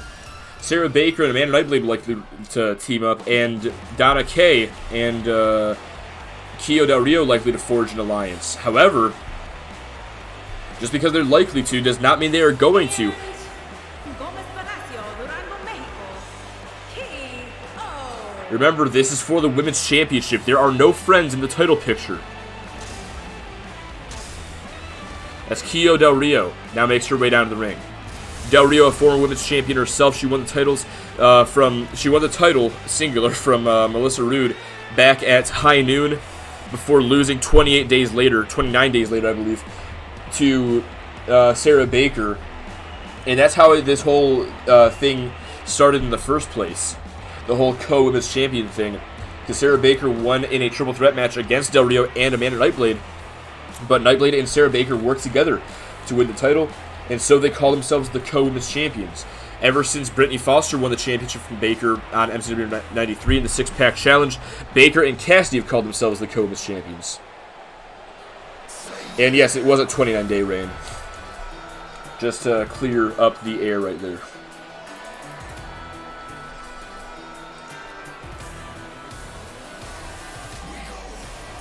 And from Atlanta, Georgia, Sarah Baker. Wait a second. I just realized what this means. Well, first of all, we all know Kio Del Rio is number 6. Sarah Baker is number 1. That's how it is because of what happened on XTW earlier this week. The 6-way match where the winner would take the number 6 spot in the chamber. The loser would take the number 1 spot. Sarah Baker was submitted to by the Kio Kill from Kio Del Rio. That means Baker's number 1, but you know what else that means?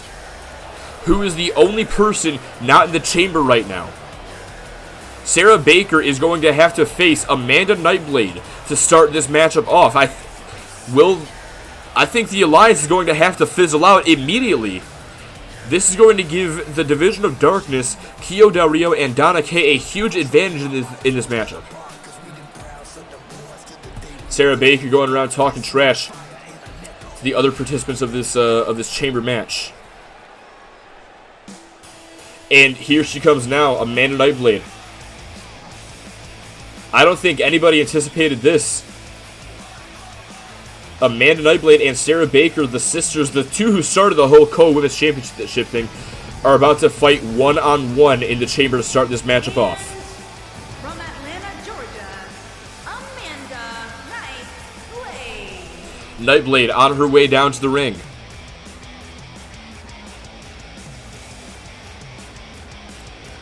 As all 6 competitors are now inside the Elimination Chamber, who is going to walk away as the winner here tonight?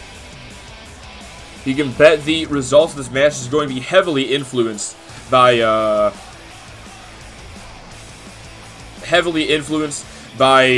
whoever comes out when.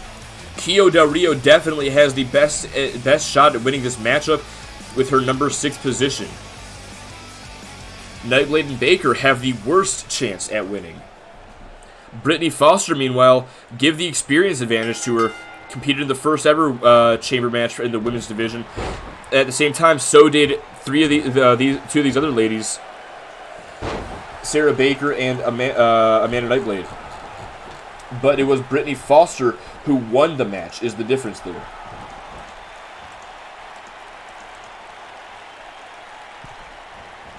And my mistake, Donna Kay was also a participant in that matchup.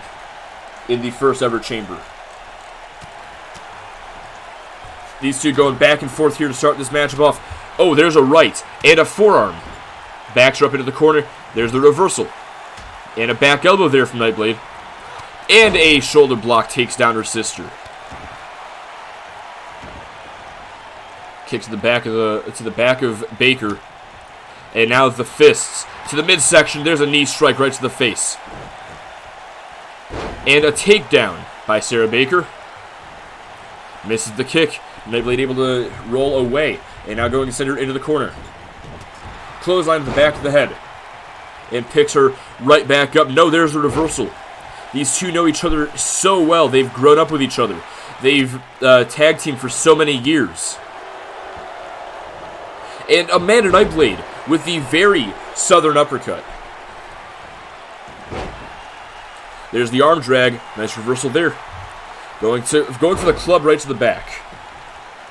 And now rolls her over, looking for the cover, looking for the lateral press to score the early elimination in this matchup. And think about this, if one of these two superstars can eliminate the other before another opponent enters the chamber, that is time to rest. That could be a key difference between who wins and who loses here tonight. As Nightblade Baker off the uppercut, only a 1 count. And now it's time to welcome in our third participant in this matchup. Will it be Cassidy, Foster, or Kay? And Donna Kay on her way out. Full Boston Crab applied against Amanda Nightblade. She was reaching for the ropes, but that will not break the hold in this match. Nightblade, with that shoulder tackle, takes down Kay after escaping the crab. Now turns her attention back towards her sister. You'd think now that Kay is out here, you'd think that the Bakers might go after Donna Kay together, might team up. And it looks like Nightblade is going after Kay now. Baker versus Baker twice. Wow, I didn't even think about that, but yeah, you're right. Twice in one night. And now, the Alliance. Nope, spoke too soon. Going back after each other.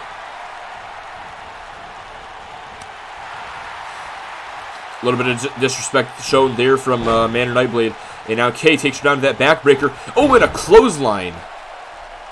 Nice move there from Donna Kay. Blatant choke, completely legal in this match. Going to pick Nightblade back up, looking for the forearm. No, there's the reversal.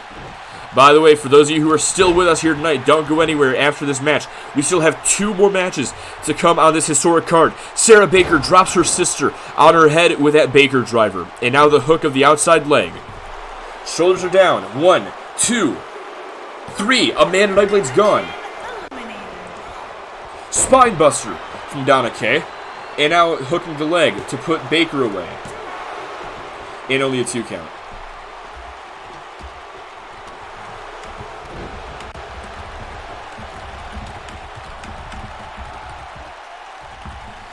You know, I guess Turnabouts is fair play.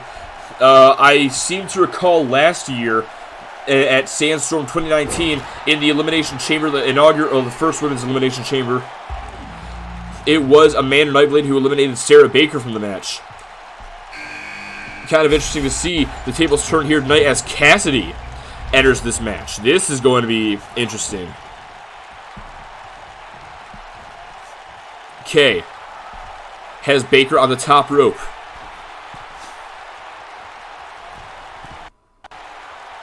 And little bit of lag there. The half and half suplex all the way down to the mat. Going for the cover is Cassidy. Only a 2 count. Thought that might have been it right there. But Donna Kay delivering the avalanche half and half.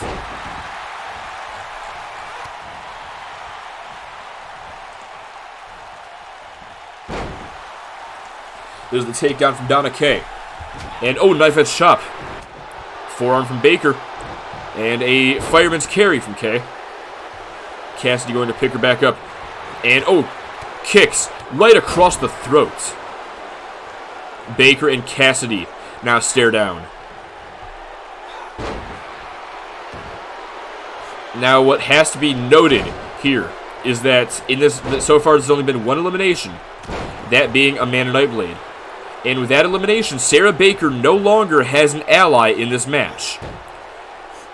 Cassidy and Brittany Foster have each other. Donna Kay and Kio Del Rio have each other. But will those alliances hold through is still to be determined, as Baker able to reverse the stage dive. Oh, and Cassidy from behind, interjecting herself. It's matter, and now the Kimura. Baker trying to submit Cassidy with his technical submission move. Cassidy having none of it, able to escape, as we now await Brittany Foster's entrance into this match. Quick knee strike, right to the forehead. And a double leg takedown.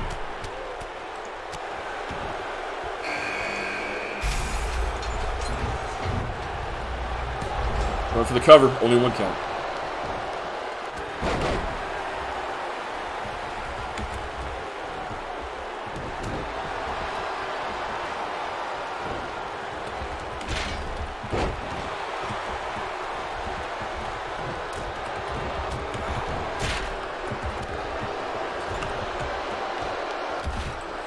Give me one quick second here as well. What was that? Cassidy.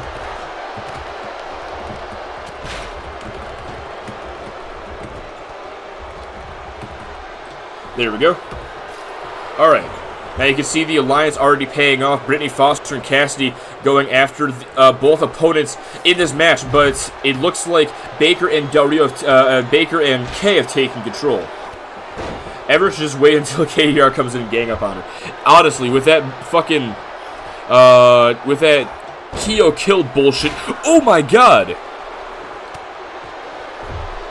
The Omen to Donna Kay on the outside on the steal, and only a 2 count. And now all 4 women on the same side. Cassidy sends Foster back in. Oh my god, that could have been disastrous for Donna Kay had Sarah Baker connected. And now Cassidy with the Hangman's Curse. Going for the pin on Kay. Will that finally do it for her? And only a 2 count still. Meanwhile, Brittany Foster does the kick to the gut. And on the steal, delivers the Chemical Kiss DDT. Hooks the outside leg. And Sarah Baker is eliminated just before Keo Del Rio can enter.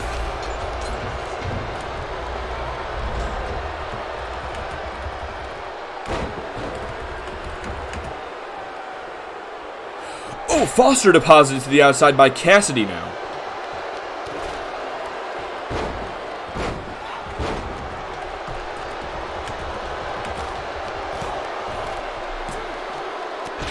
Okay, so Donna Kay's gone now? Alright, we're down to our final 3 now.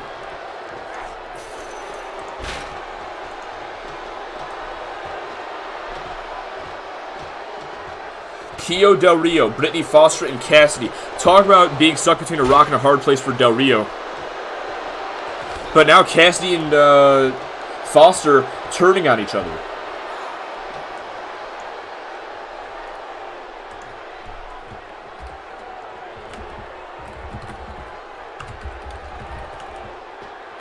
Stalling vertical suplex to Foster. Takes her down.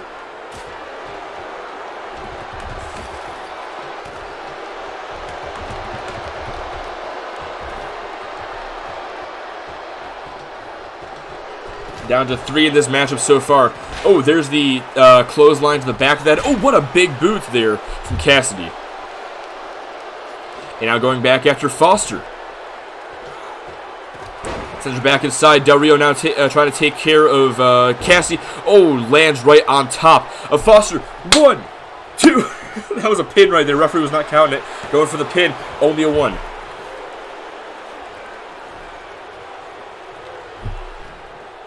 And now Del Rio takes down Foster with that head scissor. These two exchanging blows. There's a quick clothesline. And Del Rio has a head scissor locked in. A figure 4 head scissor trying to submit Cassidy in this match. Cassidy's been in the hold for quite a while. And it looks like she's going to be able to break free. Wait a second. I think Brittany Foster might have something. Wait, Del Rio with the reversal. And now steps through the sharpshooter. The sharpshooter locked in. We've already seen one sharpshooter submit somebody earlier tonight. Talking about Tyler Van Divers that he submitted, I believe, Dustin James with in our first match of the evening. And now Foster and Cassidy continuing to go at it. Drop kick from Del Rio takes down Cassidy. Spinebuster. Double leg hook. And a 2 count. Come on, eliminate KDR and let Foster win, Cassidy. They have the numbers advantage. They could easily do that. It's just a matter of them not wanting to, it seems. Del Rio gets taken down, and now Cassidy has the poison mist. Foster is blind. But despite that, takes out Cassidy with a chop block. And now Del Rio. Running Bulldog. Foster has the mist all over her face. And Cassidy still fighting against Foster here. Couple of punches right to the face. And setting up now. Delivers the Omen. No! Yes, I think that is the Omen. And now the hook of the outside leg to put Foster away. 1, 2, 3. We are guaranteed a new champion. We're down to 2. Will it be Del Rio? Will it be Cassidy? 1, 2. Only a 2 count.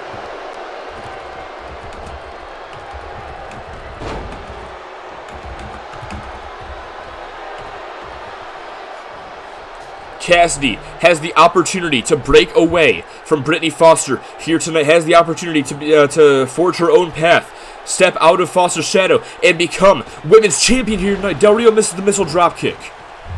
Big boot to Del Rio.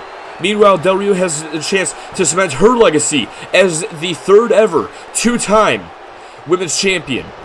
Able to break free from the figure 4 head scissor. Couple of quick strikes. Cassidy, though, back in control center to the outside. Only one of these women will become women's champion here tonight. Del Rio entered in at number 6. Foster at number 1, or at number 4. And now Foster, the Omen, on the steal.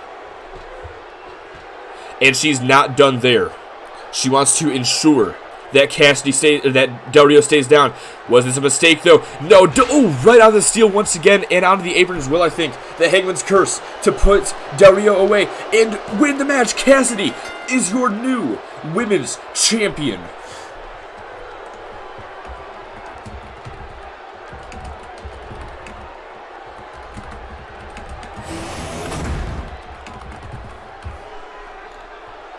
That is our 2nd title change tonight.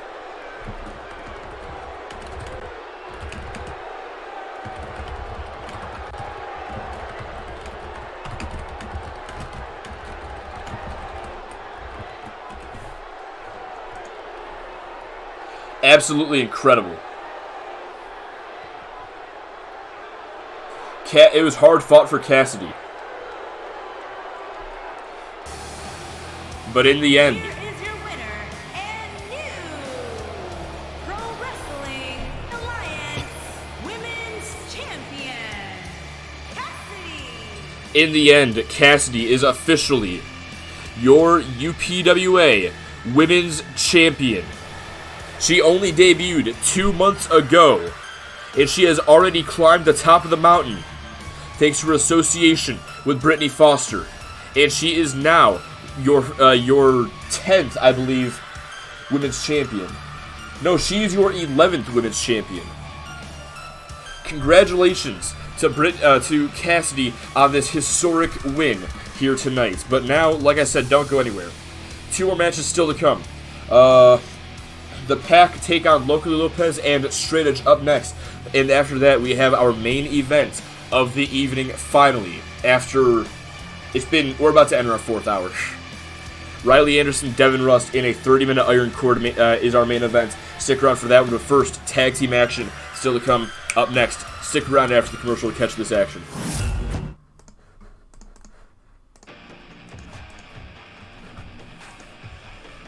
Holy fucking shit. Oh man, this has been an awesome night so far. This is what I was hoping for Wrestling Palace to be last year. And I'm glad that it got to happen tonight. I'm glad we got to do it this year the right way. With an actual audience. Got to have an actual Wrestling Palace. This is fucking awesome.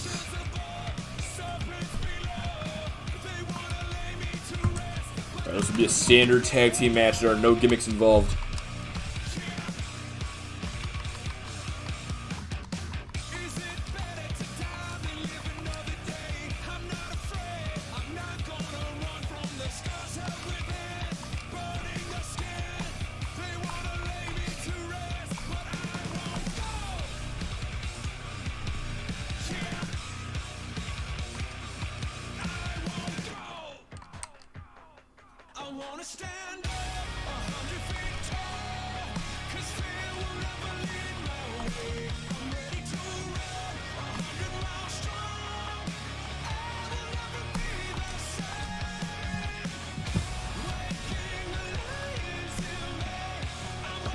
Well, if it wasn't Foster, but hey, Kenny the Kendo Stick likes the fact that Cassidy won this match. I'm glad it is Kenny the Kendo Stick approved. And here we go. Not going to show the screen quite yet, for obvious reasons. Now I'm getting word from backstage that Straight Edge has not been medically cleared by Matt Walsh to compete tonight. Apparently, Straight Edge suffered a concussion at the hands of Chris Hunter and Christopher Wolf last week after Straight Edge defeated Joe Sullivan. As a result, Lopez has a replacement tag team partner, unbeknownst to him. Straight Edge has found him a tag partner, and he's still not here, according to Straight Edge. Straight Edge says he's still not in the building, but he will be here in time for his entrance. You have to wonder who this mysterious partner is. Lopez certainly is, but Straight Edge doesn't want to ruin the surprise.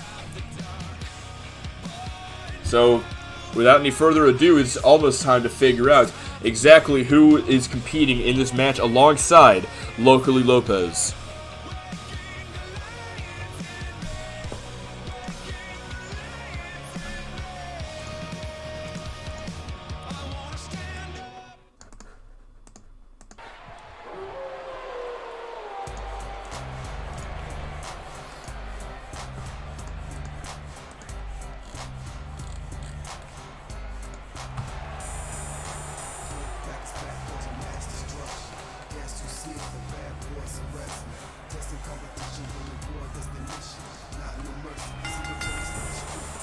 The following contest is scheduled for one fall. On the way to the ring, at a combined weight of 506 pounds, Joe Sullivan and Chris Hunter. Joe Sullivan and Chris Hunter, these two have traveled the globe together. They know each other inside and out. They are a very strong tag team. They've been working together since 2014 as part of Obliteration. They may have had a falling out earlier, late last year, but they patched things up and have decided to start working with Christopher Wolf in recent weeks. And to their credit, it has been an advantageous association. Joe Sullivan earned his 10th career win under the guidance of Christopher Wolf recently. Chris had success earlier today, but what about Chris? We'll have to see.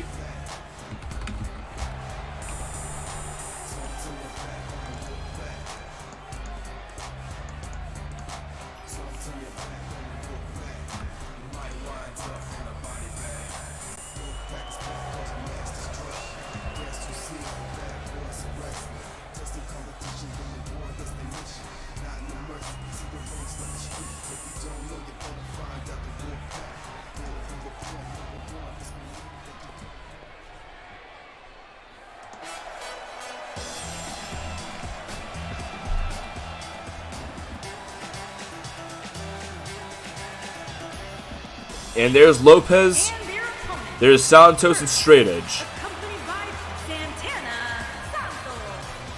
And from Juarez, Chihuahua, Mexico, weighing in at 161 pounds, Loco Lee Lopez. Lopez and Santos on their way down to the ring. Santos, just so there's no confusion, is not Locally Lopez's tag team partner tonight. Still not cleared after suffering fractured ribs at the hands of Christopher Wolf almost 2 months ago. But the mystery still remains. Who is Locally Lopez's tag team partner here tonight? Santos here to support his friend Lopez. Straight Edge out here as well for support.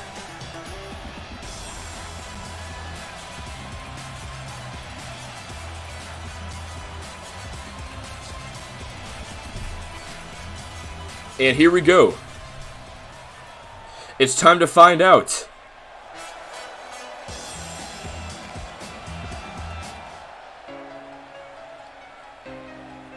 Wait a sec. Is it one of the Nightblades? Hold on. There's no way. And his partner, from Guadalajara, Jalisco, Mexico, weighing in at 175 pounds, Pedro Rodriguez. Pedro Rodriguez is back? Not gonna talk about that, Yenny. Pedro Rodriguez has returned.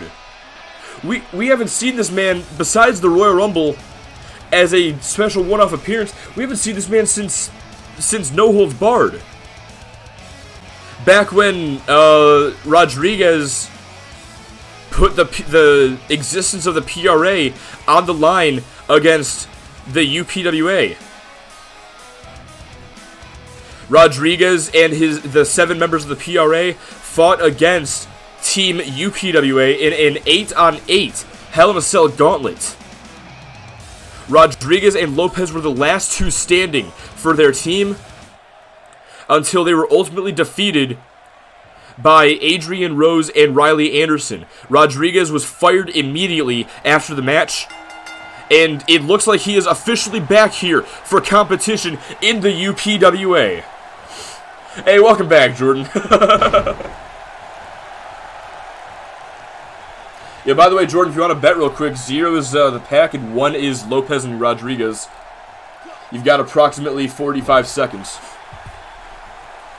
Lopez has found quite the ally here tonight in the form of Pedro Rodriguez. And hold on a second. Lopez looking for that snap DDT to Sullivan.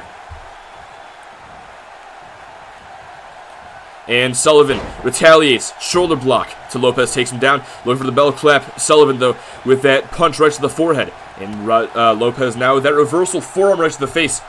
Has the front face lock. Turns him around. And going to bring Sullivan into the corner with Pedro Rodriguez, who it looks like Rodriguez is sporting his own variation of El Ultimo Azteca. There's a spinning soul kick to the midsection, super kick as well. And Straight Edge at ringside is telling me right now that this is Pedro Rodriguez, El Orgullo de Mexico, the pride of Mexico. Oh, coast to coast goes Locally Lopez, and Rodriguez hasn't missed a beat. Over the top rope, leg drops to the back of Sullivan's neck. Alright, for sure, Jordan. See you later, bro. Alright, Yanni waiting. Lopez now slamming Sullivan face first into the turnbuckle. Pedro Rodriguez the same weight as Marty. Did not know that. Well, if that's the case, why hasn't Marty won a UPW championship yet? Hunter with the clothesline and a second brutal one. And now, oh, there's the jawbreaker from Lopez. Nice reversal there. And a crossbody takes out both men over the top rope. Now, extra interesting thing here about Rodriguez's involvement in this matchup.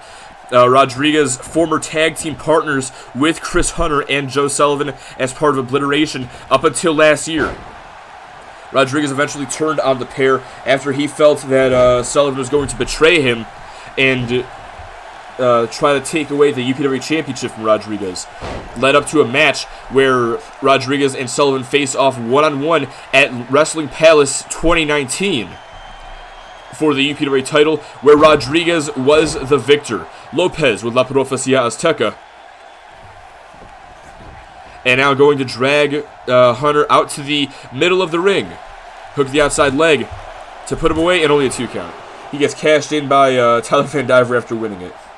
No, that actually wasn't the reign that Rodriguez got cashed in on with the UPW Championship. That was Rodriguez's second reign of the championship that he fought Joe Sullivan at Wrestling Palace.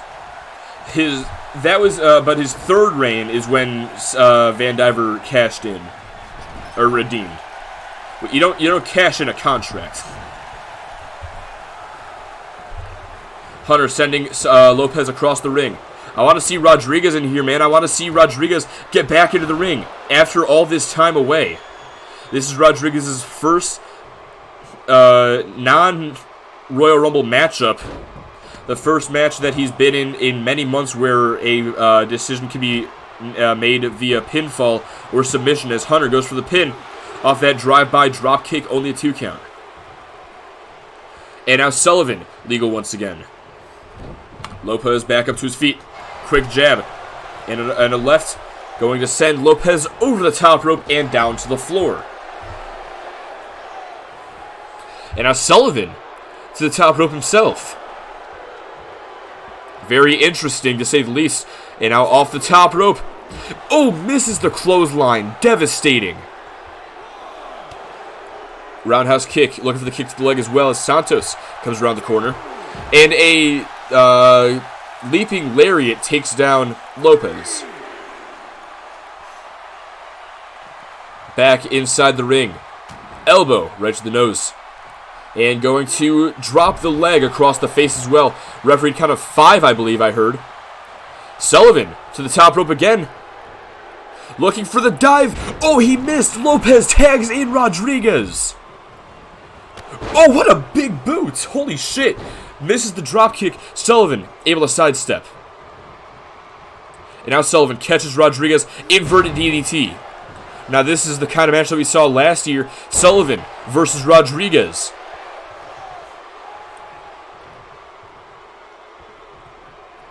And applying the necky twisty, the most devastating move in all of sports entertainment. Deadlier than the Owen Hart ceiling drop or Brian Pillman with a gun. As he goes for the cover, not even a 1 count though. Rodriguez too strong for that. With PCP gone for, still gone for a while, I gotta carry on that fucking legacy, man. Sullivan looking for the Southern Lights driver, but Rodriguez able to escape the attempted move. Sullivan still in control, sends him into the corner. Tag is made to Chris Hunter. And Hunter, hold on a second. Hold on. Coast to coast to Rodriguez. I don't understand how that is physically possible, but Chris Hunter with the powerbomb. And now stomp right to the leg. And a second one. Hunter trying to stunt the momentum of Pedro Rodriguez before he can really get started. That is a smart move. And especially by going after the leg, the home of much of Rodriguez's offense. Back up to his feet, spinning back fist. Looking for the RKO, but Hunter with the reversal ducks underneath the clothesline. Good job by Rodriguez. And El Fin! We haven't seen that move in over half a year. Rodriguez with El Fin and Joe Sullivan provides the distraction against the referee. Hook of the outside leg. Has enough time been bought in? Yes, Hunter kicks out at 2. Picks him back up and going to send Hunter back into the corner. Misses the step-up kick. Hunter now going to send Rodriguez into the corner with Joe Sullivan. And a boot right to the face. Rodriguez sends him over the top rope. What is he thinking here? Drops him down to the apron. And now Santana Santos on the outside getting a better view. Joe Sullivan meanwhile. Oh, leg drop right across the back of the neck. Rodriguez taken down by the illegal tag team partner. But regardless, Hunter's on the outside being counted out right now. Count of 4. And now Sullivan gets dropped. Count of 5. And now Rodriguez dragged to the outside as well. Referee's count restarted as a result. And Hunter, no, Rodriguez with the reversal. Looking for the enziguri. Gets caught, punched in the midsection. Misses the kick. And now has him by the mask. Slams him face first into the apron. Count of 6. And Rodriguez brought back inside. And an elbow right to the face. Rodriguez, tag is made back to Lopez. Lopez and Rodriguez have an interesting history, that's for sure. They've rivaled over the UPWA Championship, and they've teamed up as part of the PRA. And tonight it looks like they are teaming up in the spirit of Aztexico as Rodriguez delivers the drop kick. Misses the clothesline. Hunter misses the clothesline. And again, the clothesline is reversed, this time into a drop toe hold across the apron. Hunter using his body weight against Loco Lopez. Lopez going to be dragged back towards the middle of the ring. Lateral press. 1, 2. Only a 2 count.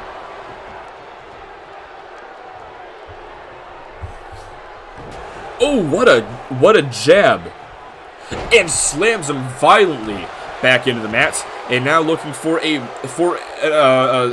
camel clutch here. A standing camel clutch. But Lopez able to sweep the legs to escape. Lopez using his height to his advantage there. Now the Hurricane Rana. Using his speed to his advantage. Going to drag Hunter back out to the middle of the ring. And Lopez, hold on a second, now using his leverage to the advantage with that monkey flip.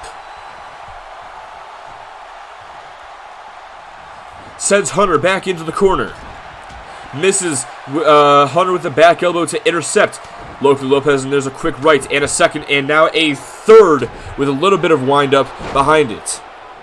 And Lopez, I think, might be hurt. Hunter, I think, recognizing this, maybe trying to back off for a sec, let Lopez recover for a minute, but I don't know if this is the best strategy. I say, if you smell the blood in the water, like a shark, go for it. Go for the kill. But regardless, Hunter is allowing Lopez this time, and I think this is going to be a huge mistake, and it's going to cost him as this matchup goes on. Do I need to take control? Or, like, is this in... Okay, here we go. Lopez back up. And a kick right to the gut, picking up where he left off, but Lopez needed the midsection in return. And Hunter with a reversal. Kick to the gut. Oh, looking, I think, for the KO punch. Lopez able to turn around and avoid it. Knife edge chop in the corner. And now with so much speed behind him. Drop kick right to the side of the head. Quick stomp as well. Lopez now setting up. Looking for La Profecia Azteca. Dragging Hunter away now. Away from the ropes, that is. Hook at the outside leg to put Hunter away in this match. 1, 2. No, only a 2 count. Hunter somehow still alive. And elbow to the midsection. Oh, catches the KO punch. Great job by Lopez avoiding disaster there. Enziguri takes him down. Stomp to the back. And once again, has the arm and delivers the monkey flip across the ring. Lopez setting up again. For La Profecia Azteca, Hunter been cut open in this matchup as Lopez looks for the pin. Will this one do it for Hunter? Hooks the outside leg, and Lopez and Rodriguez have defeated the Pack.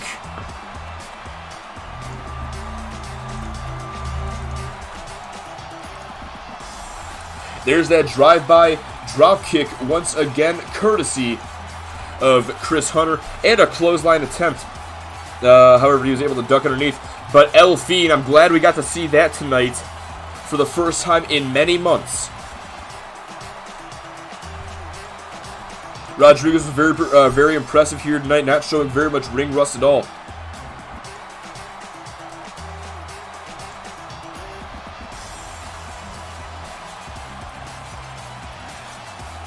Oh, damn, Jordan didn't get his vote in. That fucking sucks. But either way, time to pay out the winners. Congratulations to Yanni on the successful bet. Are your winners, Loco Lee Lopez and Pedro Rodriguez. I never thought I would see Pedro Rodriguez in a UPWA ring again, let alone competing right before the main event of Wrestling Palace alongside Loco Lee Lopez. But then, again, here we are. Now, ladies and gentlemen, don't go anywhere. You stuck with us this long. Stick with us for a little bit longer. We have our main event of the evening coming up next. Riley Anderson, Devin Russ, 30-minute Iron Core for the UPWA Championship. This is going to be a barn burner. Do not miss it. Stick around after the commercial break to catch this incredible fucking match. Be back in just a moment.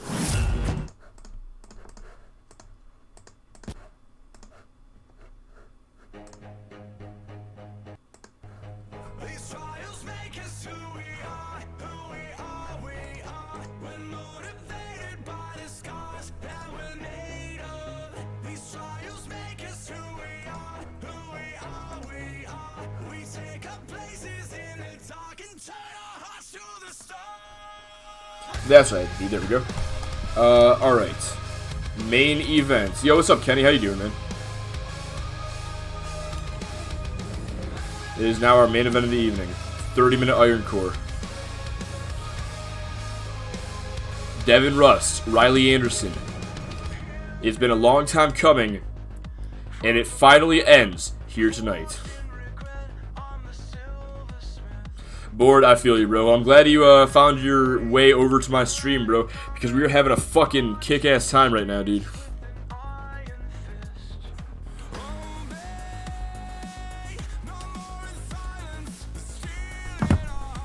And of course, this matchup is for the UPWA Championship.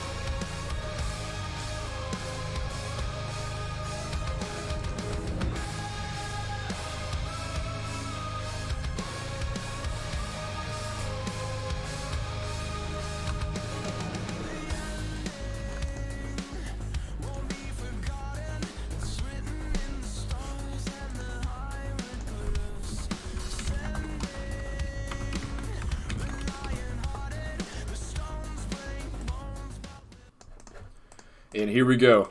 This match is over a year in the making. Well, just in this universe. Out of kayfabe, just in this universe alone, this is years in the making. But in reality, if we go back to 2017, when the Red Faction initially formed to take on Obliteration, it all started there.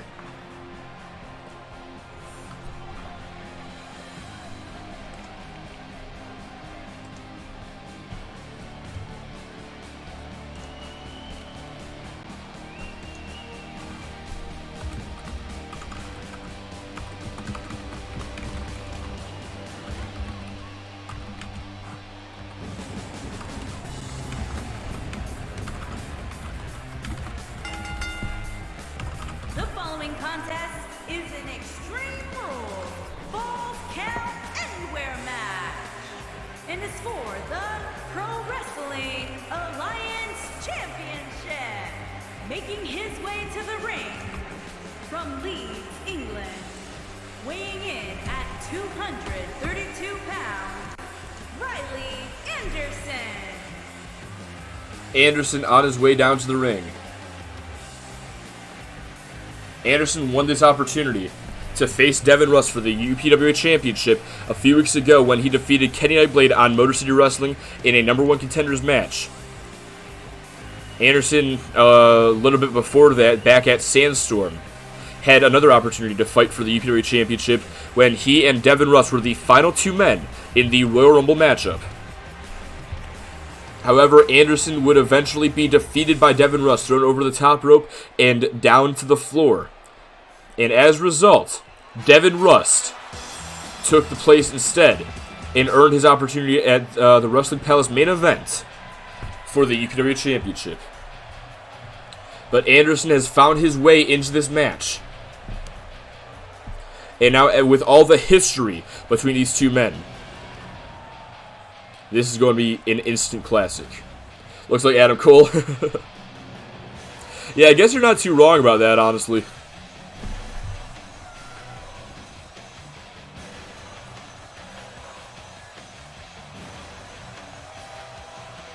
Devin Rust in front of his hometown.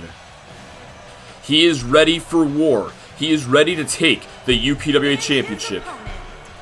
From the pits of hell, weighing in at 343 pounds, Devin Rust. Betting officially started for this matchup. Marty cheered you on, Devin, even though you shoved him that one time. He's ignoring that. I'm glad Marty's looking past it. Devin Rust and Riley Anderson. One topic in particular, these two like to talk about when you mention their history, is that one fateful night, half a year ago, when Devin Rust turned on Riley Anderson and Sean Goldman and broke up the Red Faction. After Anderson and Goldman failed to defeat the Lost Souls in a tag team match, Devin Rust from ringside entered the ring and delivered a double chokeslam to both men out of frustration that they could not defeat the Lost Souls. As time would go on, well, not much time would have to go on before Riley Anderson found a new trio in the British Invasion. And he used his power with the British Invasion to take out Devin Rust at the time. There's a lot of history between these two men. And now it all culminates in the main event of Wrestling Palace for their top prize in this company.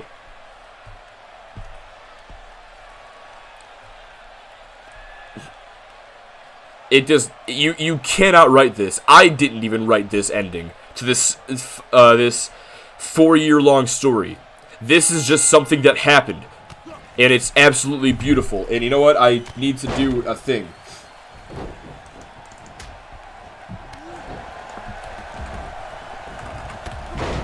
As this matchup gets underway, Anderson with the early lead.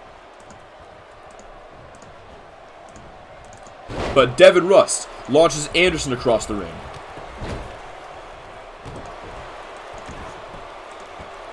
And now the blatant choke by Rust. There is no love lost between these two individuals, I can guarantee you that. As Anderson returns the favor with an eye rake, now the float over DDT planting Rust into the mat. Going after the arm, slamming his arm right into the center of the ring. And follows up with a drop kick to the upper back. Now, in this matchup, the Iron Core match, the premise of the match is simple. It is an Iron Man match, except it is combined with hardcore rules, meaning there are no disqualifications, no countouts, and pinfalls can occur. Pinfalls or submissions can take place inside the ring or anywhere else in this arena. There are no limits between these two superstars besides their imaginations. And of course, the winner of this match and the winner of the UPWA Championship will be whoever scores the most falls by the end of the 30-minute time limit. And Riley Anderson could be on the verge of scoring his first fall after delivering the Thunder Fire Bomb. And now hook of the outside leg to put Rust away and score the first fall of this historic matchup at only a 2 count.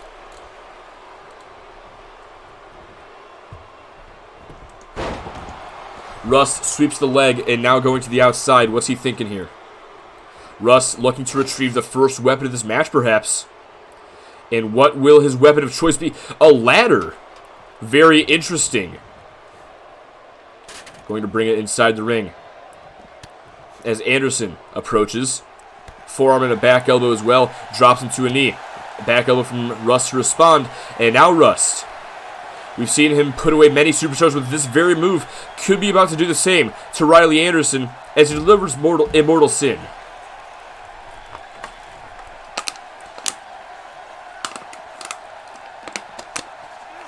Inverted DDT from Riley Anderson. Able to escape that hold. And now picks Rust back up to his feet. Has him by the throat. And Riley Anderson with a choke slam to Devin Rust. Hooks the outside leg. 1, 2. Only a 2 count. Rust getting that shoulder up. Not even 3 minutes have elapsed yet in this match. I'm not surprised at all that Rust was able to kick out. Picks him back up. Standing drop kick, but Rust sidesteps in a kick right to the side of Anderson. Going to pick him back up. And punch right to the face. And a club to the back and a second one. Anderson refusing to go down, double axe handle, and a second finally brings him down to the floor. Rust again, looking for a weapon perhaps. A baseball bat. Well, he's not going to use it. I'm not sure why he brought it out then. Was looking for the Devil's Cry chokeslam a second ago, but Anderson saw it coming, was able to prevent it from occurring.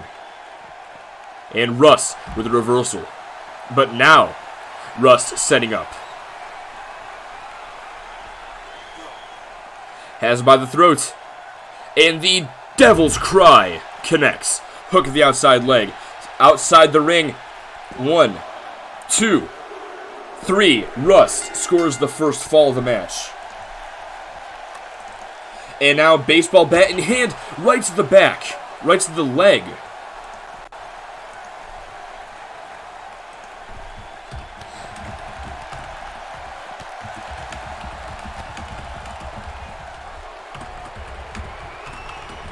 Oh, right onto the bat. Riley Anderson was looking for the Thunderfire driver once again, but Rust with a back body drop able to reverse, and only a 1 count that time.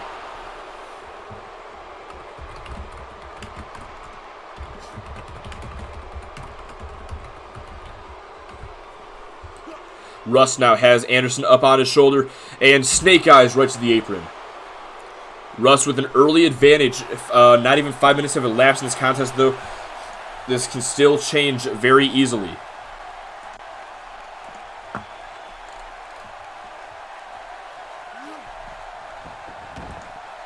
Rust going to send Anderson back inside the ring, and this match resumes inside the ring. Rust going after the leg. Drop toe hold. Takes him down. Rust with a back elbow and a clothesline to Anderson. Nice move there. And now another blatant choke. But again, no disqualifications. These guys can do anything that they want to each other. There are no limits. And Rust now launches Anderson all the way across the ring with the sulfuric powerbomb. Hook of the outside leg. 1, 2, 3. Another fall for Devin Rust. Maybe 20 minutes or 30 minutes was too long. And just tossing him across the ring there.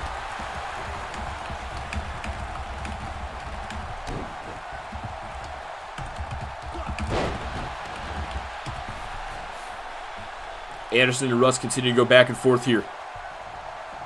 Looking, planting him into the mat with that DDT. And Anderson now knocks down the referee. Not sure what that was, why that was necessary for Anderson. But now going to the top rope. It's not uncommon to see Anderson go to the top rope. A man of his size delivers the moonsault in only a 2 count. Maybe 30 minutes is too long. Maybe Riley's too weak. Well, either way, we still got 23.5 minutes to go in this contest. Rust has 2 falls. And could be on the verge of scoring a third. Powerbomb planting him into the mat. Stacks him up with the cover. 1, 2, and 3. Yeah, maybe Anderson is too weak. Quick jab. Wait a second. Anderson trying to turn things around. Thunderfire driver.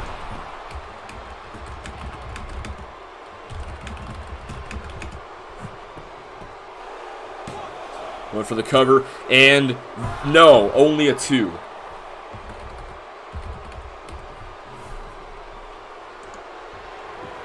But he's not done yet. Anderson wants this fall. He wants it desperately. Has Rust by the throat.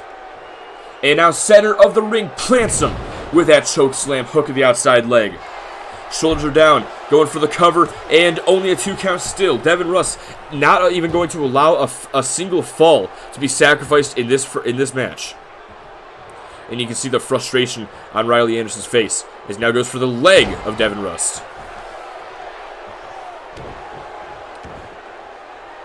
Anderson now. No, Rust with the reversal. Shoulder first into the mat.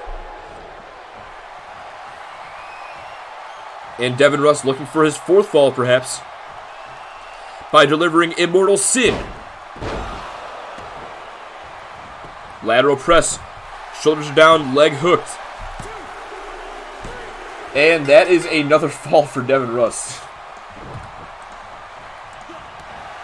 Oh, over the top rope, down to the floor. And I think Rust's leg may have landed awkwardly on that ladder that went with him.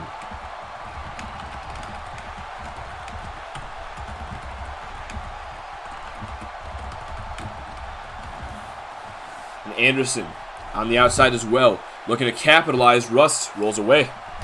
Punch to the midsection. And a back elbow as well. And a back breaker now. Followed by a Russian leg sweep.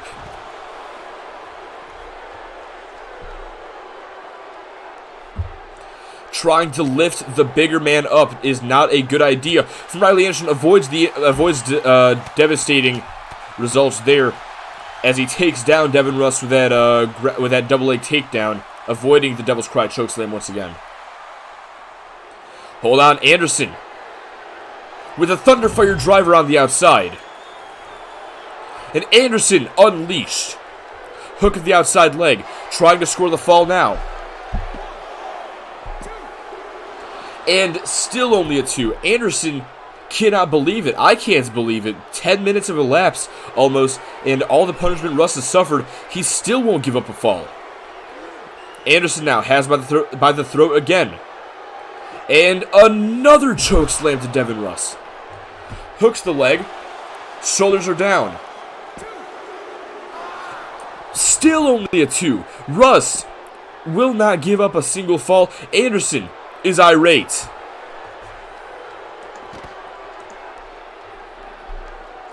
These two still going back and forth. Anderson going to bring him back inside. Maybe the outside wasn't the answer. It's not giving him the results he was hoping for as he goes for the cover once again. This time purely out of desperation, surely. Lateral press and only a 2 count, unsurprisingly.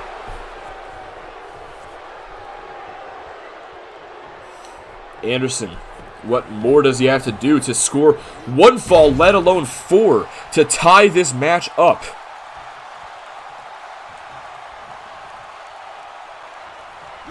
Devin Rust just slamming him into the mat with that one. And now, camel clutch applied. There's nowhere for Anderson to go. He might have to tap out here. No, wait, grabs the leg, sweeps the leg. Able to, now going for the cover. It's an interesting strategy, but also a very desperate one. And I just don't think it's going to work.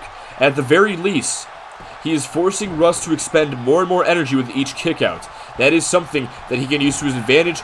And in a matchup like this, in an Iron Man match, an Iron Core match, energy is key to victory. Devin Rust, he may have 4 falls right now, but if he continues at this pace, he may burn himself out and allow Anderson to start racking up the pins. Dropping the knee across the face. Lateral press again. 1, 2, and only a 2. I think Rust was busted open by that knee drop. It looks like he's trying to feel his face for the blood. And now he's got Anderson by the throat, looking for the Devil's Cry again. But now Anderson with the reversal. A couple of back elbows, a trio of back elbows. And a jab as well. And a snapmare now. And now the necky twisty. The most devastating move in all of sports entertainment. And now, Anderson has a camel clutch of his own. Look at the torque on the back of Devin Rust here. And no, Rust breaks the grip and sweeps both legs. Both men back up. This time, he's got him by the throat, and the Devil's Cry hits. And I think that's going to be a 5th fall for Devin Rust. Spoke too soon. Predicting it now, 7 falls for Devin. Yeah, I can see it. There's the takedown. Ooh. Anderson takes him out at the leg, trips him up there. Nice move. And now has Rust by the throat. Trying to score the fall with a chokeslam again. Hooks the outside leg, just falls into the cover at this point. 1, 2, 3. Anderson finally scores his first fall. But now he needs 3 more just to tie with Devin Rust. And that's assuming that Rust doesn't score any more. Wait a second. Looking for the Cliffs of Dover.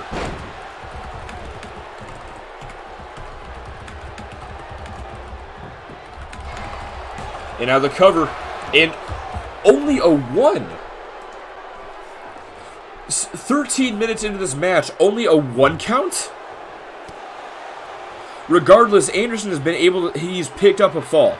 He has a fall against Devin Russ. It may be on the verge of a second one now with a second choke slam. Well, second, but at this point probably the 8th. Going for the pin. And still only a 2. I thought that was a 3, but it was just a 2.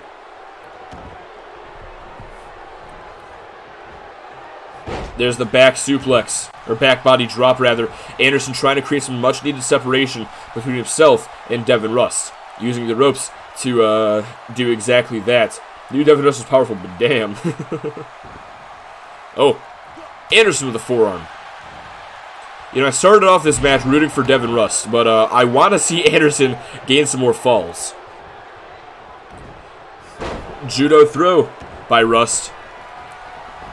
And now setting up again. Has Anderson by the throat. And the Devil's Cry chokeslam again. That is going to be a 5th fall for Rust. I'm calling it now. And there it is. And now Anderson's back in the position he was at just a moment ago. With only, well, by being down 4 falls.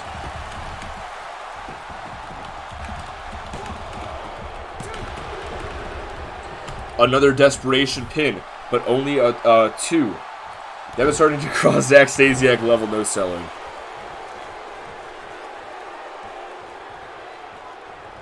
You know, like I said, there are a lot of factors going for Devin Russ right now. Number 1, he's motivated by the scars that were made of. Devin Russ is motivated by the UPW Championship. This is his first championship if he wins tonight. He's facing one of his most bitter rivals of all time. And on top of that, this is the main event of Wrestling Palace in his hometown. Now, to be fair, 2 of those could be could be going for Riley Anderson as well, but still. Off the chokeslam, only a 2. Anderson visibly frustrated. He needs 4 falls within the next 14 minutes and 20 seconds. And that is just if he wants to tie with Devin Rust. There's a forearm over the top rope back inside the ring. And wait, off the ropes, drop kick. What a springboard drop kick by Anderson. Pulling out all the stops here tonight, going for the pin, only a 2. Please scream if the boyhood dream has come true if Devin Russ wins tonight. I would, but I think my mom's sleeping.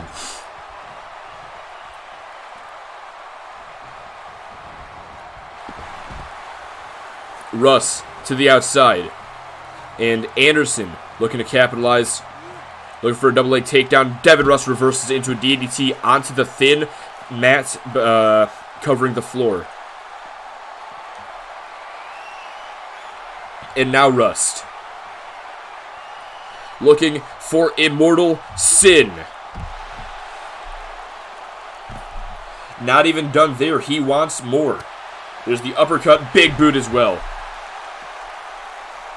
And picking him back up now. Has him by the throat. With the steel steps. No, I guess not. Devil's Cry chokeslam. Hook of the outside leg. 1, 2, and 3. Another fall for Devin Russ.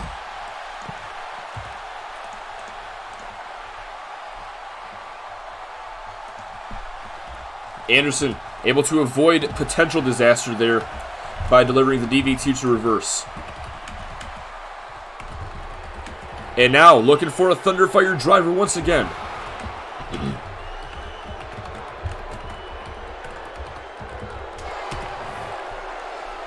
And just continuing the assault here.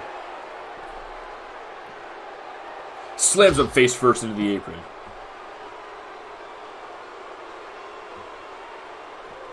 Now, the British Invasion may have been successful earlier tonight in the triple tag Iron Cell.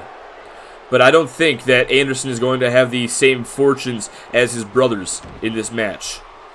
Rust sends him back inside, and I think Rust thinks he's a cruiserweight right now because he believes he's going to the top rope when he does not have that skill. There's a forearm. And a clothesline. Rust over the top rope. Once again to the outside. Anderson going to show him how it's done here. Looking for a fist drop, and no, Rust able to sidestep. Looking for another weapon.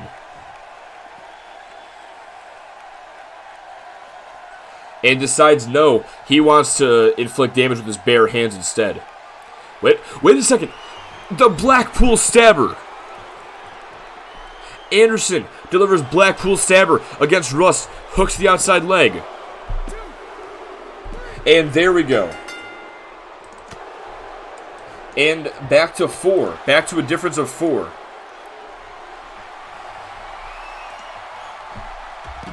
Anderson doing everything he can to bridge the gap between himself and Devin Rust, now looking for a weapon himself.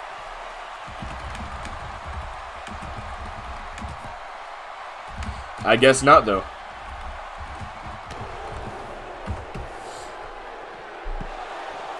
Rust pushes him back in a kick right to the side. Hooks the outside leg. 1. That's all he'll be able to get out of Anderson at the moment. Anderson back up. Oh! Quick right. Quick uppercut. Clothesline takes him down.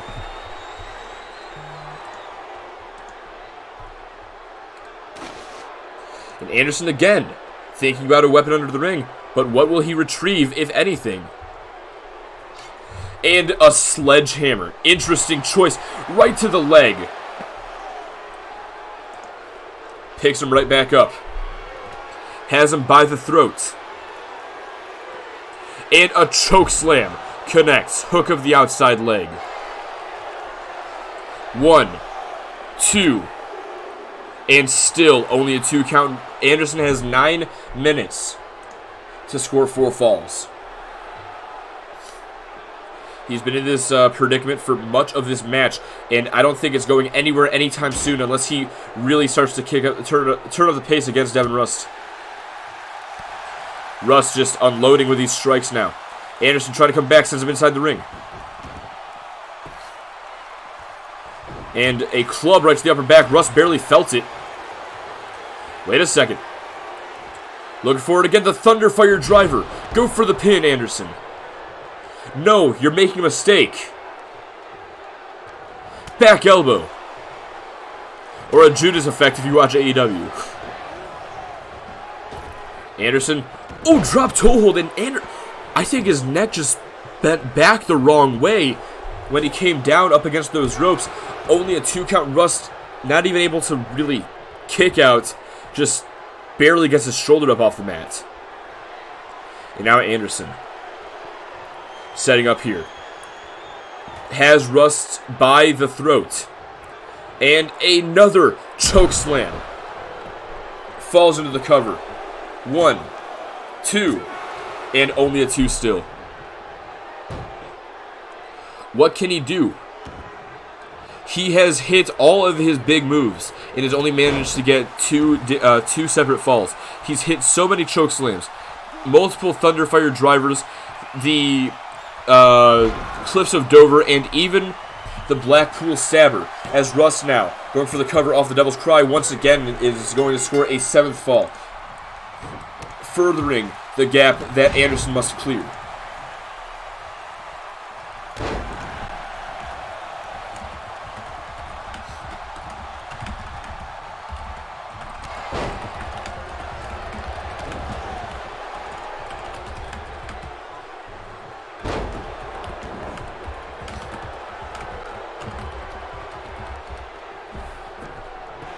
Lateral press by Anderson, and only a 2 count. Faint knockout, damn. I hope Rust's neck isn't fucked up.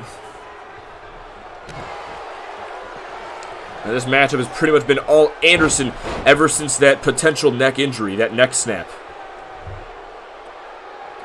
And Anderson looking to capitalize here, has him up again, and a Thunderfire driver. Right onto the upper back neck area as he goes for the cover now. And again, he's able to score a fall, but he's right back where he started. He still needs 4 falls in 7 minutes. Drop toe hold once again. I just don't think it's physically possible. Going for a desperation cover.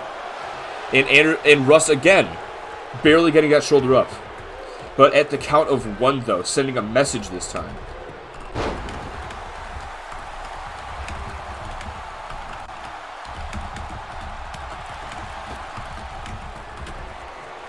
And Anderson clothesline over the top rope. The crowd chanting, "This is awesome," as Riley Anderson through the ropes, a tope suicida, going for the pin. 1, 2, 3. Anderson, for the first time since the beginning of this match, has closed the gap to less than 4. But Devin Russ may be about to even things back up.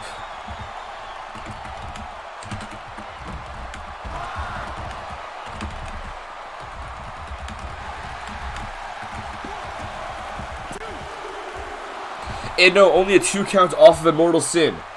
Anderson is down by 3. He has 5 minutes, just under 6 minutes, to score the next, score 3 more falls. I don't think it's doable. But if he can maintain this offense that he's maintained for the most part against Devin Russ over the past 10 minutes, then I think it will be possible. It would be amazing if Russ wins this match. If Russ wins this match, that's... Wait. Anderson. Cliffs of Dover once again. Picks him back up. Russ finds the Atlanta boys backstage, and a little reunion happens between the 3. That would be interesting, wouldn't it?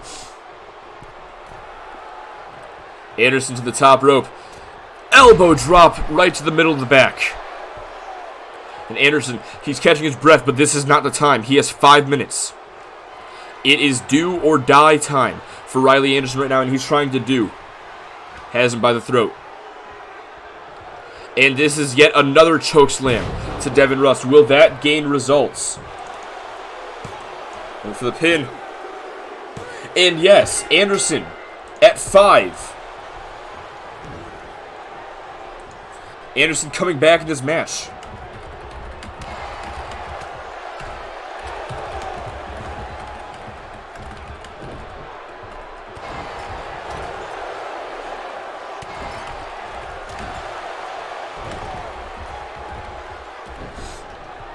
And now a blatant choke.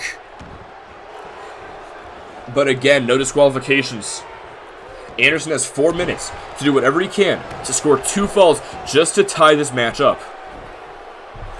And again, that is very much assuming that Rust does not score any more falls in the process. This goes for the cover, feet on the ropes. Completely legal. Does not matter if the referee sees. Kick to the leg. And, looking for the backbreaker, gets caught with an STO. And Russ has the advantage once again for the first time in many minutes. In a discus punch. Devin Russ at this point just needs to buy his time. He just needs to waste the time in this match. He needs to run down the clock. He already has 7 to Anderson's 5. But wait a second. Rust wants to send a message. The figure 4. The same move he defeated Christopher Wolf with a few months ago. And he is going to do the same to Anderson here tonight to score his 8th fall. And with 3 minutes left, I don't think it's possible anymore. I think Anderson has run out of time officially. Wait a second. Blackpool Stabber.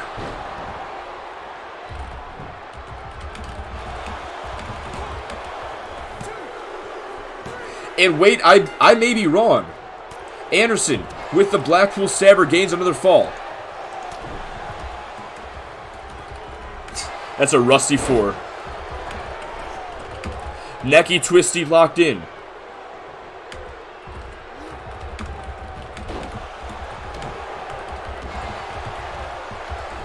And with 2.5 minutes, camel clutch is locked in.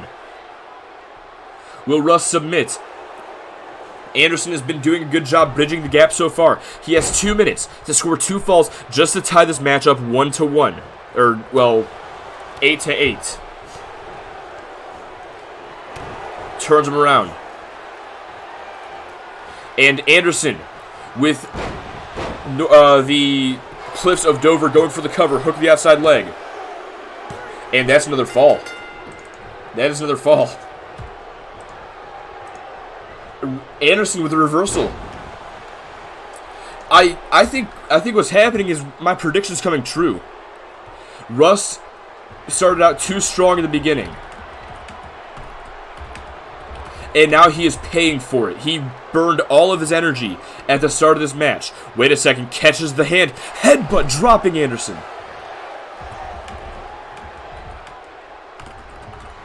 And now to show him how it's done.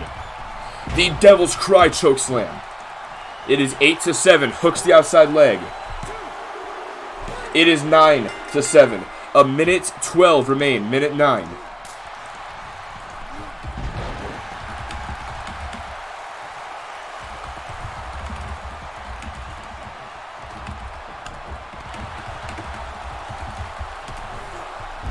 I'm really worried now that Russ may not win this match and that Russ gets injured in his spine or neck or something. That's my biggest concern right now. Well, 45 seconds left. Anderson's been doing a really good job bridging the gap, like I said, but I don't think it's going to happen now. Russ with a sulfuric power bomb. Oh, into the corner. His head hit every turnbuckle on the way down. Rust saw that. He wants the pin. He wants this extra cushion. 30 seconds left. Does not score the fall. 9-7. Looking for the... He gets caught. Back elbows. 17 seconds. Anderson. Desperation. Thunderfire driver. 12 seconds. It's impossible. Hook at the outside leg. 6 seconds left. It is physically impossible. And still only a 2 count. But my God. What a classic.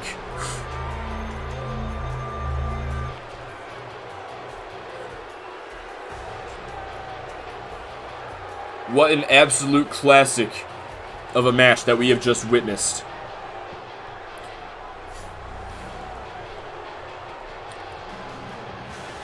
It was all Devin Russ from the beginning. Russ scoring 4 consecutive falls. Anderson would do what he could to bridge the gap. Scoring 1 fall. At a certain point, it became these two switching falls back and forth.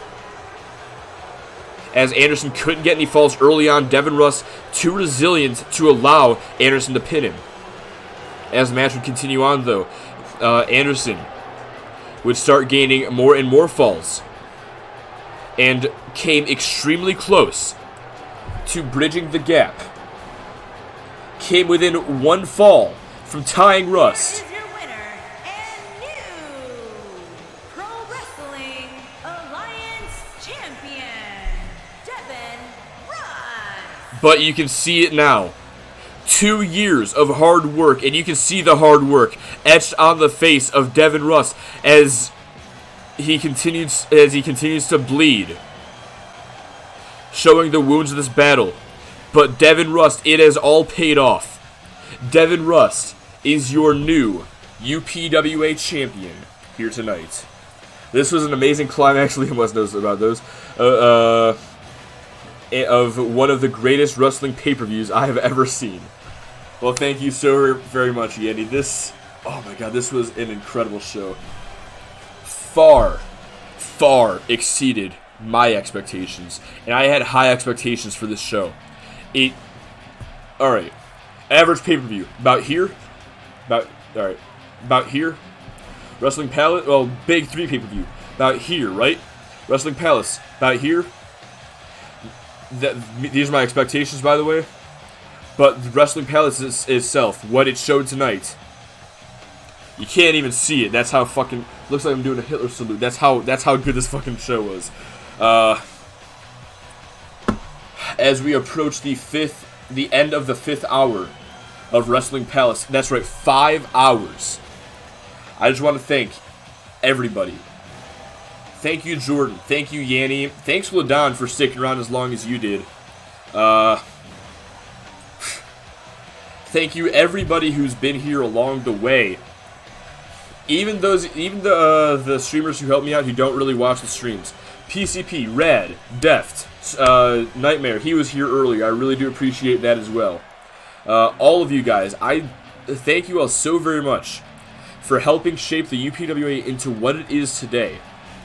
As we close out Season 2 I just want to thank all of you so much for your continued contribution and support to this eFed that started 2 years ago. And it's been fucking incredible. You know who I really want to thank? I want to thank Mixer. I want to thank Mixer for giving me the streaming platform that Twitch couldn't provide in the beginning of the UPWA. And while we may have started on Mixer, we have found our new home, our permanent home on Twitch. But yeah, again, thank you all so very much for an incredible Season 2. Be sure to tune back in October 27th for Extreme Takedown Wrestling number 97 with the draft, where we pick up right where we left off with Season 3 of the UPWA. And before anything else, actually, I just want to take a picture of my screen once again. 5 hours, 5.5 hours streaming this broadcast. But yeah, Extreme Takedown Wrestling, October 27th. Make sure to be there for the draft. Till then, speaking of bridging gaps, over the next couple of weeks, I'll be streaming something. My first Plato's Battleground, I might stream something else, I'm not entirely sure. But I'll be doing something on Tuesdays and Thursdays in order to bridge the gap between now and Season 3 while I get everything set up for Season 3. But until then, until we officially start Season 3, I just want to once again thank you all so very much for watching. This was Wrestling Palace 2, live from Detroit, Michigan. Oh my god, Devin Russ won it in his hometown. It's a Cinderella story. Wrestling Palace 2, live from Detroit. And this has been your boy, Doug the Dog 6. And for the final time in Season 2, I'm signing off. By the way, I just want to say, anybody catching this, or Yanni, I know you're still here. If anybody's down tomorrow, like, do some sort of after party. I'm not doing an after party right now, it's too fucking late for that, but a Wrestling Palace after party in the like general voice chat on Discord. We can talk about everything that's gone down in the UPWA. I might even broadcast it, honestly, if anybody actually shows up. But yeah, just throwing it out there. If anyone on the VOD has made it this far, I'm throwing that out there to you. But till then, I will see you guys later. Thank you once again for an incredible year.